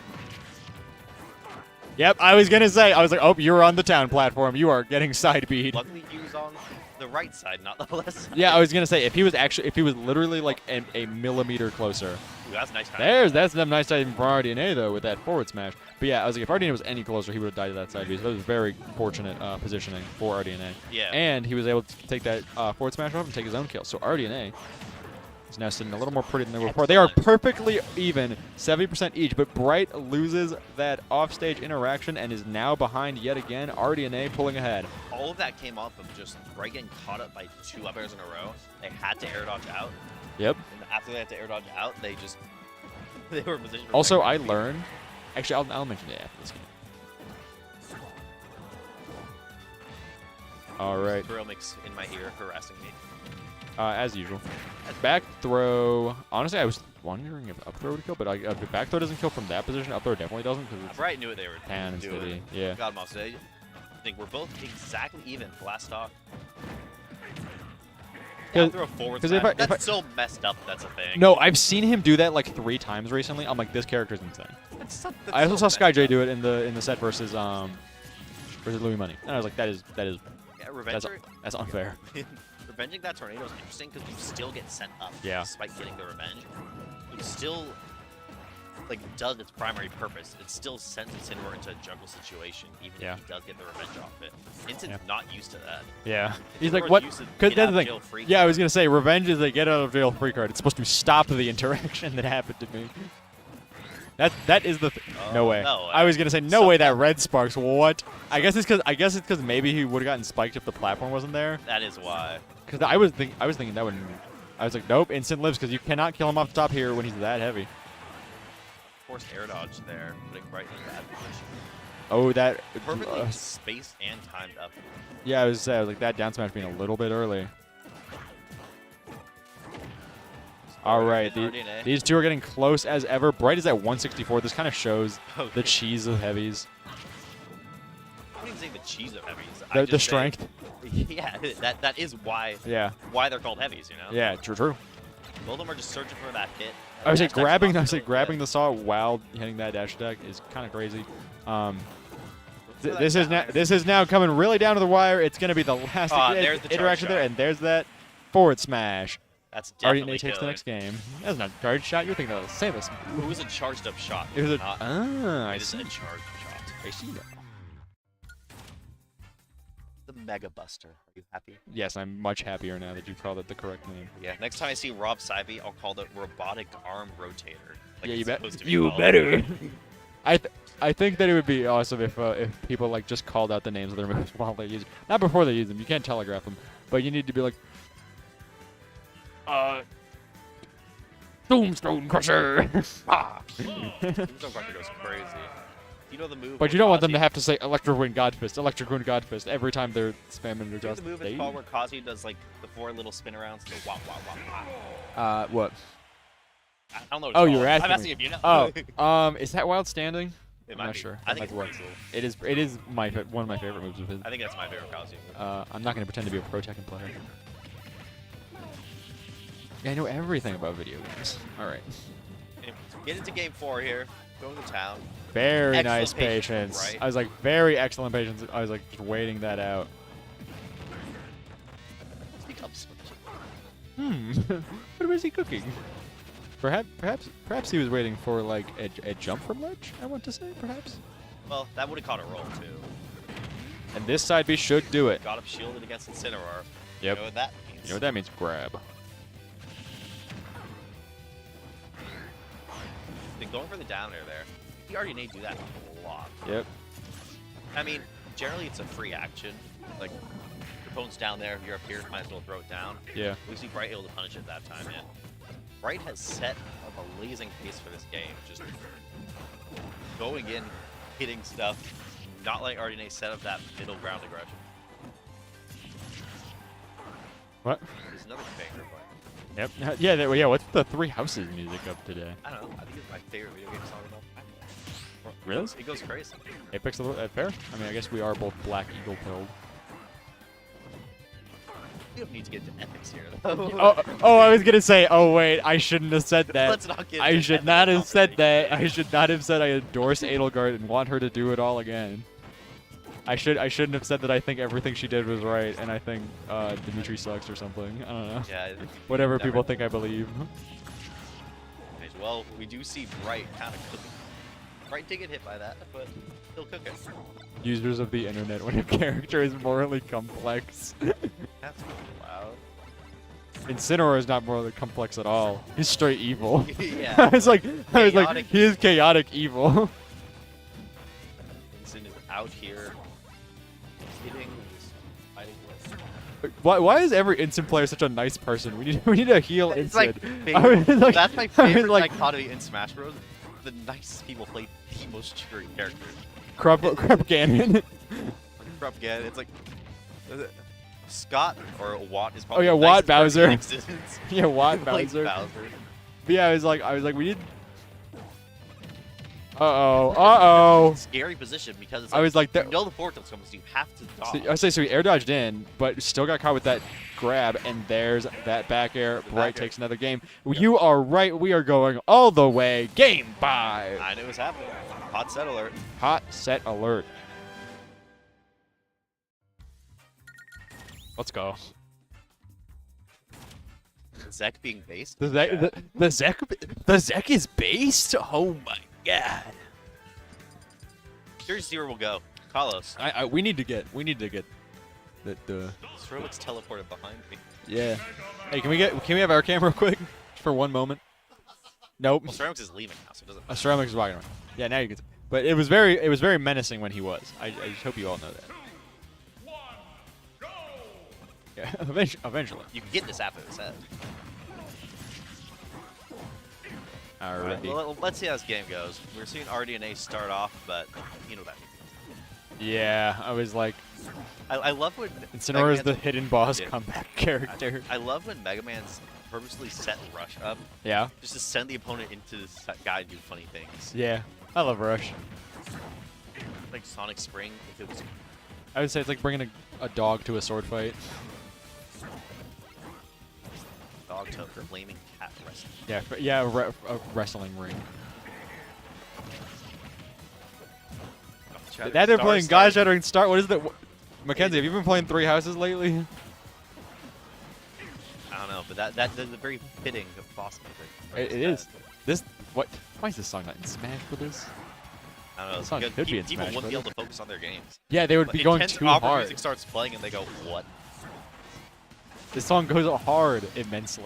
Well, it says also going hard. I say, but his head is also another going funny rush immensely thing. hard. That's why I say we need the viewership up. We need people in. RDNA and Bright are playing Game 5 winners semis. We saw RDNA set up a rush in the middle, so when Bright dropped from platform, Yeah. he landed on it. No, that just Ooh. wasted invincibility time. I was like that side platform. Yeah, they both saw it coming. Everyone knew it was coming. RDNA was able to react in time. These leaf shield conversions are crazy, where he just like crosses you up and throws out leaf shield. I love Can't getting. jump or do anything. I love getting better understanding of like the fundamentals of the game and being able to like apply it to a character that I used to play later. Yeah. In terms of just where I'm like, oh yeah, this stage is good for instant because it has a side platform on the and also shorter side blast zones. Yeah. Because I was like, if there's any stage where you can just like force someone into a tech situation on the platform and chase them with side B, it's pretty nice. That is true. So if you're playing against Bright, ban this stage. Yeah. It's scary. That's the thing. I used to ban the stages and things because it's like camping. And Bright told me he was like I don't ban Kalos, and I was like I wonder why. And it's also the fact of the survivability. Down tilt forward smash again. How like hard do you have to buffer that for that to actually connect, or is that just like a DI thing? I wonder. Because I would say he has hit it like 3 times. Oh, I know that as DD player, I get hit by it a lot. Oh yeah. Oh yeah, that's actually true. It might be the physics of the character. Because DD is a fast faller, right? Yeah, DDD is a big fast faller, so Yeah, but yeah, that's the yeah. It's easiest also he's character big to hit bodied. in the game. Yeah, like he's big bodied. He's heavy and he's fast. He's a fast faller. He has like all of the worst things you want to be. We Why- saw RDNA. Why isn't he floaty? That's so weird. Anyways, but back to here. Bright is up 2 stocks to 1. And Yeah, you can't count RDNA out though, because yeah, I was gonna say, especially That's because not a RDNA lot has of stage things. control right now. interesting. I like going for the forward smash there. It forces Bright to recover low, and it could connect as well. They literally just hit the crescendo of God Shattering Star. How can we not like be Zion just to be like, oh yeah, let's go. Yeah, RDNA's in a tough spot. That Bright up smash was struck- I said that We've seen a up smash being few- buffered for like 9 years. We've seen a few optimistic up smashes here from I love the term optimistic. You said that earlier. You're like, that was optimistic. And I was like, that's how I like saying it, because you're could've like, worked. It you're, wasn't a you're like, bad it's like, option. oh, Bright, you're really hoping for the best. yeah, it wasn't a bad option. It's just RDNA is using that rush counterplay just like you said, where it's like he's got to cover. Oh for no! the up smash for the mix-up. Honestly, honestly, if Bright had been able to connect that side B to punish that up smash, like it was low key, the game might have been over there. Does not. Not Yeah, I yet. would say it doesn't kill. It doesn't kill yet. Yeah. The next one will. Um, though. That's what's scary here. RDNA's at ledge. Another up optimistic up smash. Honestly, a little less optimistic. That was a little more realistic. RDNA was pretty close to getting hit by it, but Yeah. RDNA maneuvers around it as always, and Crash Bar getting passed back and forth like a hot potato. Bro, these guys are playing. They It's are- like when the snake they are C4 playing gets Smash set Bros. on someone. Yeah, it's like, oh no. Sit All right, over that there, nair not is killing that yet. nair almost kills at 180 across the stage. And since it's strong, there's another rush play getting out of danger. And there's that up air, and that will do it off the top. Bright wins 3-2. Very close set. Very good games. Well That played, was- gentlemen. That was a hot set indeed. Another one of the hottest set of the nights, to be honest. And we're about to get that much hotter as Srail Mix hops on the mic for Luna versus Hime Yeah, on Cyrilix stream. needs this, so I will see you all later. I'm heading out. I'm handing over the Cyrilix Mix. Yeah. You didn't hear it, but Srail Mix told Eric he loves him. I got this. This is a great night to have like 3 people rotate through the second share, since it's like this has been a hot night. Ever since, the first set. Yeah, I was like, this has been a hot night. That last set we just had, and that was just winter semis. Your set against TMJ was crazy. Look at that. What is that? I wish you were sitting in this chair because you can just very slightly see this chair in the player cam. So I thought about going like, Look, why are you doing that? average drainer. I don't know. There we go. It looks like your hairband now. I'm like Casey. Oh, it's Adam. I look like Casey. You look like Casey. Yeah, wait, he's in here. He just showed up. Did he actually? Yeah, Casey just pulled up. Oh, he's coming to IHOP, ain't he? Yeah. Yeah, I find it. I Uh-huh. wanted to mention Adam. Come here. Adam, come here. Is this guy's birthday? Happy birthday, Adam. Happy birthday to McDale. Pretty cool guy. It's McDale's Good birthday. I thought it was your birthday. roommate. Toby lied to me and said it was your birthday. We both share the exact same birthday. That's same awesome. age. I actually never knew that. I am 2 hours older than him. Get wrecked. Yeah, get wrecked. Scrub, lol, bad, noob.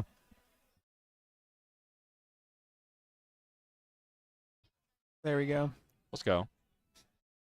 I'm trying to fix it, guys. I promise. Oh, I'm turning 94. Adam is turning 94. He said. Well, that means Tanner is too. Tanner's really on his way out. This is why he came to FFF. It's his last one. Yeah, man. Oh my God. Why can't my hair work on this mic? FFF number 92, colon hospice care. That's the subtitle Yeah, for McDale. the senior citizens bracket.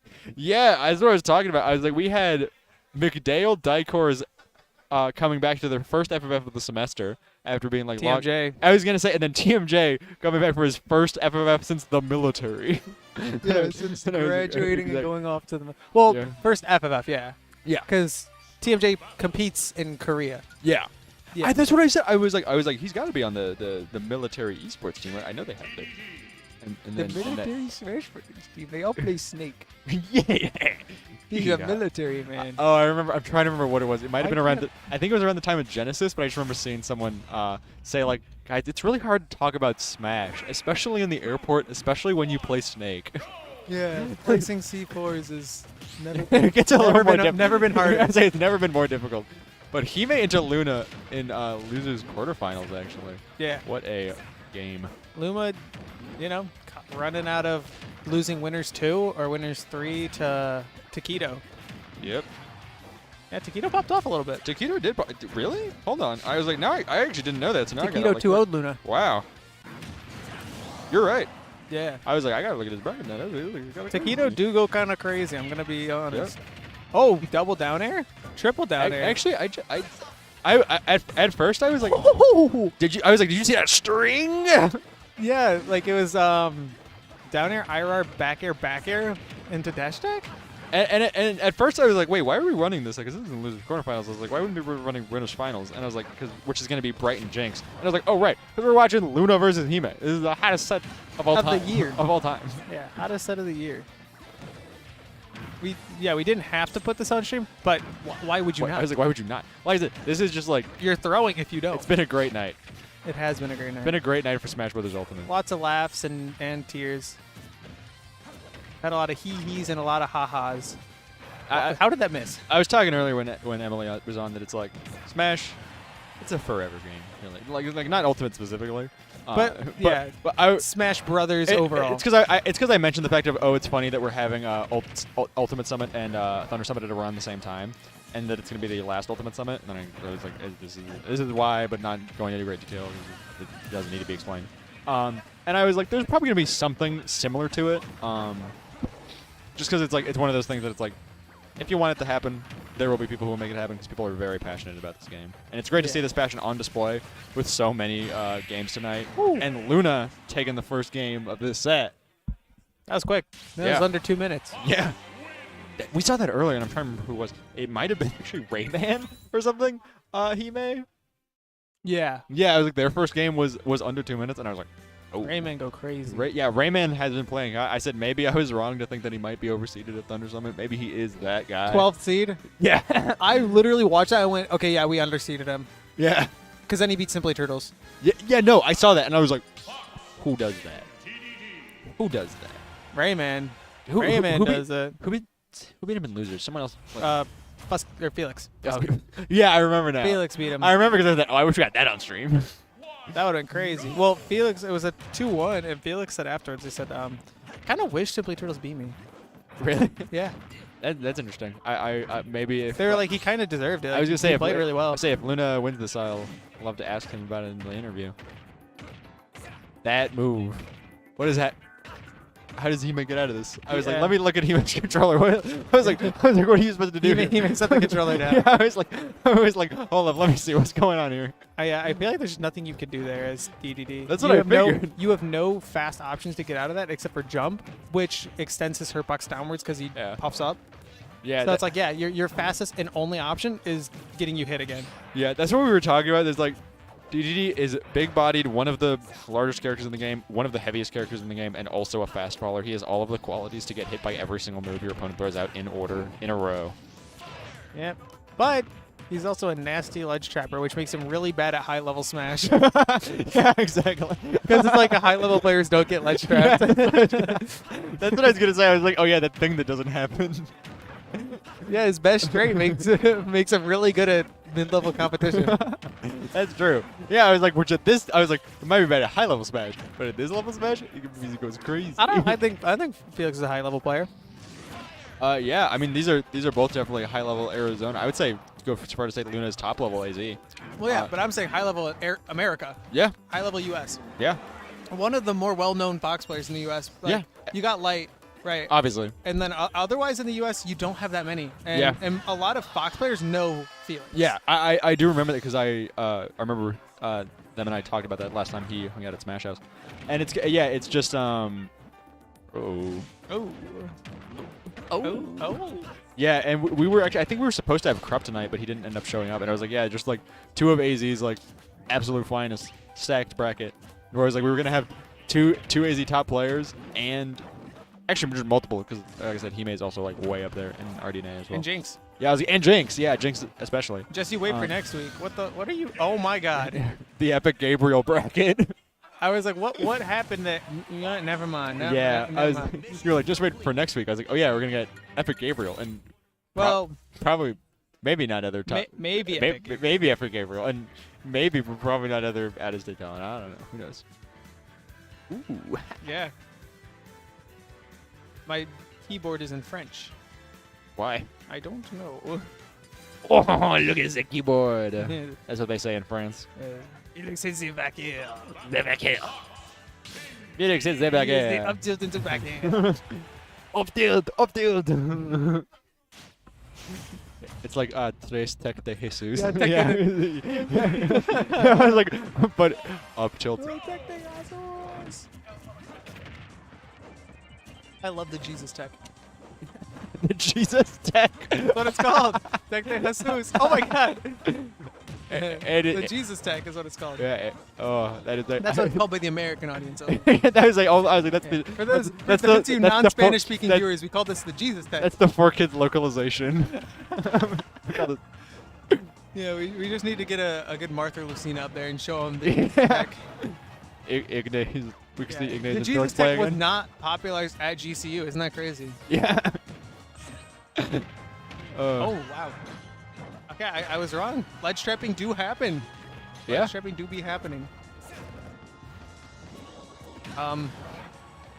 Hey. Hey. Hey, if it works though. You can, I love when You people. rolled into I it? was gonna say I love when people say that, and people being me, because it's like you can say that about literally any option. You're like, yeah, I guess if Felix rolls past eBay into the inhale for literally no reason, I guess it'd be pretty cool. I was like, Felix, he unplugs the controller. It's like, hey, it worked. it worked. Yeah. This match is. We saw a lot of that from Bright earlier. Penguin 01 was calling them optimistic up smashes because he would go, what, like he would start charging it, and it's like, what are you doing? No, yeah. And you're like, well, if it worked though, the payoff would have been crazy. I'm like, Someone- yeah, it's instant or any move working, the payoff is crazy. Someone said they're like, I think Bright is the smartest player at GCU. I was like, no, he is not the smartest player at GCU. He is the most optimistic player at GCU. He is such a bloomer when it comes to throwing out moves. I was like, he's not the smartest, but he is most favored by the gods. Yes, that is so true. I was like, Any instant player. I was telling Penguin 01 earlier that I heard a very insightful comment during the Louis Money Skyj set where they said that Instin's about cashing in. And I was like, that is such a great way to describe it. Where like not just revenge play obviously, but they were talking about like basically hitting into every trade imaginable and always coming out on top. Yeah. Like, Instant With and the Ganon ledge grab. are very much like the two characters you do not want to trade with. Yeah, well, just heavies in general, so that honestly goes for DDD as well. It's just Yeah. DDD's harder to take trades with. I say if you trade Yeah. with DDD though, odds are you can still get another hit on him because all of his Yeah. hits are slow. Yeah. Whereas with Ganon and Instant, their aerials come out really fast. Yeah, So if you trade with Ganon, you're getting hit again. yeah. If you trade with DDD, odds are he's off stage already. Like, And here we go. They're actually tied up last stock with Luna up 2-0 in the set. We are going to see if this closes out for Luna right now, or will Hime We could see it. turn this back around? I mean, never a chance to count out a player as good as Hime. Yeah, you could totally see like a McDale-esque finish here. Oh, yeah. McDale-esque. I remember I saw when Jinx and Hime played stupid early, I was like, these are like the top 8 regulars, and they're just like, I think I called them regulars of the top 8 banner. Where I was like, you will see them place here every day of the week, so to have them play into each other is kind of like this is going crazy. When did they play? I swear it was them. It was way earlier. I will check real quick. But yeah, game ended. I was like, but Luna takes the game, and that means Luna takes the set and moves on. That is very true. Yeah, I couldn't agree more. I couldn't agree more that winning the game 3 times in a row does win you the set. Jinx played Hime in winter semis. What do you mean they played so early? Oh, That who was was winter it? semis. Who was it then? Was it that? I might be thinking of someone else. Was it Jinx and Shy and Ags? RDNA? Maybe it's They Jinx and played a- Ags. Maybe it was Jinx and Ags. Or it could have been Shy and RDNA as well. They're regulars of top 8s. Yeah, I think it might have been Jinx and Ags though. 'Cause Alright. I think it involved Jinx is my point. Ah. They're calling the next stream set. Yep, and I was actually just about to check to see what that might be, because I can't tell if my hair looks good or not. we but just saw Luna beat Hime Let's just 3-0, hope. and apparently on the other side of loses finals is Curb Starry, because Curb Starry 3-0 TMJ and then And won 3-0 RDNA. No, they got a DQ win on No, RDNA. they 3-0. They 3-0. They 3-0. They got a DQ win on I don't want to hear it. I RDNA. don't want to hear it. I So don't now hear it's it. Curb Starry and Luna in loser semis, I'm trying to look at my hair. and Bright and Jinx in winners final. I don't got a hairband. And so obviously losers Bright and Jinx gonna go on to play Curb Someone got Starry. a ponytail? Hello, Adam. Yeah, I- push your hair forward. No. Like a Pokemon, like Gold, the Pokemon. Oh, wait. trainer. This what I'm saying? could go crazy. You look like Falco. I do look like Falco. This is what Falco looks. It's a nice cosplay. Yo, Adam had the backwards hat. Yeah, Mackenzie, do his hair. No, I don't like this. No, I hate this. No, it looks right. I need this. It's not supposed to look like accurate. Yeah, backwards. Yeah, I was like backwards. Yeah, sideways. You're fucking it up. Yeah, you covered up where the hair is wonky.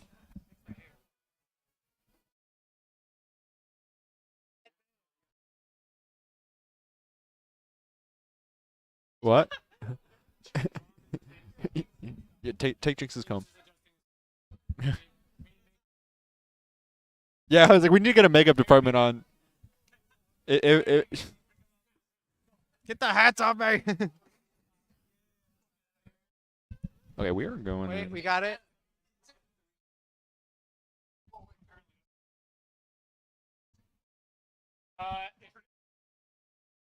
Tobias told me to let him know when FFF is wrapping up so that he can pull his car up, and I'm like, we're playing winners finals right now. There's only one more set after this. Guys, anyone got advice What's up? for my hair? Oh, for your There hair. we go. This good. Yeah. Hello, This is- chat. This is good. Hello, chat. Let me check. Tell Tom how to do his hair. Chat. How do I fix my hair? Wait, who said that? Oh, Nick Richard. That's my roommate from last year. Hey, Yeah. Nick. I'm rooming next Tom. door to your brother next year. Yeah. Ledge trapping is no, Zach. You don't play at high level. You don't know what you're talking about. Think about how many times you watch MKLeo or Tweak get ledge trapped relentlessly, Yeah. and watch how many times they lose to King DDDs on the ledge. That's what I was gonna. It doesn't happen. I was That's why gonna ledge say. trapping characters don't. I was gonna exist say at that the it's high hard level. to say. I was like, because there's not The there's only not one- there's not a DDD that's the level of MKLA or a The Tweak. only one is Snake, and that is because of frame 1 options. Yeah. Like if King DDD if King DDD's Gordo was frame 1, yes, King DDD would be good. I know how to buff King DDD, guys. Yeah, make Gordo frame 1 and also get him out of combos. Yeah. Other than that, like Snake is the only ledge trapper you see at the high level, and it was a very long time before we got to see him return to high level. Yeah. Like he was there at the beginning, disappeared for almost 3 years, And and, now then, now he's back in a big way, he's back baby. in a big way, Kronos, baby. Yeah. Chrono's not even. Kronos is here. I would look for it, but I just don't have the time. But there's an image I love where it's like, oh no, guys, it's over. Yeah, We're back, bros. you'll Oh notice no, guys, it's that. over. Yeah, average D&D session with Riley. Yeah, exactly. But I think it was originally. We're supposed so to be- back. I think It's it was so over. Yeah, it's like we're so back, bros. Bros. It's over, bros. We're so back, and it's Yeah. like that's just what it's like to be in any Smash community. Yeah. I was like, forget a D&D session. But like with ledge trappers, like you'll see Snake right at Yeah. high level. Yeah. You'll see King DDD at like low and mid levels. Yeah. maybe on the upper end of mid levels, but not really. not Mostly top- online. Mostly just online. like maybe high level, but not top level is what I'm saying. I was like, there's not really like a DDD at the level of There's Emily no and Wii Fit trainers at the top level. Yeah. The closest you'll see is like Xavier or Varun, Yeah. and that is like upper level, but you don't see them at Summit, and you don't see them at But like there are instances at high level. yeah. They get them Like- But like you'll see edge guarders, and Yeah. you'll see like Yeah. frame trappers and stuff like that, Yeah. and spacers and zoners and stuff. You just don't see ledge King trappers. DDD. Yeah. Isabel. Like you don't see Me Gunner. You don't really Me Gun- see yeah, Me Link. Gunner, yeah. You don't see Link up there. You don't. Yeah. Like all the characters that are known for setting up traps at the ledge, besides Snake, you don't see Yeah. them. And again, Snake is more of a Sna- frame trapper than just a. I was gonna say snake. trapper. I would say snake traps with framed it, and also he's just the best trapper in the game already. Like he's one of the only like ledge trappers that have an immaculate boxing game too. yeah. Like a down air and a nair that both do 40%.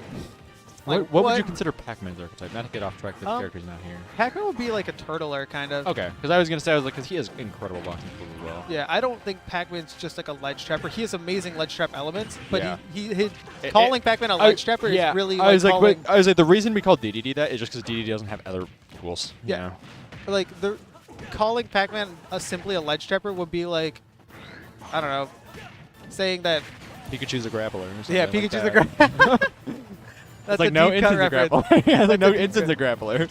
I was gonna say like calling Jigglypuff a boxer. Like, Yeah. yes, she boxes, but she's a glass cannon and a hit and run character. Yeah. Yeah, every character can have elements of other archetypes, but it doesn't make them that archetype. Yeah. Like, yes, DK can box, but he is a grappler. That's his game plan. Wow. Yeah, I was like that is they were honestly quite inward on the stage and then still killed. Yeah. I'm gonna be honest.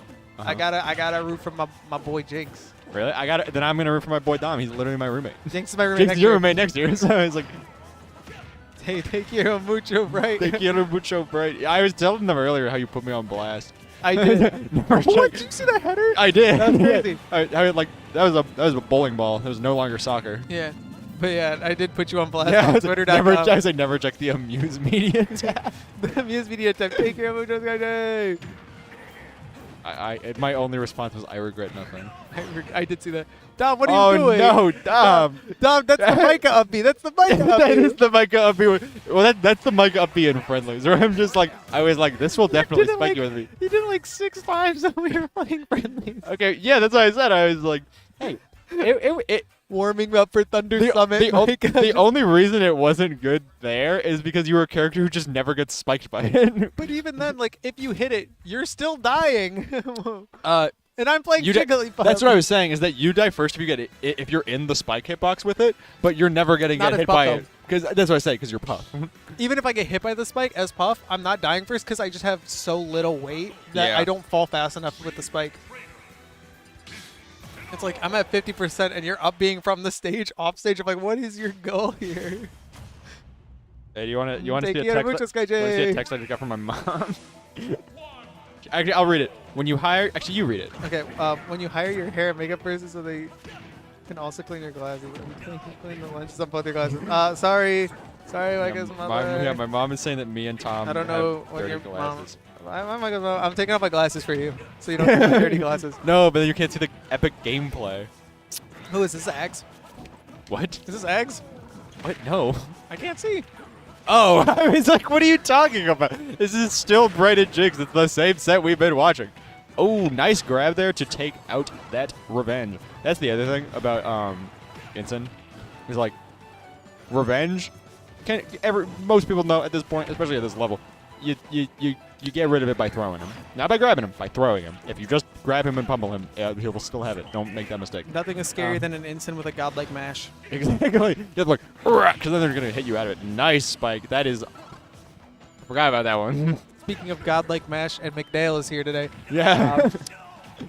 Oh my goodness! Nice. That The F tilt. Cheeto fingers. It was like Cheeto fingers with the soccer ball follow up. Yeah. You were saying though. But yeah, I once hit McDale with the sing and got down smashed for it. Really? I sang him and died. Oh, so he fell He asleep. woke up Oh yeah, he before I fell asleep, finished. woke up, down And down smash. smash before I even stopped the singing animation. Yeah, and I was like, and I imagine you did not survive that encounter. No, yeah, I was very not pleased. Because that was also game 3. That was game 3 and winners round Yeah. 3 at an FFF last year. Or 2 years ago. No, last year. Oh my goodness. That's the GCU down smash right there.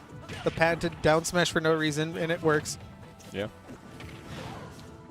Hurtbox Shift down smash is the forgot what I was- GCU classic. Yeah. No.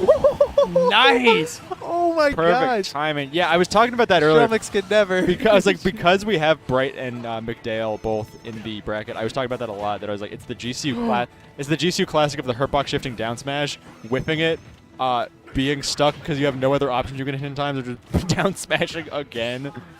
Yeah, and it only works to characters that jump on their down smash. Like Wii Fit as a hurtbox shifting down smash, but you don't see Wii Fit's down smash and then down smash. It's the GCU classic because it's K. Rool and Instant, where they both jump up and just belly flop And down. Ethan plays K. Rool and did it to Ags. He did the Yeah, GCU down smash. That's why I've been talking about it all day. And there we go. Jinx taking another game.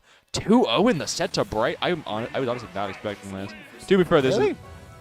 Well, I was Jinx is number 3 seed, so I Yeah, was expecting. Well, this. I didn't say I wasn't expecting Jinx to win, but I'm saying. Oh, okay. I saying- thought you were I'm saying, thinking. I thought you were like, I'm not expecting Jinx to win this. I was like, what are you talking No. about? Though to be fair, we did say we were rooting for opposite people. I but no, yeah, I would say it's just going to show why Jinx is really expected to make GCU varsity next semester. Not they are if Stromix has anything to say about it. And I do. Because they can only have. There's only one Wii Fit in this town. There's Yeah. Not, there's not enough I'm room in gonna this town also for convert both of us. Rayman to playing Wii Fits. We have 3 Wii Fits. Can I play Wii Fit too? I'll think about it. Yeah, I'll make it a second. Your part in that video is very funny. Thank you. Oh yeah, the, Yeah. the 6 characters. Yeah, I was telling them about it earlier. Oh! Oh my god! That is okay. I'm Disrespect. not gonna lie. The amount of mental damage received. Oh no! Like I said, that's what I was. Like, yeah, I was gonna say the mental percent is actually like the most severe I've ever seen it done. Where it's like you do not like run up, grab that like hurtbox shifted taunt, and then not do something. Like immediately do something incredibly stupid like that, and I was like, that is just brutal. Oh my gosh. I am speechless. I don't know. Are what you to ready? say. Are you ready for Jinx to do that IRL when he pops off? Yeah, pop up and do this. Let's stretch our legs. Yeah, that's the thing. That's Oh my gosh. like I said, Jinx Jinx is leading is him so into in next his. semester. I was like, Jinx is so in his head. Oh Yeah. my god. Jinx is reading Bright into next semester. Yeah, Jinx. Yeah, mentally, Jinx has already arrived at the school. Already on varsity. Yeah. Wow. Yeah, like I said, I was like, Bright's getting messed up in the third game. I was like, that if was Jinx nice gets though. something crazy off of that, that would have been. Ooh, nice up there though. Yeah. All right. All right, Not a good for- foregone conclusion. That's what I said. I was like, Bright is still in this because Bright is always in this. Bright, we all know Bright can play incredibly well from being down. And he's But- one of the mentally strongest players at GCU. That's what I said earlier. Penguin one kind of disagreed with me, but I said that he has the opposite of low bracket stamina. Yeah, he is very high. Bracket fatigue. I said he has the opposite of bracket fatigue. Yeah, his bracket center is amazing. Like, it's just unfortunate that I was like, I'm gonna be real. Like before, like my freshman year, GCU didn't have players with low bracket stamina, and Yeah. now it's like an actual like epidemic. yeah, I was gonna say now it's everyone. Like Also, the crouch. because Ags has pretty poor bracket stamina, and like Ethan is notoriously like low Yeah, bracket stamina. Also, I said also the crouch went below part of Lariat. Yeah, I saw that. So I was like, Oh. because I was talking to Penguin one how I saw something about how just if you whiff a nice. All right, see, like we said, Bright is coming back. Bright is back in a big way. We're so back, guys. We are so back. It's over. It's so over. It's over. Oh my We're God. so back. We're so We're back. so back. It's We're so over. back. Bros. Uh-oh, It's it's so- over. We're so back. We're so back. I love this We man are so much. so back. I love this man so much. Never say die.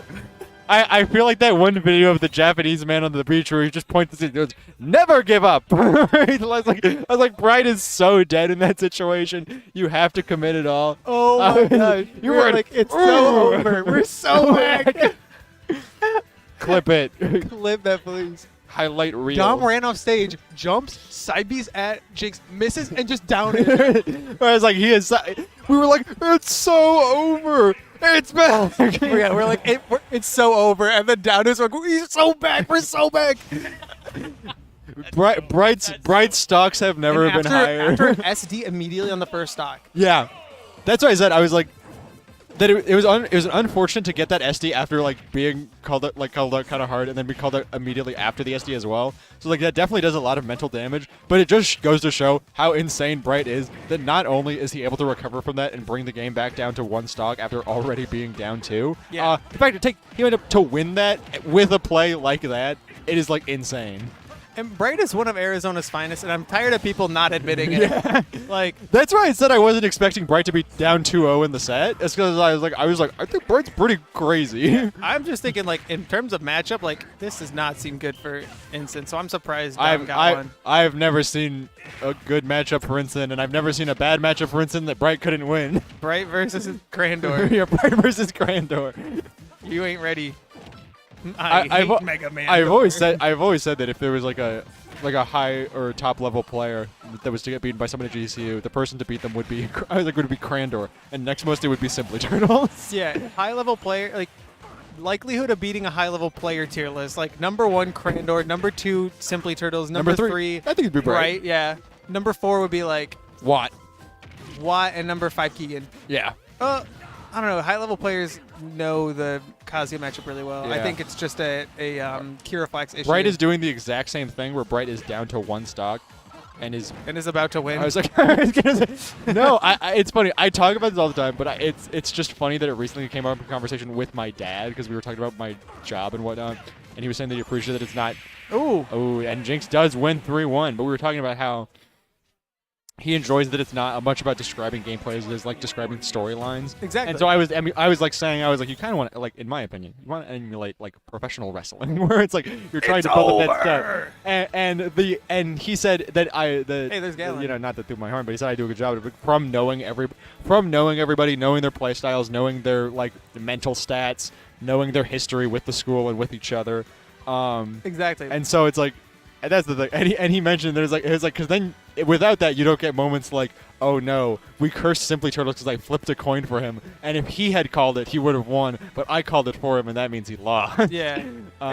It's also like, that's not to toot my own horn, but that's why I like having you and me as commentators, is because we talk about people's history with playing each other, and not just like, oh, they play this character does this. Yeah, exactly. Let's see what happens. We could be like, it's over. Yeah. Like I said, I was legit. And anyways, the reason it came up is because I was talking about how the reason for the longest time, one of my main justifications for the longest time with Bright being best player DCU all time. Well, maybe not all time, but at least currently. Was that I was like, I don't know if you've noticed this, but when he's down, it never feels like he's losing. I was like, Bright always feels like he's about to win, and it especially seems that way if I were to put myself in the shoes of the person playing against him. Yeah. Well, I was like, people are playing. It's just a matter of time before he turns it around. Yeah, like people are always playing against him like they expect him to win. Also, Herb Starry here in losers semis. Let's go. Yeah, not winners and losers semis. It just hasn't updated yet. Yeah. Oh yeah, I know. I was just mentioning that this is a pretty awesome matchup for Herb Starry. Look at Kirby. I say for Herb Starry to get to play this late in the bracket against a player as high caliber as Luna. Again, Luna probably being the top seed tonight. I would say without a doubt. I'm gonna be honest. So in the past recent string, Herb Starry has had quite a bit of a dry spell. Yeah. When Herb Starry last semester was on JV, Herb Starry was making top 8s like almost every week or every other week. Yeah. And we saw a brief period of time this semester where Herb Starry kind of like was falling into 17th and 13th and even I think even a 25th at one point. Yeah. I might be wrong there, but still like missing top 8s and top 16s. So it's good to see Herb Starry back in full form, competing as far as getting minimum 4th place here. Yeah, and I mean, on the other side of the coin, Luna was almost practically retired from the game for like a good while there. I honestly thought that they just dropped off the face of the earth because no one heard from them for like a couple of months. And so not only has it been nice to have them like back, it's just been nice to have them back in the community in general. Yeah. And they've just been capable of this top level play at all time. But it's just like awesome to have them come hang around at FFF and we hang out at Smash House after. And if I'm gonna be real, that's what Smash Bros is all about. Yeah. Like FFF, that is the entire like. That's if I had to define FFF in like one word, it would be like camaraderie. That's what Krupp said in my first interview with him, where he said that he liked it. Because he had only ever been to SSS, so it was his first FFF, and he won. And SSS was big deal, big boy. Yeah, and he talked about how it actually felt like FFF feels like it has the monthly vibe. Because he says it's like most people are purely coming just to hang out because it's a free college local. And, Yeah. But you have like 80 people doing that. Yeah. And so it's very chill. Everyone here is super nice and like is constantly willing to go play games. I actually think another benefit of that is the side events that we got in this semester, thanks to TOs like Galaxia, Captain Crunch, and Anarch Zero. Anarch Zero. Is that it just enhances the experience of people who are coming not just to play Smash Brothers, but to come to GCU to play Smash Brothers. That And upper Luna, I would chasing. say, yeah, Curbstar was really putting up a good fight in the early game. Luna was very decisive Yeah. in the subsequent next stops. Contributing to why like FFF is such a nice tournament is like Daigo Umehara, well-known FGC player. Uh-huh. He has said that like tournaments are just playground for growth, Yeah. and you go to learn. And once you realize that, you start making more improvement. And I think there's no tournament that's a better like playground for growth than FFF Yeah. because of the fact that it's free, Yeah. and almost everyone in the state has at least been to one or goes to it Yeah. because it's free practice and Yeah. you get to. Spend That's why your I'm time glad hanging we've out. grown so much this semester, and I can't wait to see how much more we grow next semester. Like just as a community, and that's what I was saying is that it's just nice to have Luna back in general, and that's just further what I was saying of why I think Smash is a forever game. Earlier I referenced like the famous Mango clip where he's saying like you take away my CRT and my GameCube and my television. Well, I already said CRT. He's like you take away my GameCube, you take my CRT, I will play Melee in my mind. Yeah. Where it's like we will get people in my garage or like the parking lot of a Wendy's for $25, and we will play Smash Brothers. And I was like, that's kind of just what it's all about. That's what FGCs are about in general, but it's especially true for Smash Brothers. When I was gonna say the call out to catch that tether recovery, which Curbstar was trying to mix up the tether recovery, and just having it called out with that up smash is crazy. But yeah, that is what FGCs are all about, and it's especially the case for Smash Brothers, especially when there's like no dev support at all. Honestly, dev hostility to an extent. Yeah, you can try to take competitive nature out of Smash Bros, but you will not take the community out of Smash Bros. Yeah, exactly.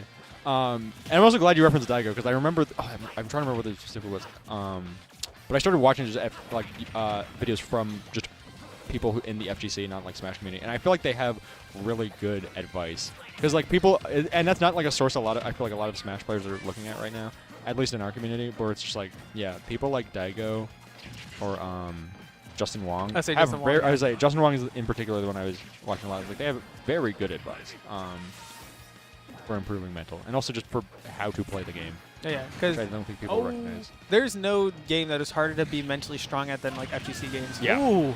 No, Good call out. That's the thing is that it's like because in other games you have so many things to fall back on. Yeah, especially especially for excuses where it's like my team wasn't rotating with us correctly, or they weren't hitting their shots. Yeah. And even in Smash Bros, you could be like, oh well, this character just has this, or I had to play against Steve or Kazuya. But at the end of the day, if you want to be like taken seriously, at some point you kind of have to start recognizing that it's like if I lose, it's because the other person played better than me. Yeah, especially in FGCs like Street Fighter and stuff, where it's like Yeah. if you lose, it's because You're you bad. just you're bad. You got right. Yeah. Like there's no one to blame but yourself. Yeah, I like to call it accountability because it's like that's why stuff like multiverses popped off for casuals. It's because it's like you add a teammate. And then I was like, that is what FGC. That is one of the things that makes FGCs harder for people to get into, is because you are always the one to blame.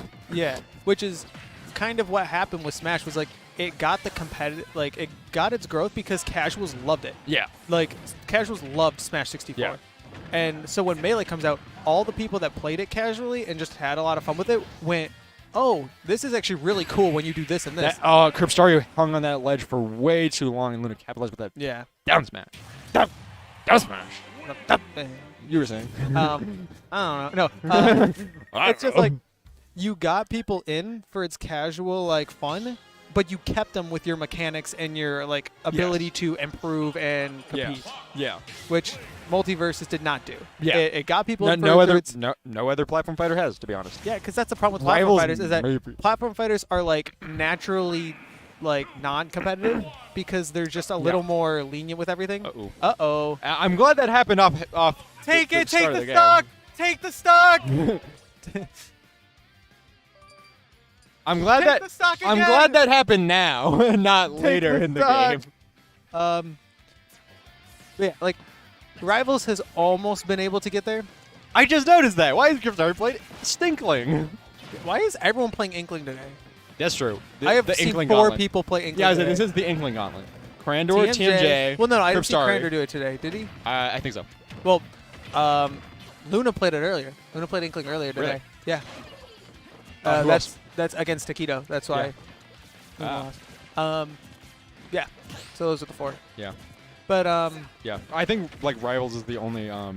platform provider that's coming even close to like having a community that sticks around. I say welcome to Hot Takes with Shromix. Yeah.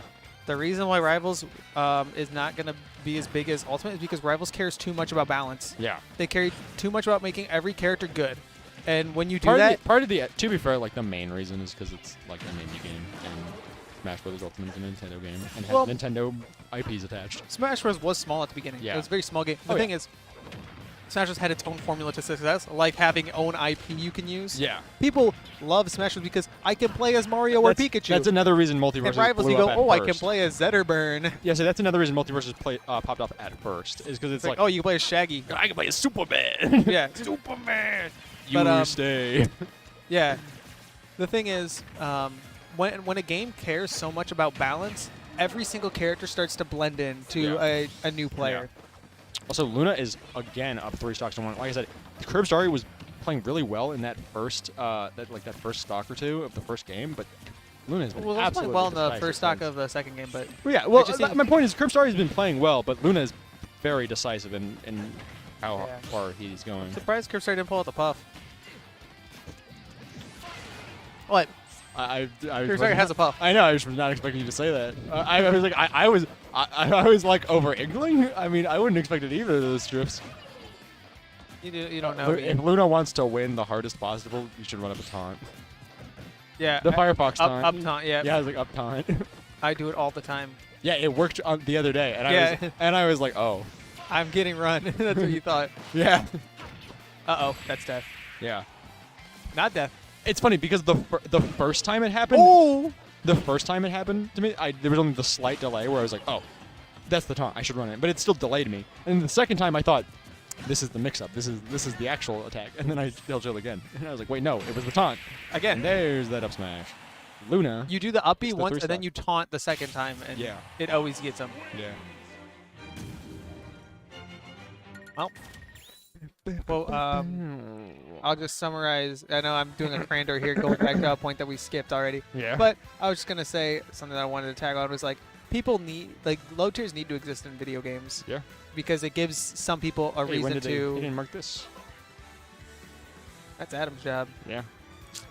But people need a reason to grind hard, and Jinx beat Bright 3-1, right? yes, 3-1. Yeah. Because Dom had that crazy down air.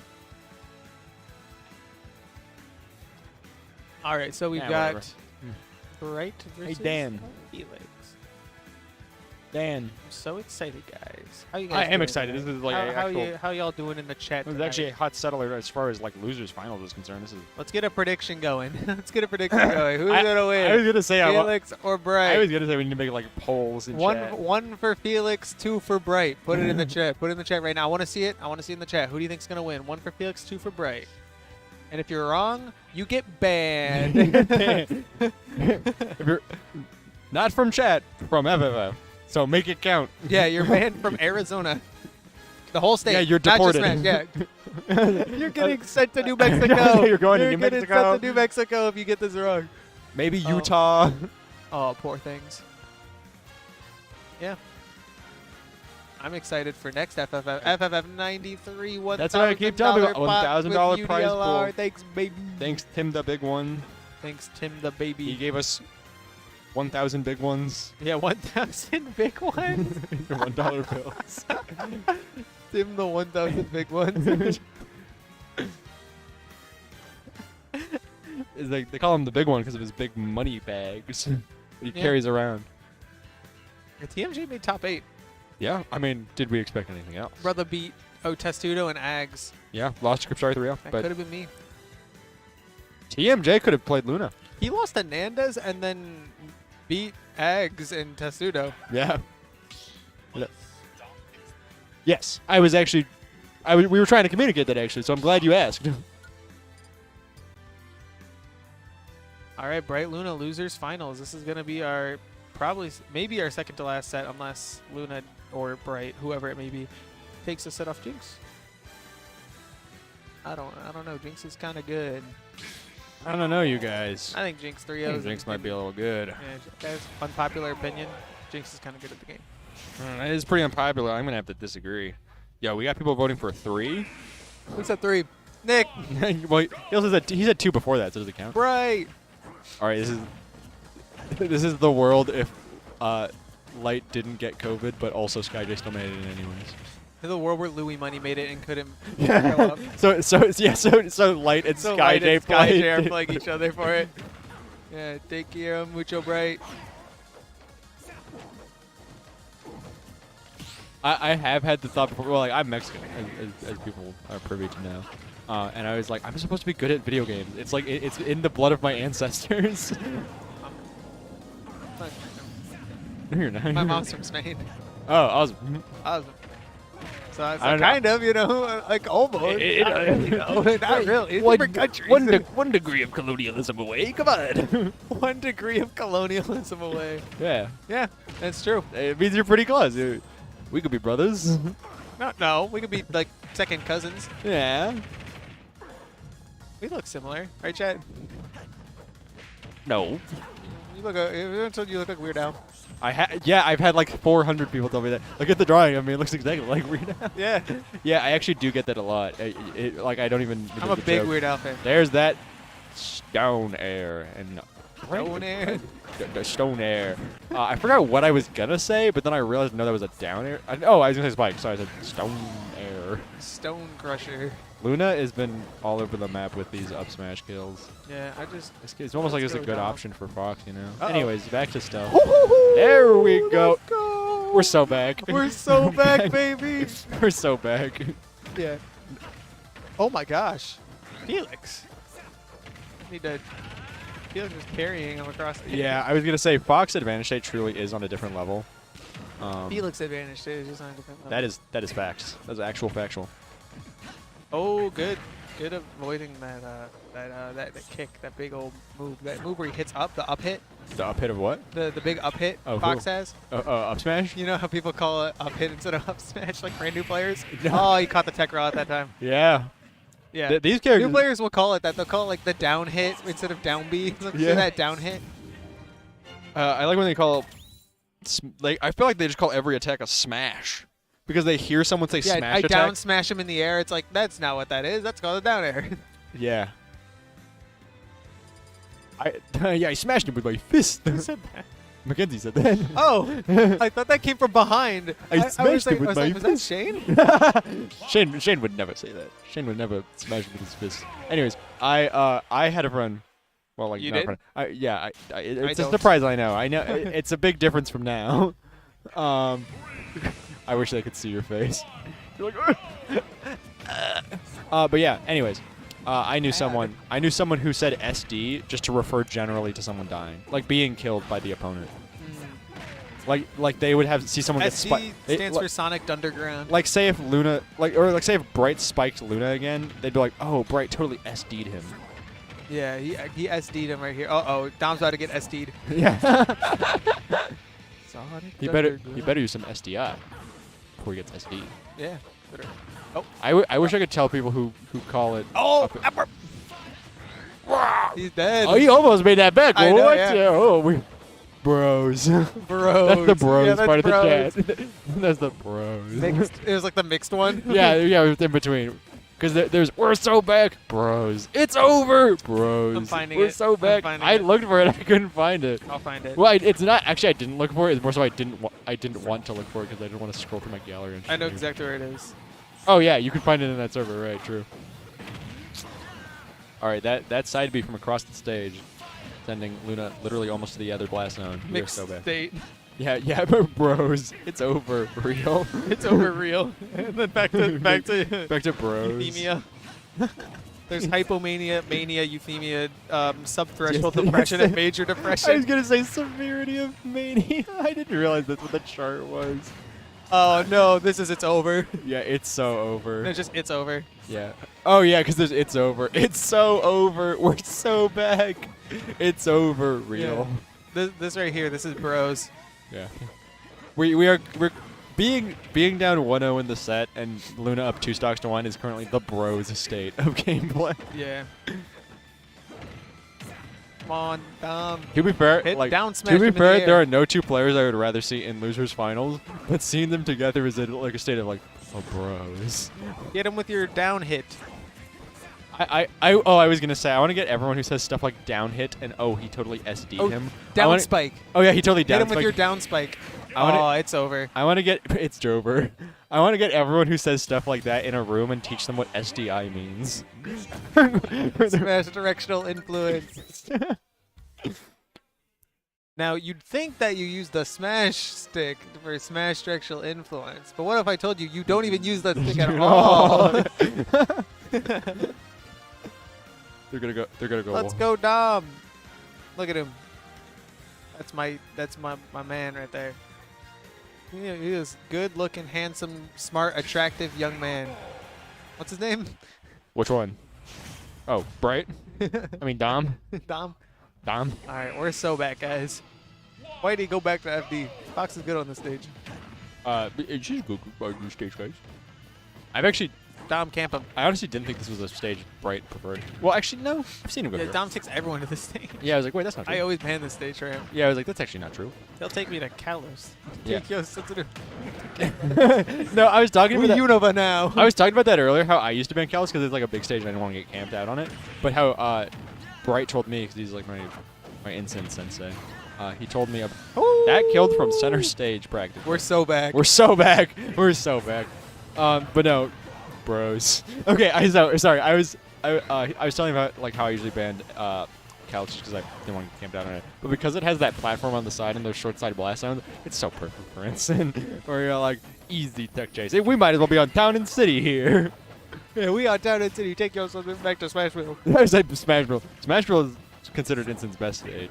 I love Smashville as a Well, as a besides like Jigglypuff Triplats, I guess. as a Jigglypuff and Wolf player. I Yeah. love Smashville. I don't know, Smashville.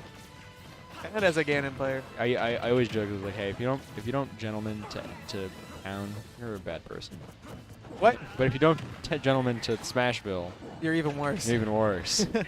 Gentlemen's of Smashville is my favorite thing ever. I do it with Casey Let's go. because I always ban FD and Town or FD and Kalos. Yeah. And like depending on what's the starter. Do we have the rule set for Summit yet? I assume it's gonna be. It is not FFF rule set. Okay. If that's what you think it is, the Smash UK rule set. Yeah, that's what I was assuming it was going to be a conglomerate of Smash UK rule set and another It's rule set. It's a based rule set, not some cringe rule set with FD as a starter. Everything's a starter in that rule set. Yeah, I was like, everything. What are you talking about? What are you talking about, Tom? Everything's a starter with that rule set.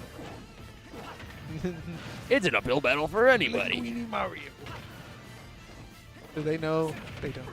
Linguini Mario? They definitely don't know about Linguini Mario. I don't know what you tell them on stream. That's a character I played It's a in the deep D&D cut. one shot. It's a deep It cut. was ran by Galaxia. We got. No, Bright, what happened? Okay, he thought he was gonna. Okay, that's what I was thinking. I think Dom just said it's Jover. No, Luna like perfectly recognized why he did that, but it still like sucks. I'm like, bro, it's Jover. Yeah, that's what Dom said. He said it's Jover. Here's the rule set, guys. They can't see it. Here's the rule set. Hey, No, they can hey, see it. hey, They show can us. see it. They can Show us. They can see it. The Thunder Summit rule set will be revealed in 3, 2, 1. There you guys Go. go. Hold on, watch. What are you doing?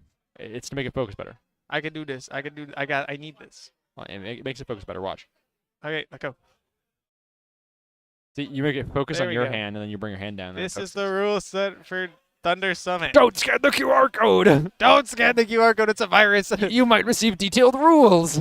Yeah. Yeah, it's a virus that just gives you rules. It's a virus that tells you how to play Smash. I need that. I need to catch that virus. Guys, what do you think about hair? Rate my hair. Looks much better now. I don't know. I think it's Jover. It's Jover. Your hair's Jover. One second, I'm gonna do this. Perfect. That's like mid-level. Mid-level hair. Our glasses don't look that dirty on stream. Yes, they do. Do they? Well, I cleaned mine Oh, since. me too. Hey, wait a minute. There, wait, I gotta do this.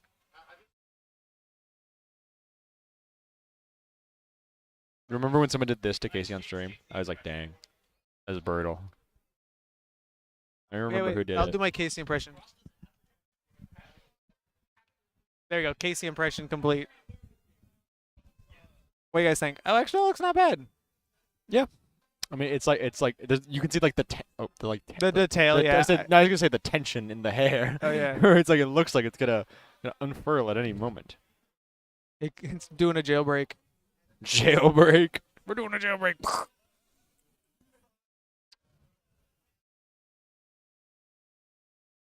What's your favorite part of FF tonight? Okay. Ceramics versus Team Drew was pretty good. It was pretty good. It's a shame that he lost, though. Yeah, I was gonna say. The Bright hero of versus the story. RDNA and Hime versus Jinx were both pretty good. Yeah, came out of retirement just to lose to a guy who also came out of retirement.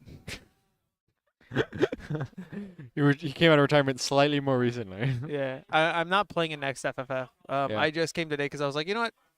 I'm gonna play next. We ball. I'm gonna play next FFF, which is pretty cool. Yeah, I'll be I'm TOing. I'm actually still gonna open the stream though. It's I'm fun. TOing. As always. There's a little- I love that idea. I love that idea. All right. Make sure you guys are Luna. subscribed Jinx. for all the FFF content. Yeah, it looks like everyone's starting to pack up.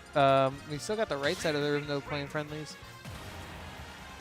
Yeah, I don't know how side brackets are going today, but Yep. I know Smash 4 had like 24 people. Yeah, biggest Smash 4 event actually just in years. Ever, to be ever. honest. Biggest Smash 4 event in Arizona ever. Bigger than any other Smash 4 event. Really? I know. I know. But yeah. They had this thing called Ascension. Those were pretty big. Yeah, but no, yeah, it was the biggest Smash 4 event at FFF so far. Luna. That is El Una. That is genius. Thank you, Mackenzie. El Una go crazy. Yeah. I guess. I love that idea. I can't wait for it to be if Luna hits the reset button, it'll be Luna versus Lynx. Wuna. Wuna. Wuna Wuna. versus Lynx. Yeah, you have to do a W for Jinx. Winx. Winx. Yeah, you have to put a W instead of a J for Jinx. Mackenzie. Do a W for the J in Jinx. Winx. Winx. Winx versus Luna. That goes crazy. Or is it just Inks and Una? Inks and Una. You can never know, really. Alright, yeah. Why don't they have a state of the tournament where it starts with a J? Because then it could just be Jinx. Jover. Jester's finals. Jester's finals. Which is Thug finals. Oh, Luna taking the first stack off of Winx. Yeah. Oh, and Winx responding immediately with the dash attack there. Yeah. Let's go Inks and Una. Honestly, It's over. it's Jover. It's Lover. Yeah, it's Wover. Wover. Nice shining that right back. Oh my gosh, the parry on the downer knowing the hasty options coming in. Crazy. Oh, I love it. I love it. I love to see it. Guys, Jinx is my best friend. Is he? One of them. So true. Probably my best I friend. thought Schroeder was your best friend. I was say, well, Crandor, Galaxia, And? Jinx, And? Andy. I forgot Oh, about Andy. Oh, right, yeah. That's My the one I was roommate, my thinking of. roommates next year. My Yeah. roommates next year are Crandor, Andy, and Jinx. Yeah. Oh, catching the Ooh. uppy. Yeah. Misogyny. Yeah. Misogyny. Yeah. Thank you for telling Maddie not to beef with me, by the way. Because she told me she was beefing with me, and then she said, Thomas told me not to beef with you. I did. I said, don't beef with Micah. And I meant to go say thank you, Tom, for telling her not to beef with me. No, yeah, she was beefing with you. Oh my goodness. Yeah, I told you that Fox and especially Luna Advantage State is just on a different level. Because Jinx has been keeping completely in pace, but Luna is definitely in control here. By the way, if you guys haven't picked up, Luna is Felix. We've Yeah. been saying both names. Yeah, Luna and Felix are the same person. yeah. The Fox. Because I was just saying, that was It's so kind of rough. It's so, bros. Hey, there's Storm in the background. No, it's not. Storm's bald. What are you talking about? There's no bald spot there. That's a full head of hair. I can't be no way Storm. you're gonna say that on stream Can't be about my Storm. boy. I can't be Storm. No. There's supposed to be a big bald spot right around there. There's the, Someone Photoshop in a. I would say no one can tell, but I just circled. I circled a little finger around where his bald spot should be. There's no way you just said that on stream about Casey. Casey, I'm so sorry. Who's Casey? I thought you were talking about Storm. It's over. It's over. No, yeah, that's not a D&D session. That's not a Smash State community. of Casey's friendship. I was gonna say that shit. No, that's what I was saying. I was like, that's not a D&D session. That's not the Smash community. That's not a game in a Smash tournament. That is Casey's life. It's so. Has to work at Game Truck. It's over. It's over. Gets to play Destiny. We're so Go bad. back. Gets called out for playing Destiny. Bros. Bro. It's over real. It's over real. Oh. No, that's the jokes about his hairline. It's over real. Guys, please be nice to Storm. He's a nice guy, I promise. He is a nice guy. I've thought before. I was like, how did Storm end up on the as the punching bag when he's such Axe is a nice when he's guy. such a oh, Axe is a nice like guy. no, he's not. I hate eggs. I hate eggs. I hate Mega Man Door. Yeah, I was like, how did Raider's not a nice how guy. did Storm end up as the punching bag of his generation when A, such a nice guy, 'Cause he's friends and with B, Adam he's and best friends Josiah. with Adam and Josiah. That's what I was about to say. That's how he I was ended like- up as it, because he's friends with Adam and Josiah. That actually They're makes a the lot two of sense. meanest people in the world. Oh my gosh, it is so over. I was gonna say, what about like historical dictators? And you're like, nope, still Adam and Josiah. They're two of them. Oh my gosh. Oh my gosh. It's We're so back, we're- actually. we're- Jinx is actually so back. oh, it's over. Wover. Bros. Bros. It's Oh not my- over, but it's bros. Bros mixed response. Yeah, bros. Bros. Severity of depression, severity of mania. That I should make that my status. Severity of mania. That's my favorite Sonic game. Oh my gosh, that grab. Oh my gosh. Oh! But oh my gosh. That was world record That was time. world record. Oh my world God. record quit out. Oh my goodness. Dude. Holy. I made the exact. I'm I made. impressed. I looked at Gatlin and we both made the Gatlin face. This one? Wait, this one? Ready, watch. This Gatlin face? What? Yeah, Luna won. This is the Gatlin face. Can, Ready? can you give it? Yeah, can you give us the camera just for a singular minuscule moment? Oh, okay. Next moment. The game's not that I important. just wanted- Isabel, who cares? But I just wanted to show them the Gatlin face. I'm saying, who cares about Isabel? Put us on the screen. Isabel. Guys, look, the Isabel's gonna win because What do you it's both think- a top 5 character. What do you think happens? That's what Arizona actually thinks. Like you can't Yeah. even joke like that. Arizona's like stupid. We. Yeah, the Zach said the quit. There's no way. I'm like, yeah, that was literally like record-breaking speed. We joke about the frame perfect quit out. I think that was actually like that was TAS. That was TAS Yeah. quit out. Like, I think, but speaking of Arizona Smash opinions, a lot of people in Arizona just go, "Oh, I am going to base my entire character opinions off the character I play." yeah. It's like, "Oh, I play this character that deals with Steve or Kazuya well, so I'm going to say that this character is bottom 20 now." Yeah. It's like, no, it's not how that works. It's also like we joked about like GCU being like instant pilled or K-roll pilled, but it's like yeah, all of AZ Smash actually thinks that Isabel is like top 10. Yeah, like Min Min loses to Jigglypuff, pretty not great. Yeah. But you don't see pub players going, "Yeah, Min Min's bottom 5." Yeah. Like, why? Because why would you say that? You know Min Min does well against a lot It of is- good characters. It would be funny if it was like an elaborate bit that all of AZ does that. Because it is funny when people do it jokingly. But other times I'll be like, wait, you guys actually think this? I thought it was a joke. You know that one meme? Yeah. Yeah, Casey is still here. Yeah, I just heard Kratos say, is Casey still here? I'm like, no, there's just some guy with a full head of hair right behind me. Stop. And a Mimikyu hoodie. I did making mean to fun of say. him. I did mean to say actually for Casey Positivity Month. Casey. The Mimikyu hoodie is actually quite cool. Casey positivity. Oh my goodness! What a down smash! It's funny. I knew that you were talking about this already, but then to have this called that like literally immediately after. I don't know what that means. Oh, because you were saying like, oh, people basing their character opinions off of the character they play, and I was like, I think you're just talking about the Zex Kazuya thing. I was talking about Thwomp. Oh, really? you look like the mom. But now that we're on it, yeah, Zach, shut up. Shut up. Kazuya is a good character. Stop saying Kazuya's bottom 20. I can't know if Kazuya is dead or alive unless I look in the box. Kazuya's bottom 20. Shut up. Shut up. All right, You want us to Luna. have jobs and you want us to have jobs. Does anyone care what I want? I do. Shut up. Get out. All right, Luna, hit the reset button officially. We are on to true Dude. finals. Oh my gosh. It's- Luna is in a manic state right now. Yeah. Adams, this is not the time to be emoting in front of Jinx.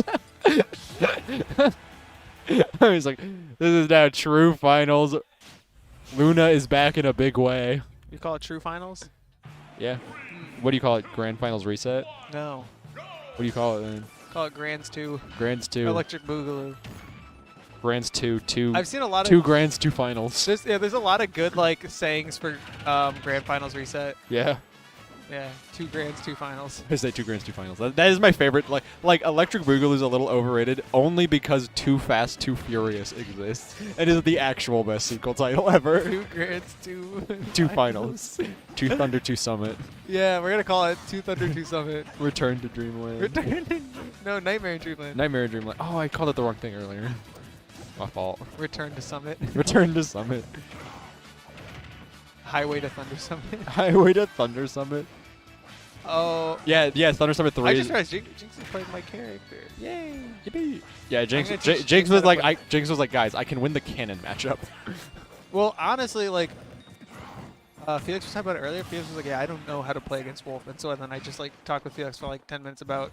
How to play against Wolf. Well, the thing was, I was like, I don't ever teach you how to beat Wolf. I teach you how to play Wolf. Because I Wolf think is very intuitive when you play him. I was gonna say I think it's a skill of to get better of like understanding how to play against a character by playing them.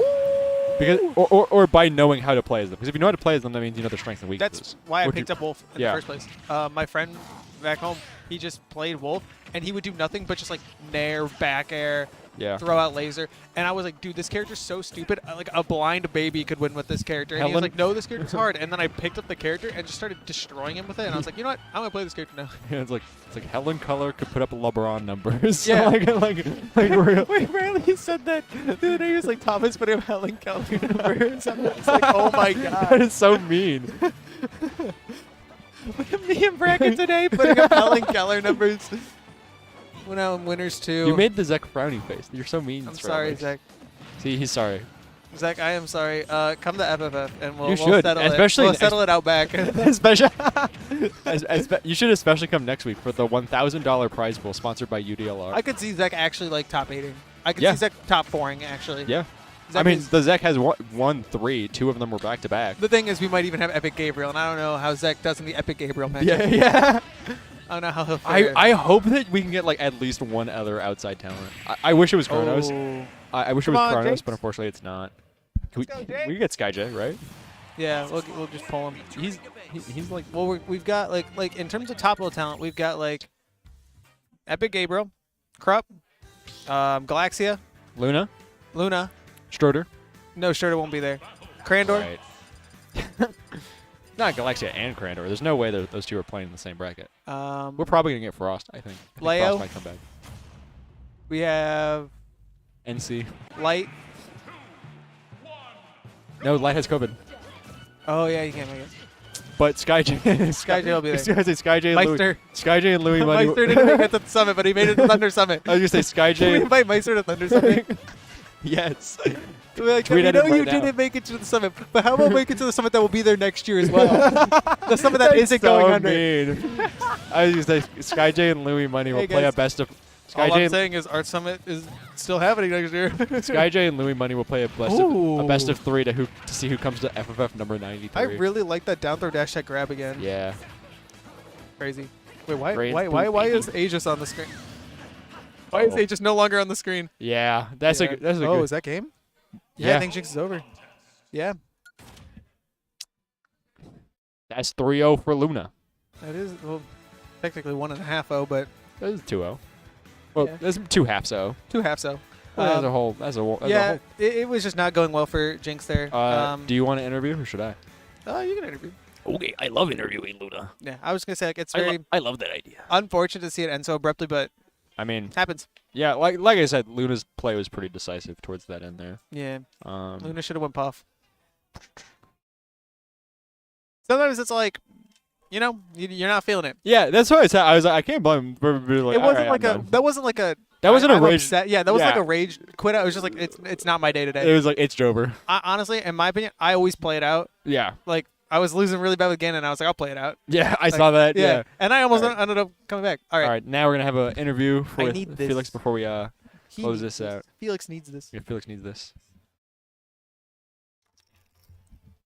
Yeah, How's it going? good. So kind of building off that, it's like I kind of expected it too, because Yeah. at some point, because I know that feeling. I know that feeling very well versus crap, and it's just like at some point, it's like, dude, if I play 2 more games, it's not gonna be the same. Especially after that combo I had. Yeah. It's just like it's not gonna be the same. That's I don't know. I Yeah, feel that- really bad because no. I mean, it's not down for you to feel bad, but Yeah, that is just but what we were saying. That it's like, like- I don't think Jinx was angry there. I just think Jinx is like recognizing like yeah, whatever. I might be angry at Fox, which I understand. That matchup's Yeah. really bad for Wii Fit. Yeah. Or really good for Fox. Okay, this is like touching my mouth too much. So, I was like, dude, It's probably because of my To fucking. be fair, mine is like all up in my face right now too. So, It's my hat. Yeah. Oh god, my hair looks terrible. Yeah.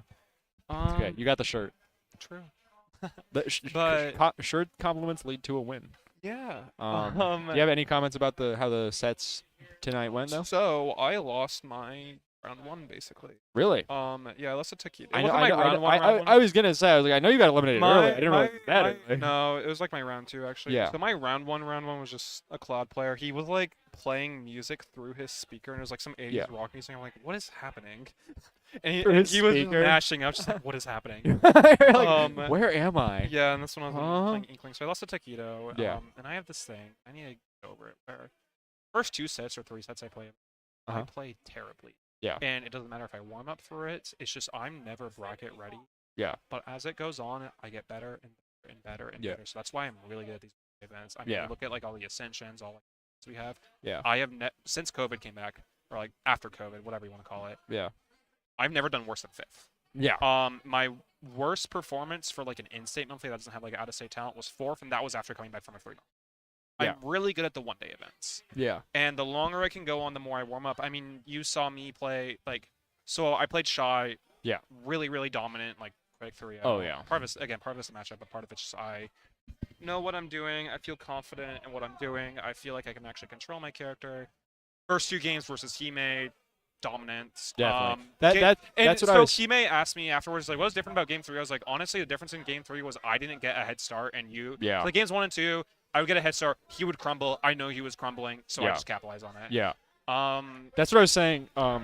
Honestly, actually, it's funny. I use that exact word of dominant throughout the night, especially even in that set with Hime, especially, but also in this last set where it's like I was like they're playing pretty well into the matchup. It's like but I'm not gonna pretend that you're not having a very dominant I showcase. didn't drop a game in top 8, I think. Yeah, I was like I'm not gonna. I don't pretend think I I'm dropped a very game dominant. since no, I lost to Noah. I dropped a game to Simply Turtle. Right, I remember that. 'cause game I one- said I wish we saw that on stream. Yeah, no, it was fun. Huh? Like Luna with a star. Actually, while you're doing that, I'm gonna fix my hair. Probably because it's this. Or I can add you in the FFF Discord.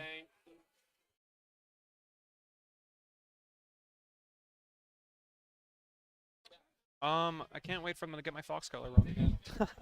They always get it wrong. They always put the 8 fault, but it's the second one.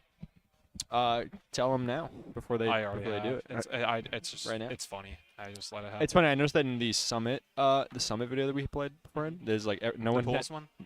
What? The pools one. Yeah, where I was like, no one had the alts right. They just had Yeah, they have all the characters. Right. I mean, if you have like multiple characters. That is the funny thing that I love though is that it's like on the summit voting I was listed as Ensign, Marth, Joker, but in the video I'm Ensign, Marth, Byleth, which is more accurate to what I actually play. So I was like, I'm not pulling that I Joker. want to go out of DSU, so it's bad. I'm gonna be out of state. Where are you? Major upset. I am Nice. driving there for some reason. Nice. I committed for some reason. I Yeah. don't know why. I Yeah. tried to cancel them, I felt bad, and so Yeah. now I'm taking them. I'll be going with Frost and then picking up some 2 SoCal players. Nice. Unless my pool changed. Huh? Are you coming to next week's FFF though? No, because I'm driving during that time. It's a Oh. 22-hour drive. That's why. Well, that's part of the reason I'm really sad too. Right, because it's It's FFF like- 93 into Summit Oh, my weekend. hair looks terrible. It's okay. I literally fixed my hair while you guys were Yeah, talking. my All right, cool. Okay. Once we're done. We can just wrap it up real quick. Okay, yeah, we'll wrap it up. If you have any final thoughts, you can go ahead and share them now. But Thanks for having me as always. This is always an amazing tournament. Yeah. Random question, or not question. The chairs are really comfy. I love the chairs. thank you. But yeah, no. I love receiving compliments about the event. Yeah, no, it's always really amazingly ran. Always, I mean, it runs late, but it's because we start late. Yeah, this is because we started. 7 honestly, p.m. probably the best local in the state. Thank you. Always, because TGZ is good too. But Yeah. I like coming here. The only reason I don't come every week is it's 45 minutes for me. TGZ is awesome. I just wish TGZ had a bigger, Right. a bigger venue. Yeah, you guys give out water too. That's just such a basic thing, but it's Yeah. just like there's just free water. That's amazing. That's the, and another thing. TGZ the venue size didn't matter, but now they have like a big. Now more people bigger. go, so it's Yeah. like oh, Yeah. which is awesome. Like I said, I love seeing locals grow all over the state. Yeah, I just need to Um, accept I also just need to play Fox. I played Inkling. I'm just like, ooh, my Inkling's sick. Yeah, my England's so sick. It's so bad. very It's bad. over. Yeah. Yeah, Young Link is throwing stuff. What do I do? Yeah, we were. It's funny because we're kind of having that phase in GC where it's like since everyone who is playing into Summit is like trying to like get serious and whatnot, you see everyone drop their like crappy secondaries and they're just like, all right, Right. I have to play the character I'm actually gonna play in Summit Right. because I was like, you will not see Yeah. Bright go Mario. You will not see Yeah. Penguin 01 go Did you Ike. see that Pyro Mythra clip though? I did that a long time ago to Arconi. Yeah, And I'm surprised they came up in the moment, but like it's like if I shine them, they only can jump there, and if they don't jump, they just die. I'm sorry, you just reminded me of Arconi's piranha plant, and that image was going around on Twitter. Just I was like, that is that is crazy. That is crazy energy. Yeah. All right, but obviously, I got to give the congratulations for winning. Thank you for coming. Thank Love to as have you always. around as Yeah. always. We would hope to have you around soon. Yep. Thank you. Bye bye. Oh. And now, welcome the one, the only, Adam middle name Brink. All right. Hi, guys. It's me, Sky, one of the TOs for FFF here. So 93, obviously, we're being sponsored by UDLR. Yes. And these, because we have only so much space in our venue, it's a capped event at 100 entrants. I did mention And that. the signups just went live 2 minutes ago. Yep. So if you want to enter that tournament and be there that day, you need to go in now. There will be a roll call that day, the start of the tournament. If you are not in the room when your name is called for roll call, you will be immediately disqualified, and there will be a queue, and it's first come, first serve for the queue, and you have to be Awesome. in person for the queue as well. And so signups are live. They're on the Discord for Firefox Friday. Yeah, show up. Yeah, I was Great I was pool. just signing up just now. I was like, Hey, because yeah. I'm actually playing in the bracket for one. I had to make the announcement for the room, and Anything else that we need to share? we I love thought you. your announcement was going to be it's your birthday. Oh no, We already told no the one stream cares about that. Yeah, we only care that it's Tanner's birthday. All right. Thanks to everyone who came out to Firefox Friday, number 92. Once again, it's just me closing out the stream. I have no friends anymore. It's all telling me I can do this now, though. That's pretty awesome. So, Adam is just going to give the announcement to the room, and I hope you are all enjoying this stream, and I hope you enjoyed this tournament. It was one of the best we've had all semester, maybe ever. And I can only thank you so much for coming, playing, watching, all of that stuff. Here's Crandor. This is the me and him show. I'm This is- me. This is him. This is him, and this is Mackenzie. She's also here. Oh, Kenzie, do you want to say a few words? What are the words that Say we're a few words? saying? Oh, I was just wrapping up the stream actually, and I said I didn't to have support any. you so that you didn't have to do it by yourself. Yippee! No, I love doing it by myself because I love filibustering until we have. Stuff. I have something to say. What's up, Brandon? I hate NDD Armor Rouge. I hate it. That's We had a VGC. VGC bracket, Oh yeah, right. and NDD Armor Rouge Sweeps. won everything because they clicked. Dude, I'm not kidding you. NDD survived Terra Ground, Photosynthesis Attack, It's okay. It's okay. Max Attack plus It's Attack okay. Nature, It's okay, Crandor. Headlong Rush from Great Tusk. It's okay, Crandor. And I- it lived and did Trick Room, and I said, "What happened?" That's such a great time to point out what I said earlier. I love that we have our side events now. That we there's what a growing community where we have all of these special side games that everyone can come out and play. I'm gonna punch somebody. We had the biggest Smash 4 bracket that GC has ever had, at least since in the FFF era, and I played Donkey Kong again, and it's just literally him in Ultimate, but better. but way better in But every better. way. It's not even that, but better. Well, It's not mostly, even that. It's mostly just the fact that everyone got better around him. Everyone else had increased move speed and It's Ultimate, not even. It's not even that. It's more of that. It's more of like jab one sends in and confirms into up tilt. His back air is like somehow faster. Yeah. Somehow. The way that like the weight works. What was like, the other? lets you get ding dong. What were the other side brackets besides Smash 4 and VGC? It was Pokken. Pokken, yeah. Which I also got 4th in. Awesome. Congrats. TMJ played in that. I just saw them busting it down. Yeah, it's another last time to mention that it was awesome to have so many people from way in this school's history come back tonight. That's I think why we had one of the best FFFs we've had in a long time. Yeah, it was a really good one. It's unfortunate that it ended like that, though. No, it's okay. Like I said, I mean, I it don't makes want sense. Yeah, I was like, I don't want Felix to feel bad about it or anything. He said it was like, I feel bad. I was like, you shouldn't. I mean, you were winning pretty decisively. I think he was just like, yeah, he won that one. No, we like, talked about that. yeah. That honestly didn't really seem like a rage moment or anything. It was like No, he was just like, it was just like, all right, it is what it is. I'm out. because he literally went and just started playing friendlies with Ceramics, and he was fine. Yeah, I was like, it's more so a recognition of I'm not about to reverse 3-0 this person, and it's like, okay, I'm out. Hello. We got it was Jover. We got as the Mackenzie crew. says. We got the crew. We got the whole squad. Is Eric here too? We could have. No, Eric's gone. Okay, I was like, get Eric and Emily back, and then it'll be everyone who was here. Anyways, let's bring it all in, We're folks. so back, guys. We're so back. Let's bring it all in, folks. All right, what a perfect time to. Oh no, you have to go in the stream.